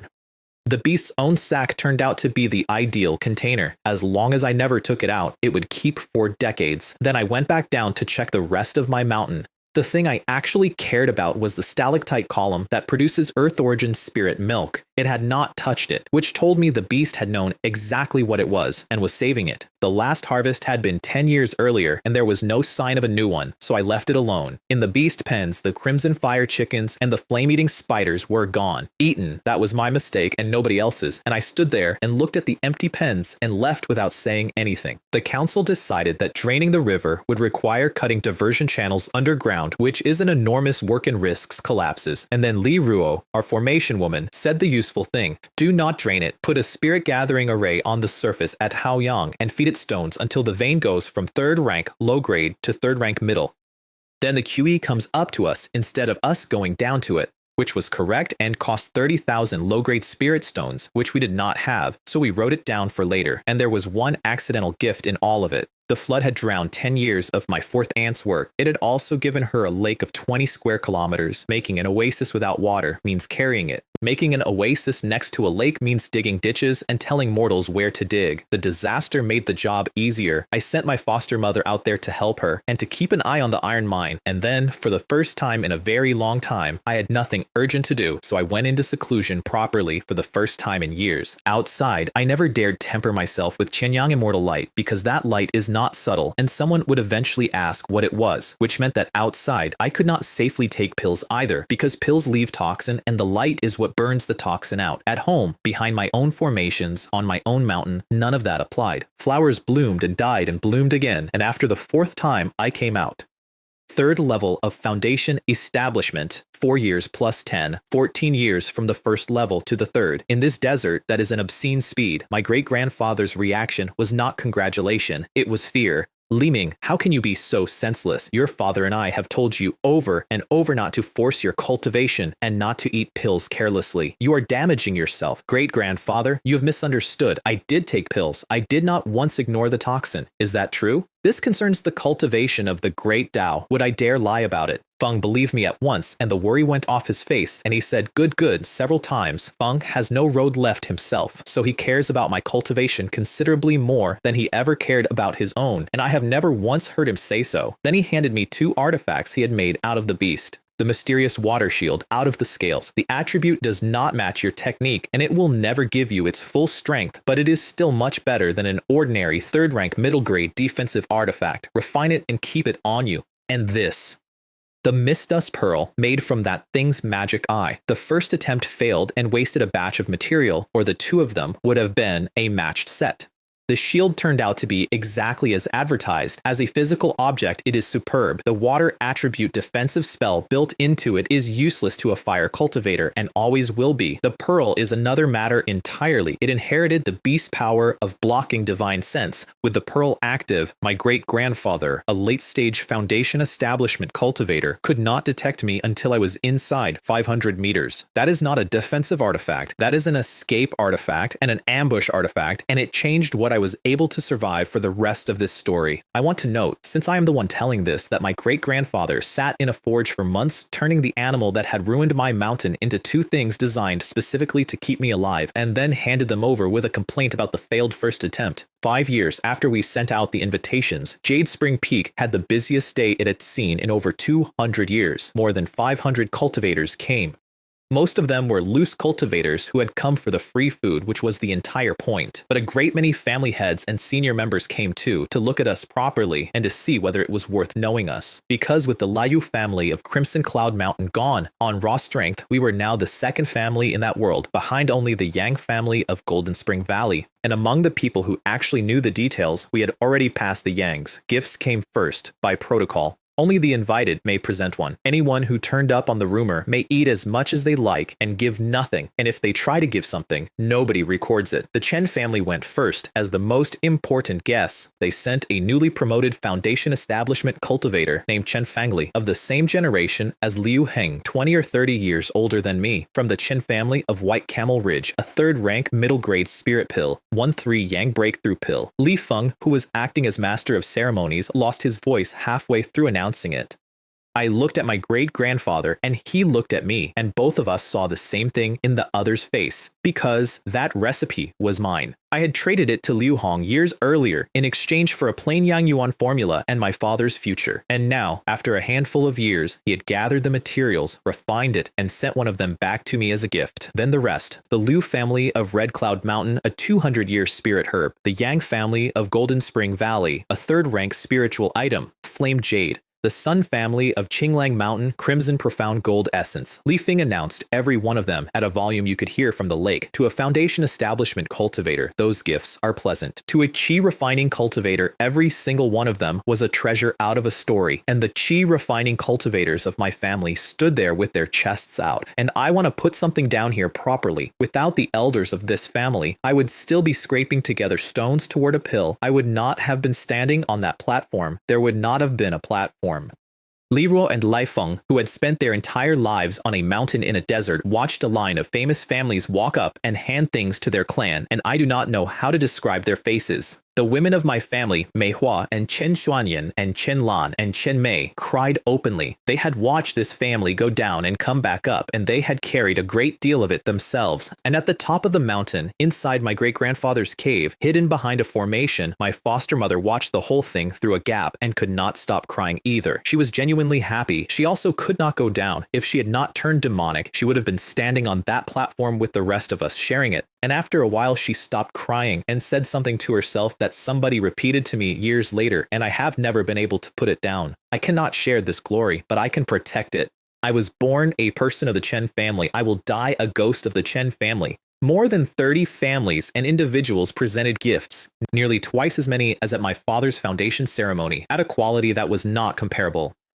Which is not sentiment either. At my father's ceremony, they came out of respect for the family name and brought what the occasion required. This time, they were buying a relationship with a man who had established his foundation at 34 and become a third-rank artificer. My father, incidentally, would have received exactly the same treatment if he had made third-rank alchemist. Feng was months away from it when he was crippled. Feng cannot hold a third-rank refining now, not unless somebody brings him medicine from another world. And then, just as Li Feng was preparing to move to the next part of the program, Chen Fangli stood up. Fellow Taoist Chen, it is said that your divine abilities are formidable. Foundation establishment for barely over a decade, and already you have killed several cultivators of your own rank and even demonic cultivators of the middle foundation stage. Might we see them today and broaden our horizons? My face went flat. Every member of my family looked at him with open disgust, and every guest in that square sat up because they had just been offered a show. Let me explain why that was not a friendly request.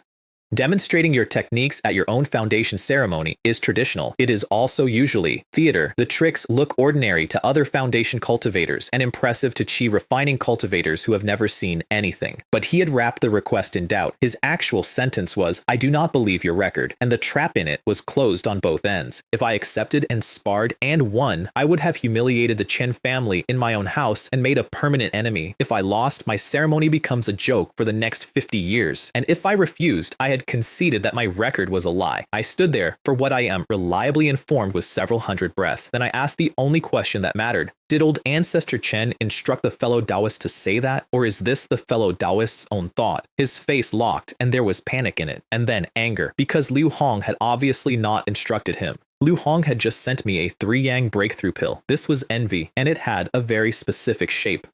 Because of the demonic invasion, when Chen Fangli established his own foundation, the Chen family gave him a small internal celebration and a mid-grade talisman, and here he was, watching a man younger than him receive a third-rank pill and 30 families. Feng recovered enough to bluster. What does Taoist Chen mean by that? Is there something wrong with what Chen said, or does the fellow Taoist believe Chen is not qualified to ask a question? I had been watching his face the entire time, and that answer told me everything. The Chen family was not behind this. So I relaxed completely and smiled at him and said, "Taoist Chen is right. There are enormous problems with what you said." And before he could ask what, I turned to the square and raised my voice. I apologize to all the fellow Taoists attending Chen's celebration. Chen is not talented. Chen has been at foundation establishment for barely more than 10 years and does not deserve to be called formidable. However, by a turn of fate, Chen did indeed follow his seniors in exorcising demons and protecting the Tao, and did indeed kill several foundation establishment cultivators who had betrayed the immortal path and fallen to the demonic one. The seniors of the Yellow Sand Sect were there. Old ancestor Chen was there. They all know. Then I looked back at him. Does that answer satisfy Taoist Chen? It did not, because a man with a prejudice hears one phrase out of a paragraph, and the phrase he heard was followed his seniors. In his head, that meant the Purple Mansion cultivators had done the work, and a boy had stood behind them. Once a person has decided what you are, evidence is a formality. So he said the thing he had been trying not to say. Since Taoist Chen is so confident, would he dare to spar with Chen so that Chen may witness these great demon-slaying abilities in person? There it was, and the entire square woke up, because hearing is unreliable and seeing is not. I had no intention of fighting anybody on that day. "May I ask?" I said pleasantly. "The venerable age of Taoist Chen?" There is a specific phrase for asking an elderly man his age. I used it. Everyone in that square heard exactly what I had done with it. Why does Taoist Chen ask? Chen is somewhat older than you, but Chen established his foundation later. If you are implying Chen is bullying a junior, the other fellow Taoists will laugh at us both. No, Taoist Chen has misunderstood. Chen only wished to ask whether, at your age, you feel you have wasted your life. The square went very quiet. On cultivation, Chen established his foundation before you, is younger than you, and stands above you, who gave you the courage to challenge Chen in public. Our Freita Society Ihao Zan. On position and experience, after his foundation, Chen took the register of the Chen family and brought it to prosperity, and took part in many actions against the demonic path, and personally killed several foundation establishment demons. How does a man who has spent his life hiding behind the elders of his own family compare with that? As for Chen standing as a third-rank artificer, I will not mention it in case you ask me to forge you something in public. And finally, you want to spar with Chen. Where did you get the idea that Chen wants to spar with you? Who do you imagine you are? Do you think that being a cultivator of the Qin family means you may speak for the Qin family? Or will you stand up now and announce in front of everyone here that you are challenging Qin Wei on behalf of the Qin family? Will you? Will you? And on the last word, I let my divine sense out. Not a technique, just wait. It hit him like surf. Feng went backward more than 10 steps, spinning, and had to force magic pour up to break it before he could stand still. The foundation establishment cultivators in that square all felt the edge of it. They know what a divine sense that size means. It was not weaker than a 7th or 8th level foundation establishment cultivators, and none of them knew whether that was my limit. I had 2 reasons for doing that, and only one of them was Chen Fangli. The first was to end him. The second was to answer, in public, without saying a word, the question of how a young man kills demonic cultivators, and to make sure everyone in that square understood the arithmetic, because everyone knows that a strong divine sense is the single best predictor of opening a purple mansion.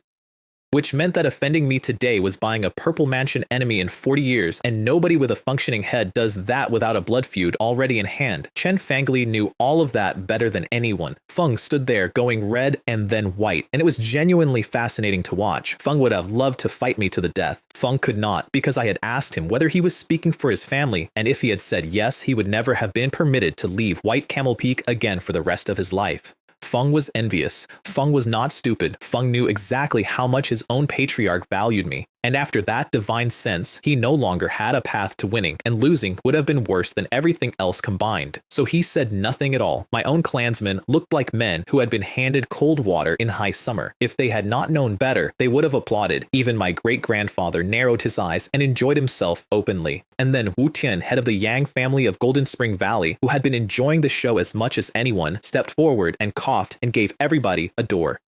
This fellow Taoists, calm yourselves. This is a joyous day. Why make a scene? And then to my great-grandfather with a perfectly straight face, Brother Guohuo, I have to ask, did you see how many of us turned up, panic about your rice granary, and arranged this little performance with Taoist Chen to frighten us off? My great-grandfather laughed like a man being handed a gift.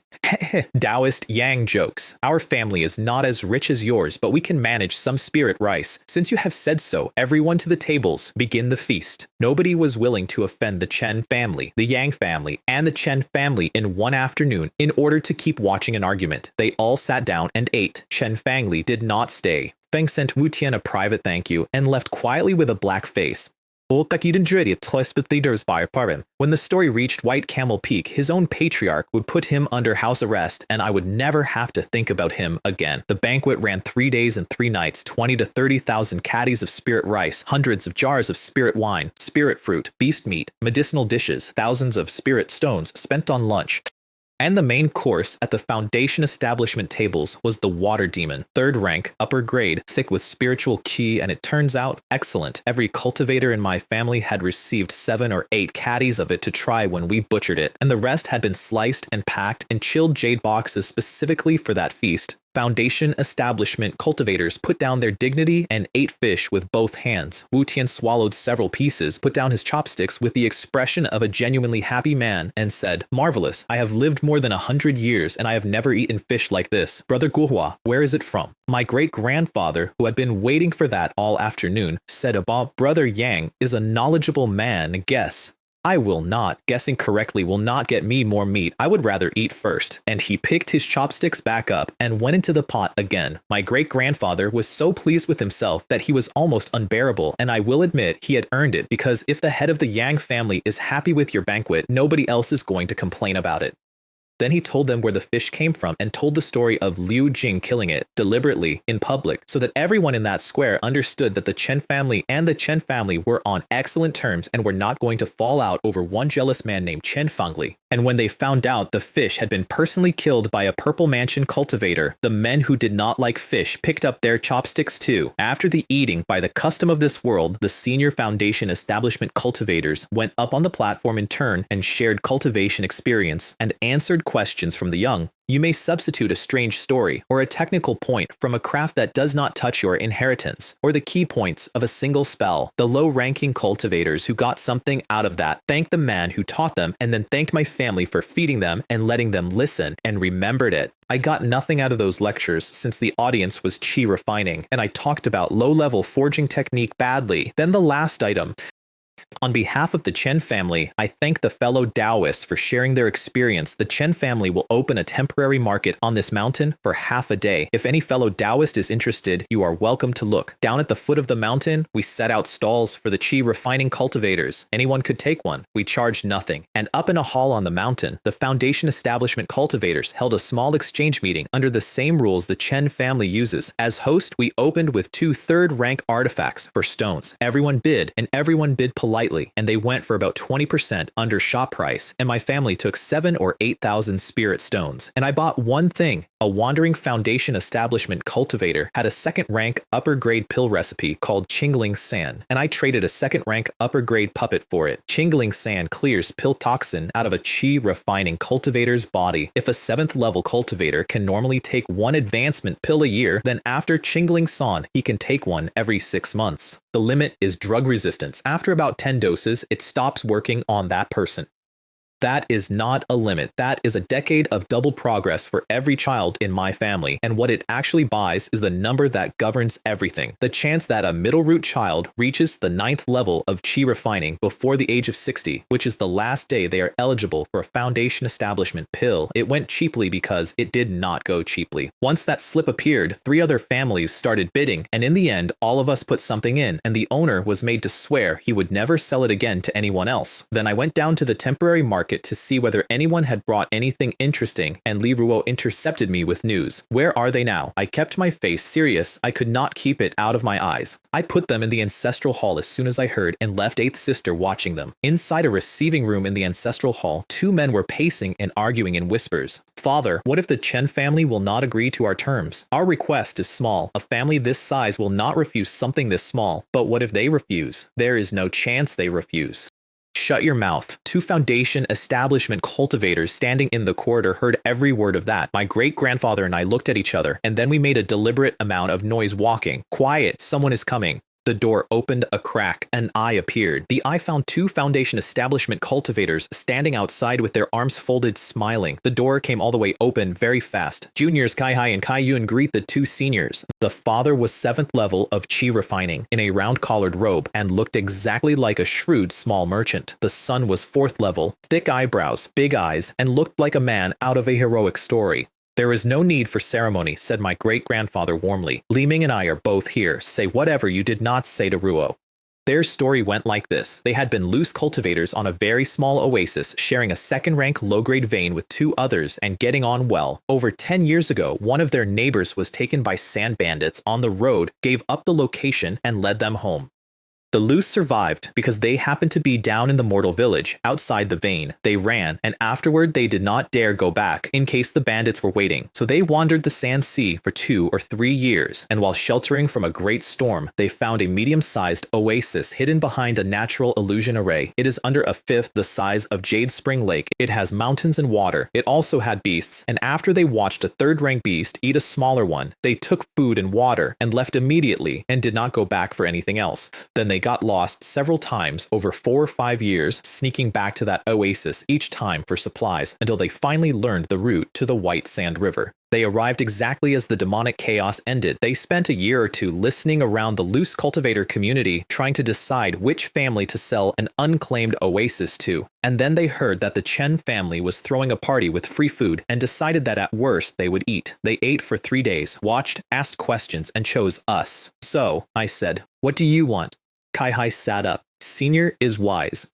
We ask very little. When the Qian family takes that oasis, we ask that one of the hills, the one carrying a second-rank middle-grade vein, be set aside for my son and me, so that we may cultivate there and found our own family. You want to found a family? I was genuinely surprised. Founding a family is not a small ambition for two men, one of whom is at the 4th level of qi refining. Feng looked straight at me. This junior knows a senior might laugh at the idea, but after everything we have been through, this junior understands very well what it is to be a loose cultivator. Even if the road is rough, I am willing to fight for it so that my descendants have a way out. I turned to my great-grandfather without any expression at all. What do you think, great-grandfather?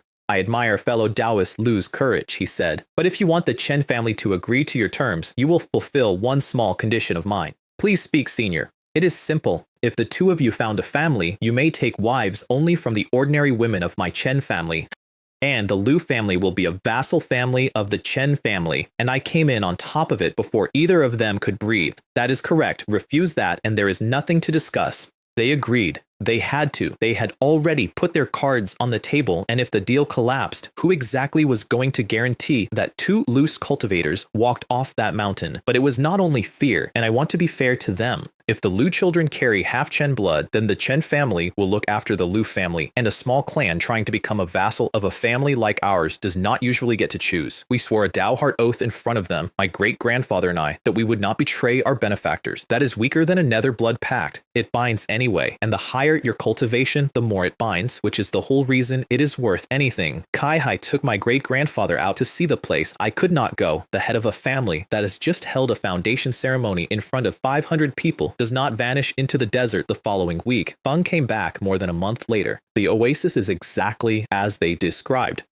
It would support 100,000 mortals if it were fully developed. It is smaller than Jade Spring Lake. It also has a natural 3rd-rank low-grade vein and 2 2nd-rank middle-grade veins, which is a better set of conditions than we have here. And the whole thing sits behind a natural illusion array, which makes it extremely safe. I was smiling by the second paragraph. However, he said, the 3rd-rank beast holding it is a 3-tailed demonic fox. I stopped smiling. You know what that means. Before Liu Jing opened his purple mansion, he would not have promised to beat one of those at the same rank, and it has 2 other 3rd-rank beasts enslaved and running errands for it. A 3-tailed fox is a mutation among fox-type beasts. At any given rank, it fights like a dragon of that rank, and it keeps evolving. If one ever reaches 6th rank and becomes a demon king, it grows 3 more tails and becomes something stronger than a dragon, and it is far more intelligent than anything else at its level, which you can see from the fact that a 3rd-rank beast had enslaved other 3rd-rank beasts, which is behavior you normally only see from 4th rank.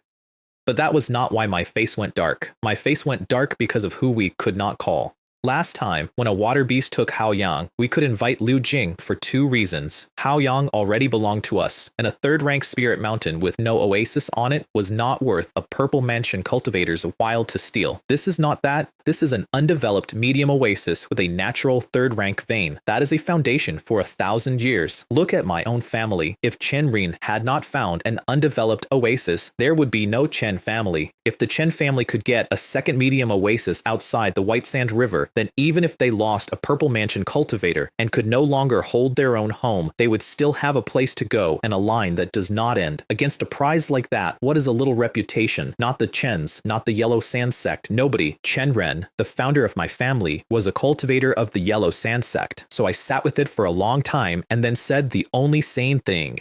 We set it aside. When my cultivation reaches the late stage of foundation establishment and my father's injuries are healed, we take that oasis. By then, Long and the others will be grown and can help. As for the Liu father and son, they stay on Jade Spring Peak. They may marry, they may have children, they may not leave this mountain until we hold that oasis. If I ever match that fox on cultivation, killing it is not difficult. With my great-grandfather, my father, and Li Jian behind me, taking that oasis would be close to certain. And at my current rate, reaching the late stage of foundation establishment would take me 20 or 30 years at best. My great-grandfather sighed and did not argue. There was something he did not say, and I did not hear it until much later. Feng was doing arithmetic on his own life. Feng did not know about Qianyang Immortal Light. Feng did not know I could burn pill toxin out of my body like ash out of a grate. So he was estimating from his own experience and from his his own experience, getting from the 3rd level to the 7th takes at least 40 years. 40 years was exactly what he had left. We told almost nobody of the whole family. Only my father, my great-grandfather, and I knew the details, not even Li Jian. Li Ro, who had first spoken to the Lush, knew there was something and was forbidden from saying the word oasis out loud. The Lush were confined to the peak with cultivators openly stationed outside their house, which they understood perfectly, and they did not test it. They spent the next several decades busy with the important work of producing children with several dozen ordinary women of my family, and by all accounts enjoyed themselves. With that shelved, we upgraded Haoyang. We had 7 or 8,000 from the 2 artifacts, plus my savings and my great-grandfather's, plus the vault, and it came to 30,000. Here are the numbers, because they explain the shape of everything in this desert. 3rd rank low grade to 3rd rank middle grade, 30,000 low grade spirit stones. 3rd rank middle grade to 3rd rank upper grade, which is what Jade Spring Peak would need, at least 80,000. We could scrape together the first. The second is not a plan. The second is a fantasy. Li Ro had picked the site while I was in seclusion. I took Wang Long with me to lay it. Feng was studying formations under me by then. Most formation masters in the world are earth or water cultivators because earth qi is solid and stable, and water qi is second only to earth for stability while being far better at change, and both raise your success rate. Feng is a superior spiritual root of earth and wood, cultivating an earth technique which fits perfectly, and he was interested on his own account, which matters more. Li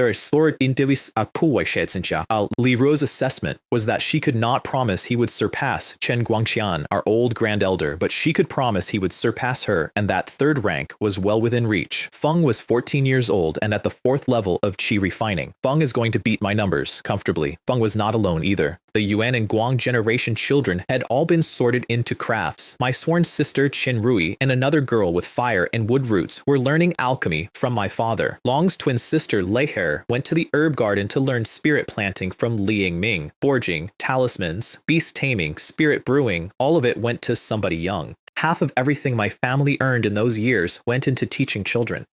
My great-grandfather would never have spent that. Feng told me so. I spent it because I remember an entire world where the only reliable rule was that you put capital into technical people early, or you lose the century. The vein took a full year to move. When it did, the QI came up into a sand dune that had stopped being a sand dune. After the water demon flooded the place, the ground around Haoyang held moisture for the first time in its existence, and desert plants came up on their own, and we had put mortals to work, planting trees and grass across the dune we had chosen. So the thing the vein came up into was a green hill 300 meters high, which meant spirit fields. A mu of spirit rice on Jade Spring Peak produces 15 to 20 spirit stones of value a year, better than 10 of it clear. 100 mu at Haoyang, even at reduced yield for new ground, pays back 30,000 stones in under 60 years. That is why we did it. Everything else is scenery. The only real loss was the earth metal spears array. When I pulled out of that cave in a hurry, I did not have time to collect it, and several of its flags were destroyed, and the whole thing is now scrap.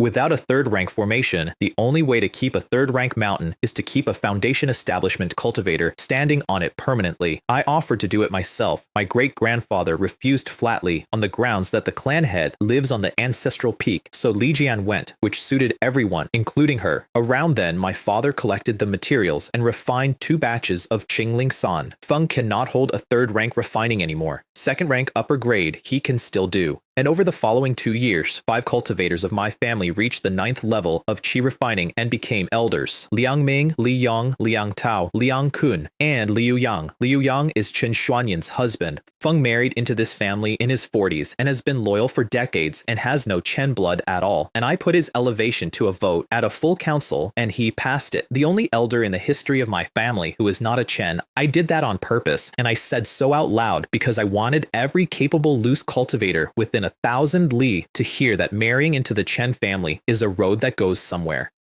Which turned out to be relevant because my foster mother wrote to me that Chen Lan and Chen Mei were of an age to marry. I was 52 by then. Chen Lan is my 6th sister and 7 years older than me. Chen Mei is younger and past 40. Both of them are low spiritual roots. Neither will ever establish a foundation. There is an unwritten rule in my family that cultivators of the same generation do not become Dao partners. However distant the blood, it has never been written into the clan rules. It has been taught to every child from the day they could speak. Both of them had a childhood childhood crush on me. Reality dealt with that a long time ago, so they were going to marry out, or marry in, as their aunts had. Nothing in our rules requires a woman to marry at all, but staying unmarried takes ability. A female cultivator of a family has enjoyed privileges since birth. She has also been taught the shape of her own life since birth. Unless she can establish a foundation, she is not going to stay single past 60, because after 60, the whole clan starts talking. I was not going to force either of them. They were not opposed to a husband marrying in. They wanted to choose him,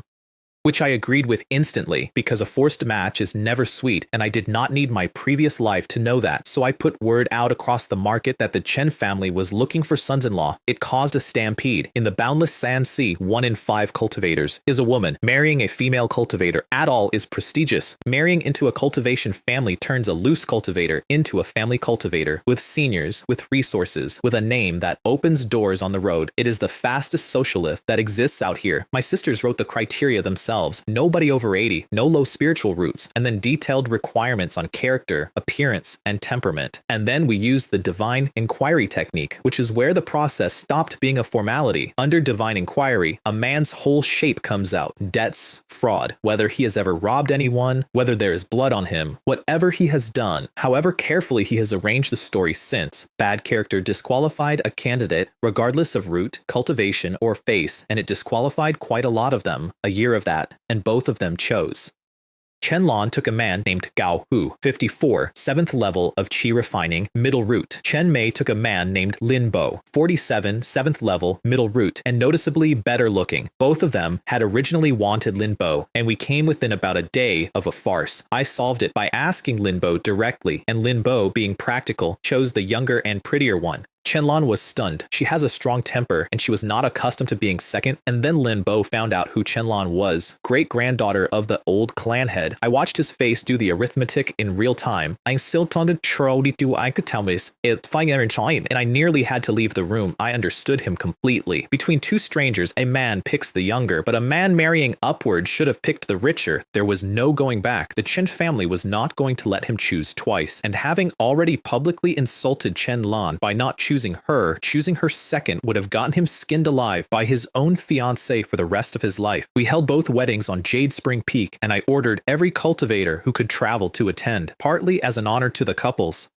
mostly so the two new in-laws could put faces to names before they met somebody in a quarter and caused an incident. Then everyone went home, and I went back to my cave, and about a week later, Chen Mei arrived at my door, still wearing her wedding clothes, sobbing. Ninth brother, you have to stand up for your sister. What is this if not marriage fraud? Feng wants me to spend my whole life as a widow. Lin Bo had not consummated the marriage. His reason was that he wanted to preserve himself and see whether he could reach the 9th level of Qi refining before 60, and if he did, he intended to attempt foundation establishment without a pill. Nonsense, I said, and I was genuinely furious. I have no objection to a man wanting a foundation. What he is actually doing is using this family's resources to fund an attempt at admiring the great Tao. Does he think we are fools? If he dies, we have wasted the investment, and my 12th sister is a widow for the next 80 years. If he had said it before the ceremony, I would have postponed the wedding, made it a betrothal, and funded his cultivation myself. Feng said it after, and it was my fault, which is the part I hate.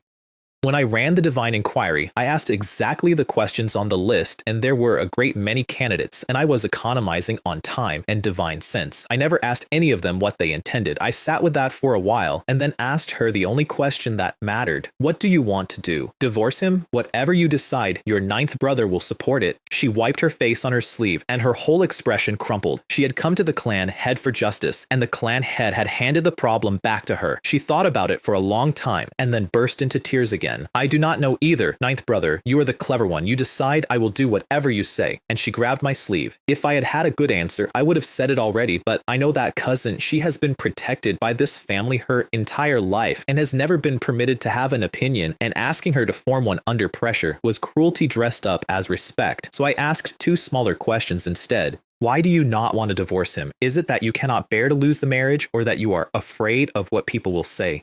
I think Some of both. And then quickly, in case I misunderstood, the second one more. If you divorced him, would you look for another husband? She hesitated and then set her jaw. No, I would rather spend my whole life farming on Haoyang Mountain than look for anybody else. Farming on Haoyang Mountain is exile. She was telling me she would rather leave than be discussed. So I gave her something to do instead of a decision. We would not tell anyone about the marriage fraud. Instead, she would go to Li Yong and mention casually that she was not planning on children just yet, which meant nobody counted the months and nobody had anything to say. As for Lin Bo, I called him to my cave, beat him thoroughly, and then explained that if he failed to reach the 9th level of qi refining before 60, he would spend the rest of his life as a laborer in the family caravan yard. Chen Mei was satisfied. Lin Bo had nothing to say. Feng had made a bet and he had read the table correctly. The Chen family cares more about the reputation of its women than about breaking one man, and he knew it. Feng also knew that if he fails, his life ends badly.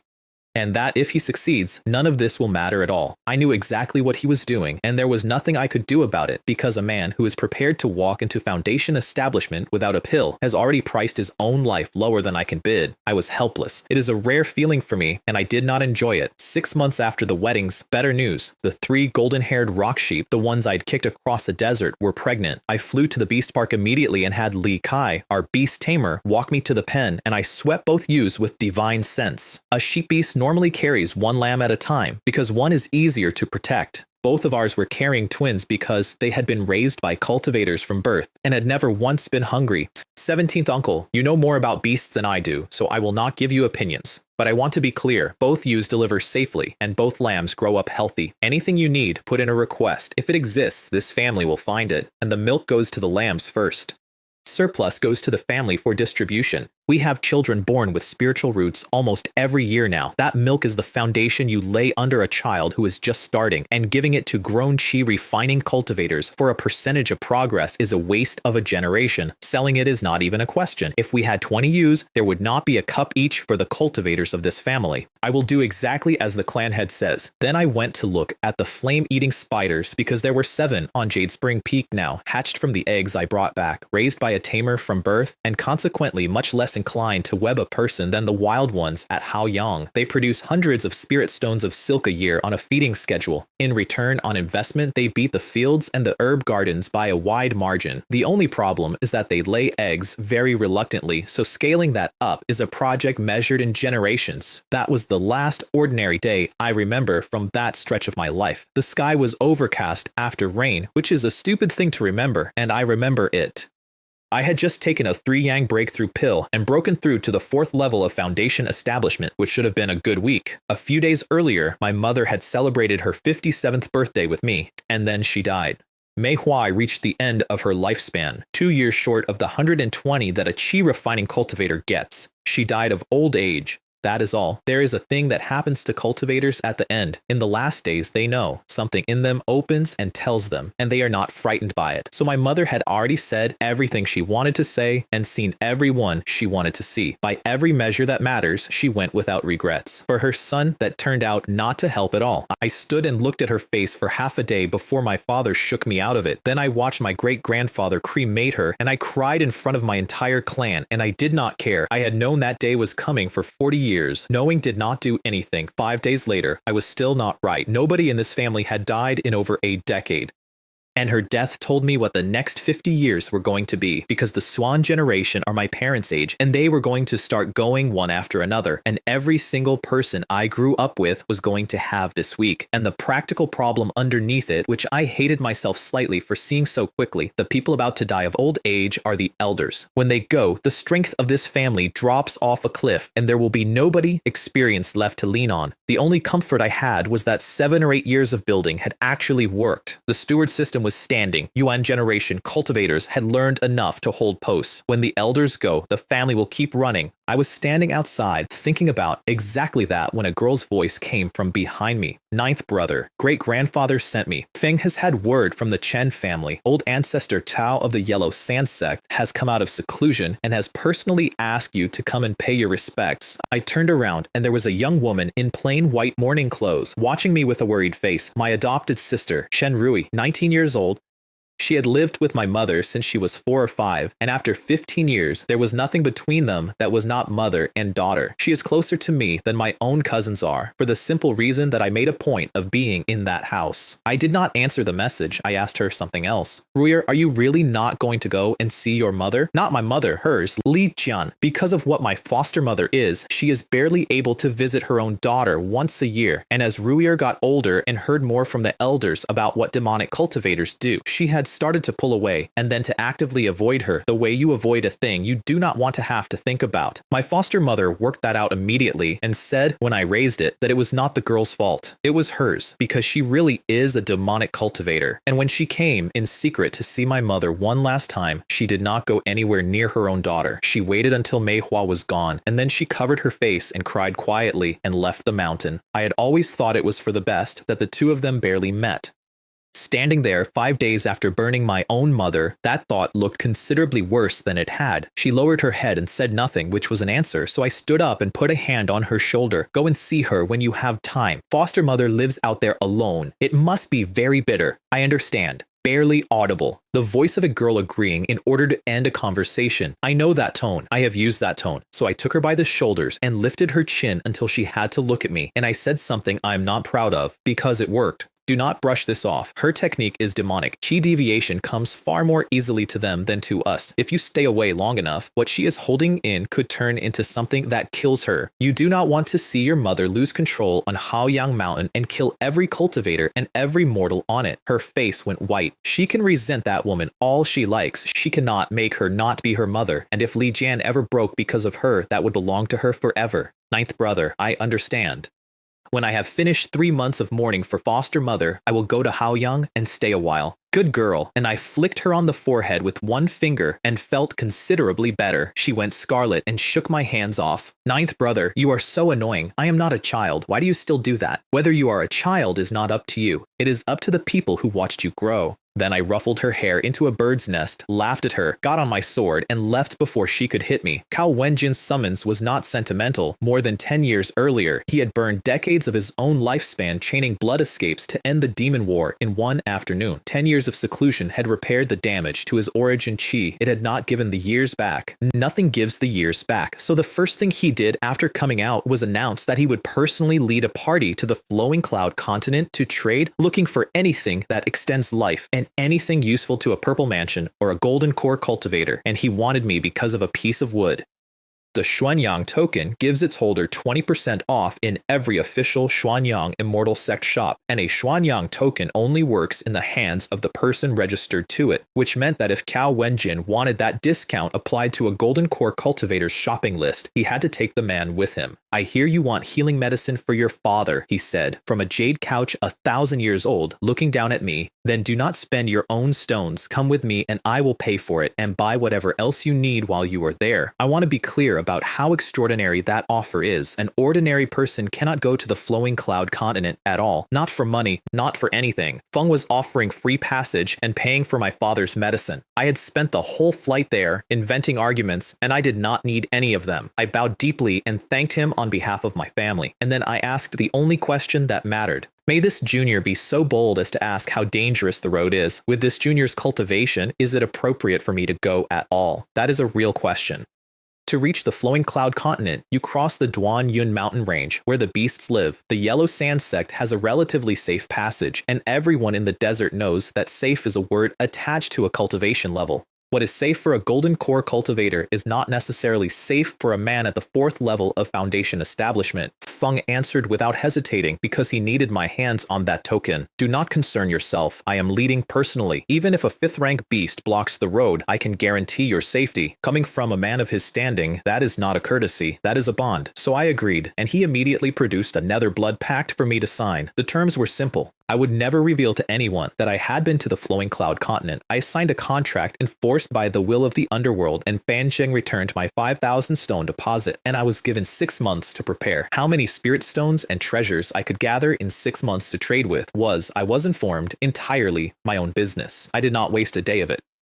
I went home and told my great-grandfather that I had agreed a very large transaction with the Yellow Sand Sect and needed spirit stones, as many as possible. I could not tell him where I was going. The pact does not care about family. Feng is 180 years old. Feng looked at my face for about 4 seconds and then went out on his sword to borrow money from every Foundation establishment cultivator he had ever done business with. Against his reputation as a third-rank upper-grade artificer and my family's credit, he could take 1 or 2,000 stones off each of them. I went to Liu Hong and asked for 20,000 and offered as collateral the Foundation establishment pill his own family had promised us. Feng knew what my body was. Feng knew Chao Wenjin had summoned me personally the same week he came out of seclusion. Feng thought about it for a while and said yes. Then I did the ugly part. The smart way to be a middleman is to buy local specialties and sell them at the other end. That is trade. Carrying raw currency is what fools do. I could not do it for 2 reasons. I did not know what the flowing cloud continent lacks, and the Yellow Sand Sect shops have been quietly buying up every genuinely valuable specialty in this desert for 2 centuries, so I emptied my own family instead. I bought spirit stones from my own clansmen for contribution points. I went through the clan vault myself, item by item, and pulled anything worth carrying. By the end of 6 months, I had over 80,000 spirit stones, more than 70,000 of them borrowed. I still do not know how many doors my great-grandfather knocked on to raise 30 or 40,000 of that. 99%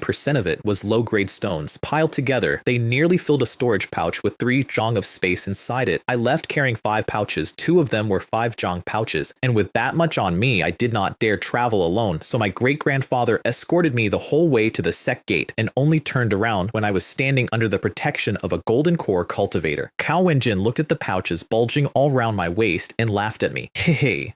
Looking at those bags, it seems I underestimated the Chen family's operational capacity. Feng knew exactly what I had been doing for 6 months and could probably estimate the total to within 1,000. I was not embarrassed for a second. I looked ridiculous and I did not care, and I would like that recorded as a personal principle. There was a third man in that cave, a purple mansion cultivator, 1st level, obviously very recently promoted. His name was Wu Gong, from a family that has served the Yellow Sand Sect for generations. Here is his story, in 1 sentence, because it explains the whole desert. When Jiang Ming went to the Flowing Cloud continent, he bought 3 portions of Purple Heart Jade Marrow. One of them made Lu Jing a Purple Mansion cultivator. The other 2 went to 2 9th level Foundation establishment cultivators inside the sect. One of the 2 survived. This is Gang. You know the name. Feng is coming with us to broaden his horizons. It is a long road. You will have time to get acquainted. Then he walked out of his own cave, and outside he put down a silver flying boat and told the 2 of us to get on it and flew it himself. A golden core cultivator driving a flying artifact goes fast enough that in one day I saw a snow-capped range standing over the clouds all the way to the horizon. I had never seen mountains like that in this world. Nobody in my family has. In a desert, high ground means a dune. It looked like a great wall of ice and snow built to keep the sandstorms of the far west on their own side of the world. Senior Yang, everyone says the Duanyun range goes up into the clouds and that any peak in it is thousands of chai high. Do you know how high the highest one is? Wu Gang glanced at Chao Wenjin first, and only when Chao did not react did he answer. By the records I saw in the sect, the highest is Connecting Heaven Peak. They say it is 7,600 zhong and its vein is 6th rank, upper grade. There are 3 different worlds on that mountain. Below 2,000 zhong is old forest, above 2,500 is permanent ice, and above 7,000 is the 9 heavens absolute domain, where the gale and the heavenly lightning never stop. 7,600 zheng. I stood on the deck of that boat with my mouth open like a farmer. Here's the practical part of that, since it nearly killed me later. A Foundation establishment cultivator does not fly above 1,000 zhang, because past that, the magic power cost climbs steeply. Above 3,000, you meet the 9 heaven scale, which strips a Foundation establishment cultivator's magic power in a few breaths and then takes the flesh off the bones. A purple mansion cultivator caught in it spends a great deal to get out. Above 7,000, it is continuous, and it comes with lightning, and a golden core cultivator who lingers there dies, which is why they call the top of that mountain an absolute domain, and why nobody under nascent soul has stood on it. How magnificent, I said. I never imagined such a peak existed. If I could climb one like that and look down, my life would be complete.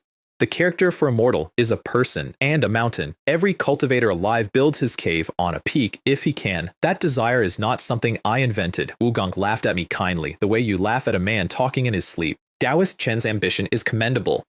If you ever form a nascent soul, perhaps you could, because the 6th rank demon kings of that range almost all cultivate on that peak, and an average nascent soul cultivator would be eaten on the way up. Both of you be quiet, said Chao Wenjin, who had not spoken all day. Once we enter the Duanyun range, nobody speaks without my permission, including by divine sense. And the boat accelerated and went into the mountains. 12 characters describe the inside of that range. 1,000 peaks standing, 10,000 rivers running, a sea of clouds around all of it. Once you are past the white wall facing the desert, the other side is alive, mountains against mountains, water against water, peaks higher than anything the boundless sand sea has ever produced, standing out of the sea of clouds like islands in an ocean, canyons and old forest between them, streams and rivers running down into mountain lakes. Everything that lives there lives in packs, and every pack is led by a beast of some rank. The small ones forage. The 3rd and 4th rank ones are kings of mountains and hold one or several spirit peaks to feed their whole species, and the range is obscenely rich.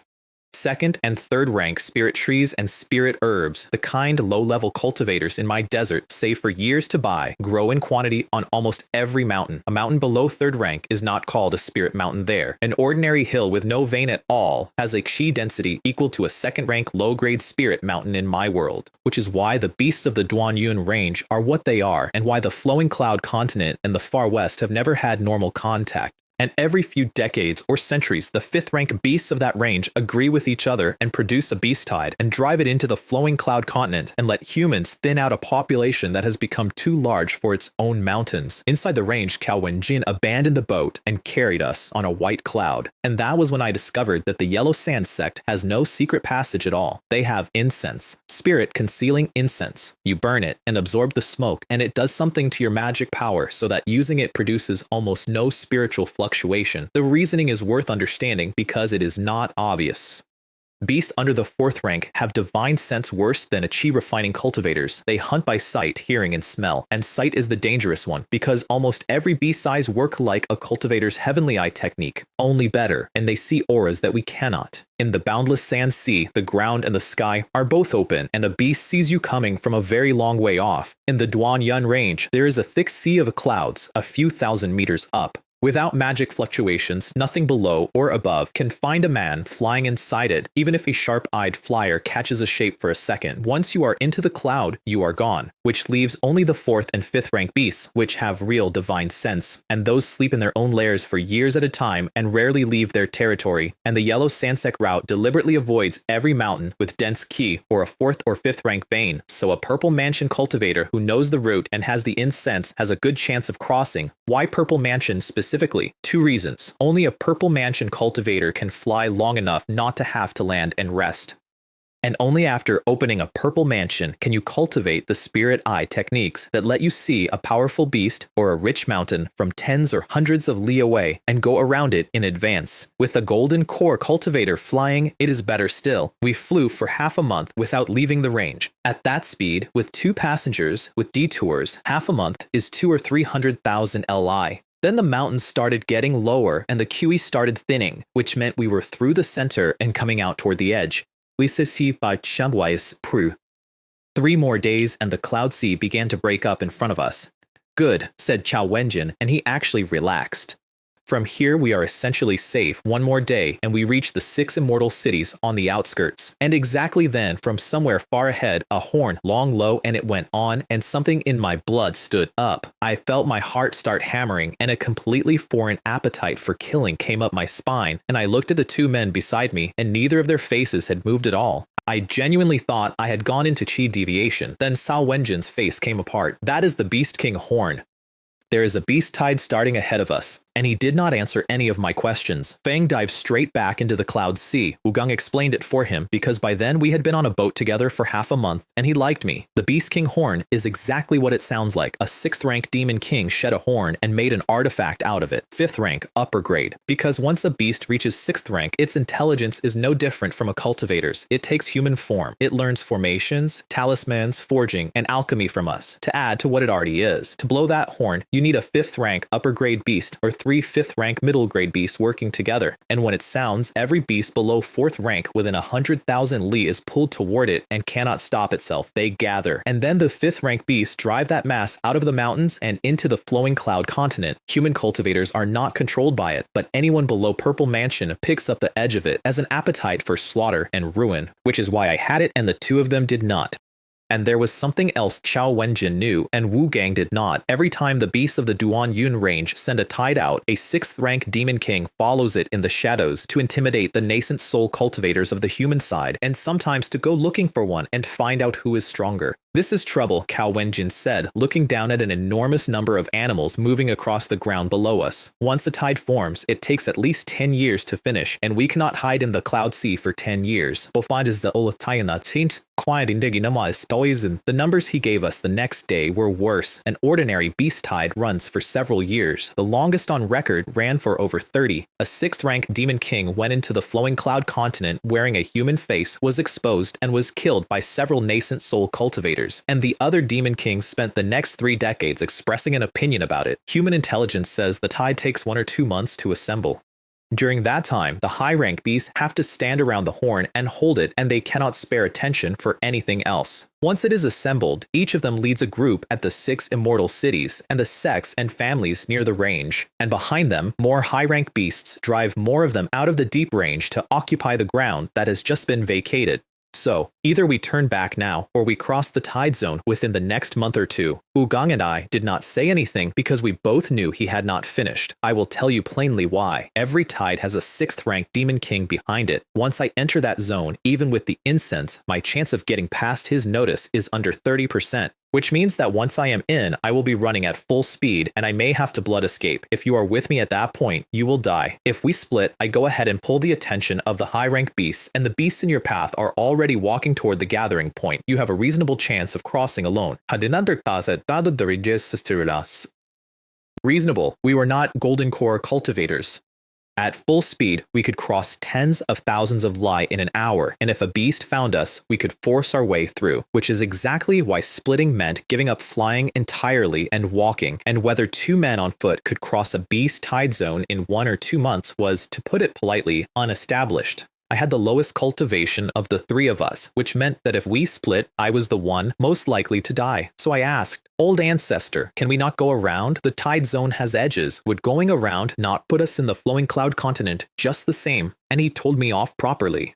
Boy, you have always been clever. Why is today's question so childish? If we could go around, would I be standing here talking to you? Would I be planning to break through under the nose of a 6th rank demon king? Then, having enjoyed that, he explained, "You think the danger of the Duan Yun range is beasts? Let me tell you, if we do not go through here, then north or south, there are natural death places in the way. I am not confident of crossing those alive, and you two are not going to." Feng did not say what was in them. Feng did not need to.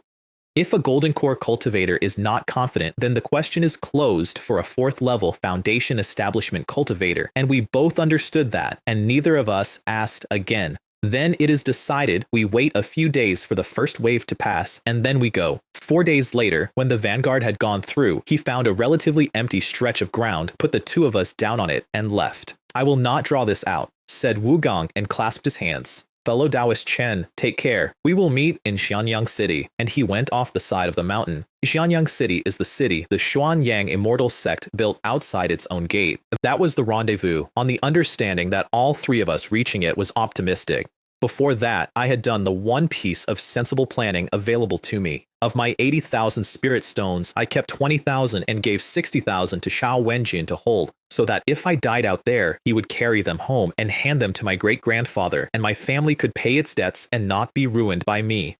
And in order to keep me alive, or more precisely to keep the Xuanyang token working, he gave me half a stick of spirit-concealing incense and a 4th rank, middle-grade defensive talisman. Then I put a lightness spell on myself and started walking. A foundation establishment cultivator's body has been tempered by the Kui of heaven and earth. Mine had been tempered on top of that by Qianyang Immortal Light for over a decade, which put my physical strength somewhere around Wu Gang's, and he was a Purple Mansion cultivator. Over Broken Mountain country, I could cover 2 2 or 300 li in an hour. 1,000 li a day was not a problem. I walked with my divine sense out to a few hundred meters continuously and a defensive artifact in my hand the entire time. That is not paranoia. In the desert, sandstorms and quicksand kill cultivators on the ground. The Duanyun range has its own list: poisonous miasma and fog, venomous insects and small beasts too stupid to answer the horn, and tree demons, which do not move, look exactly like trees and attack anything that walks inside their reach.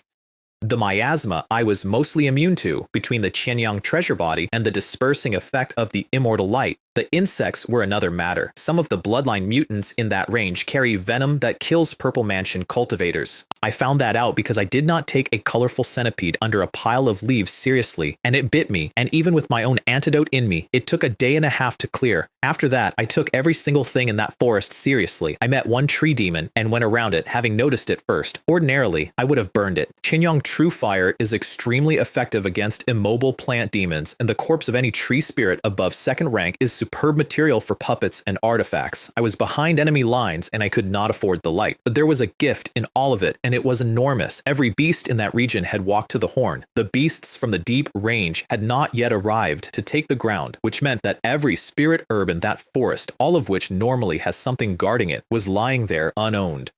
I picked more than a dozen mature 3rd rank herbs and far more 2nd rank ones, and then I started being fussy and rejecting anything that was not genuinely rare. I had not brought enough jade boxes. A picked herb that is not stored properly loses its essence and becomes useless for alchemy, so being fussy was not arrogance, it was inventory management. I also felled 3rd rank spirit trees where they were worth it and took the useful parts. 10 days in, my pouches were full, and after that, I was throwing cheaper things away to make room for better ones. I have never in my life been so grateful for my own habit of carrying too many bags. I walked into a treasure mountain, and the only limiting factor was luggage. Then I found a cold pool with a tree beside it, a jade moon fruit tree, 3rd rank, upper grade. A single fruit is worth 10 years of hard cultivation to a late stage foundation establishment cultivator, and a cultivator can only ever benefit from one in his entire life. The tree grows beside cold springs and fruits once a century. There were 2 fruits on it. I stood in the top of an old tree a kilometer away and did not blink for a long time.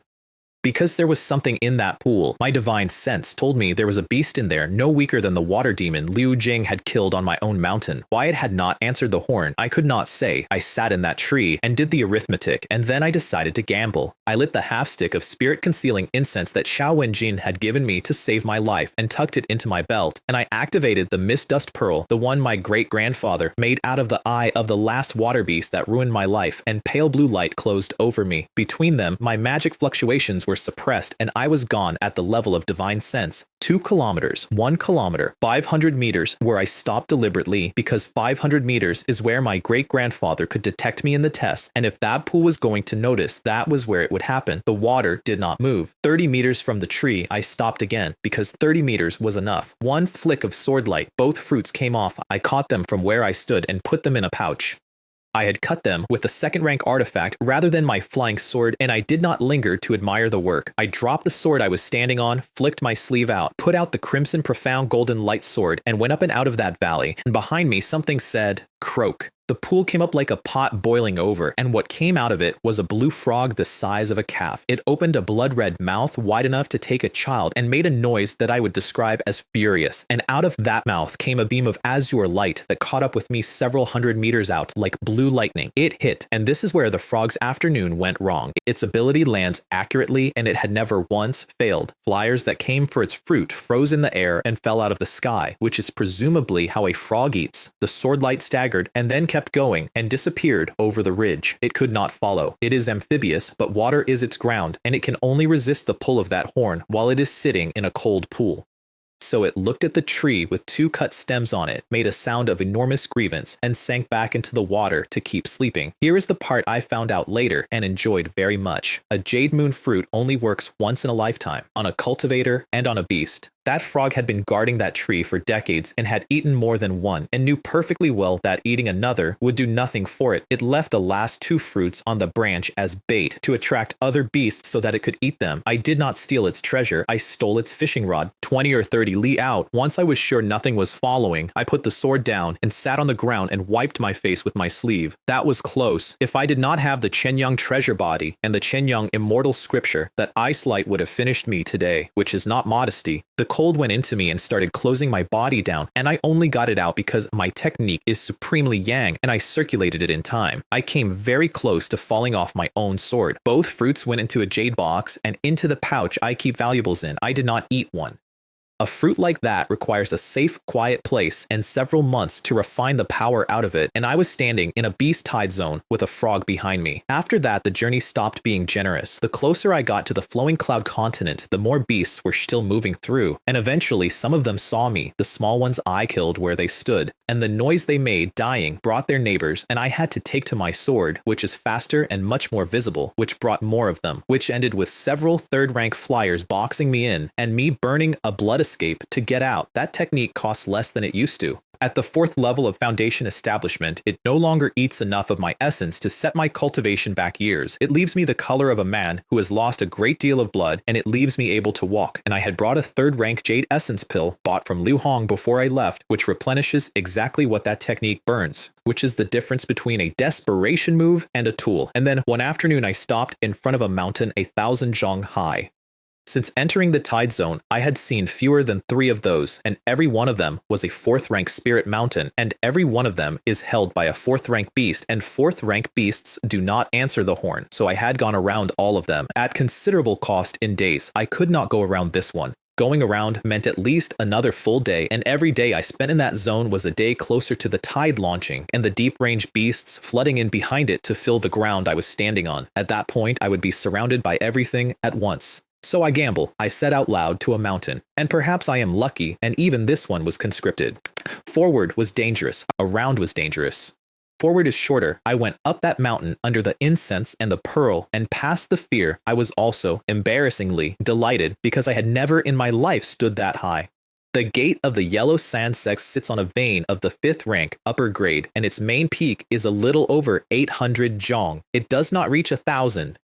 The nameless mountain under my feet had a middle grade vein and stood over 1,300 with its head in real cloud, not formation cloud, weather, and it was absolutely silent. The aura a 4th rank beast gives off keeps every sensible animal off its mountain, and the small ones that had been living under its protection had all walked away to the horn. Halfway up, I turned off the path and started going around the shoulder of it because the eye of a vein is normally near the summit and high-rank beasts prefer to live at the top where they can see their territory. I had no intention of meeting the owner. I only needed to get past the mountain. I had gone slightly more than half of the way around when every tree on that slope woke up at once. Branches and roots came out of the ground and off the trunks and lashed and wrapped, and before I could react, the roots under my feet dragged me down into the earth. Underground, I could see them coiling, not crushing, coiling. The way a python coils, so that later there is something to absorb. At that point, hiding was over.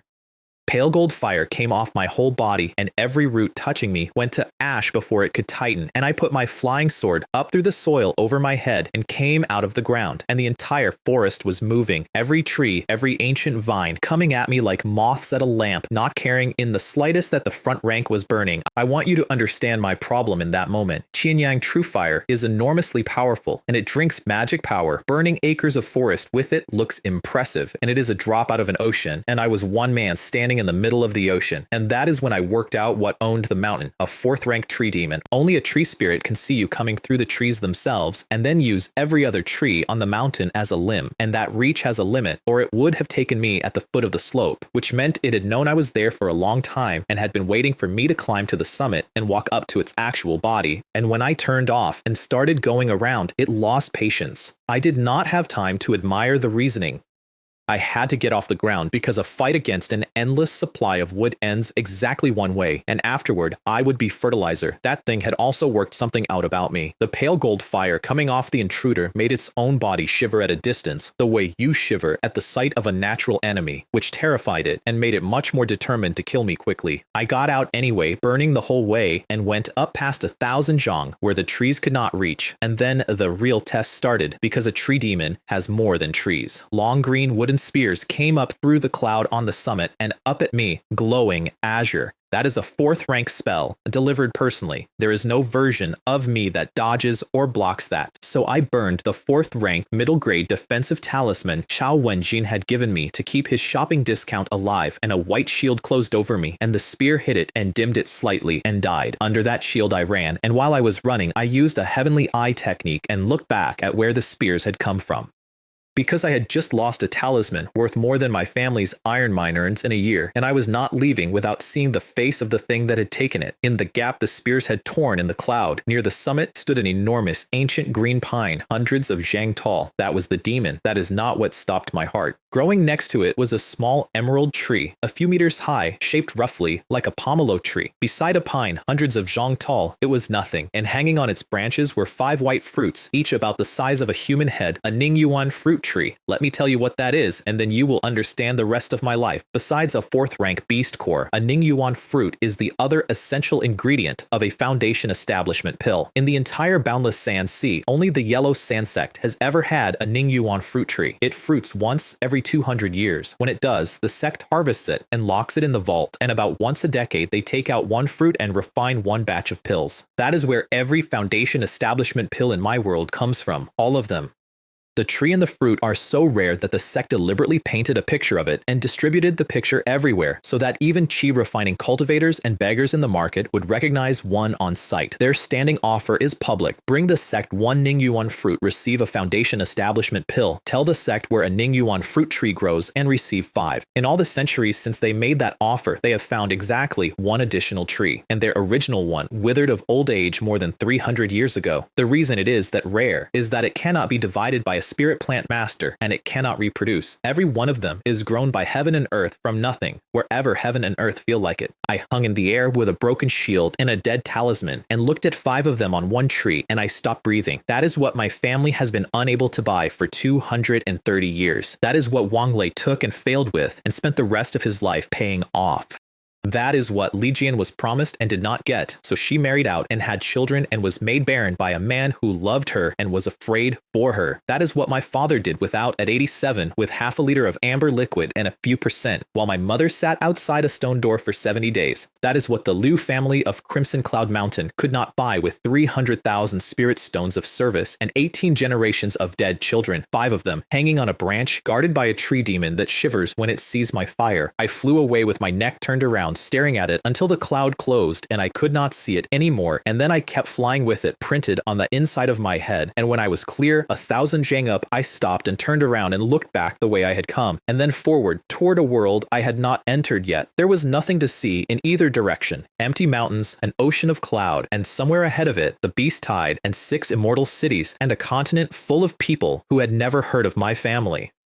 I want to be honest about what was in my head, because it was not gratitude and it was not awe. It was arithmetic. I am 57 years old, 4th level of Foundation establishment, in a desert where a man of my rank is a village headman with a good sword, and where the single most valuable object in existence is a pill that this mountain grows 5 of by accident as decoration for a tree that will never know what it is worth. My great-grandfather is 180. Feng has, by his own honest reckoning, about 40 years left. Feng believes it will take me 40 years to reach the 7th level of Foundation establishment, which is why he says nothing when I talk about taking that oasis in 20 or 30 years, and why he looks at the wall while I say it. Feng is wrong about the 40 years. Feng does not know what is in my body, and I have never told him, but he is not wrong about his own number. And the medicine that would let my father hold a 3rd rank refining again, the thing I came across a mountain range for, I had not bought yet.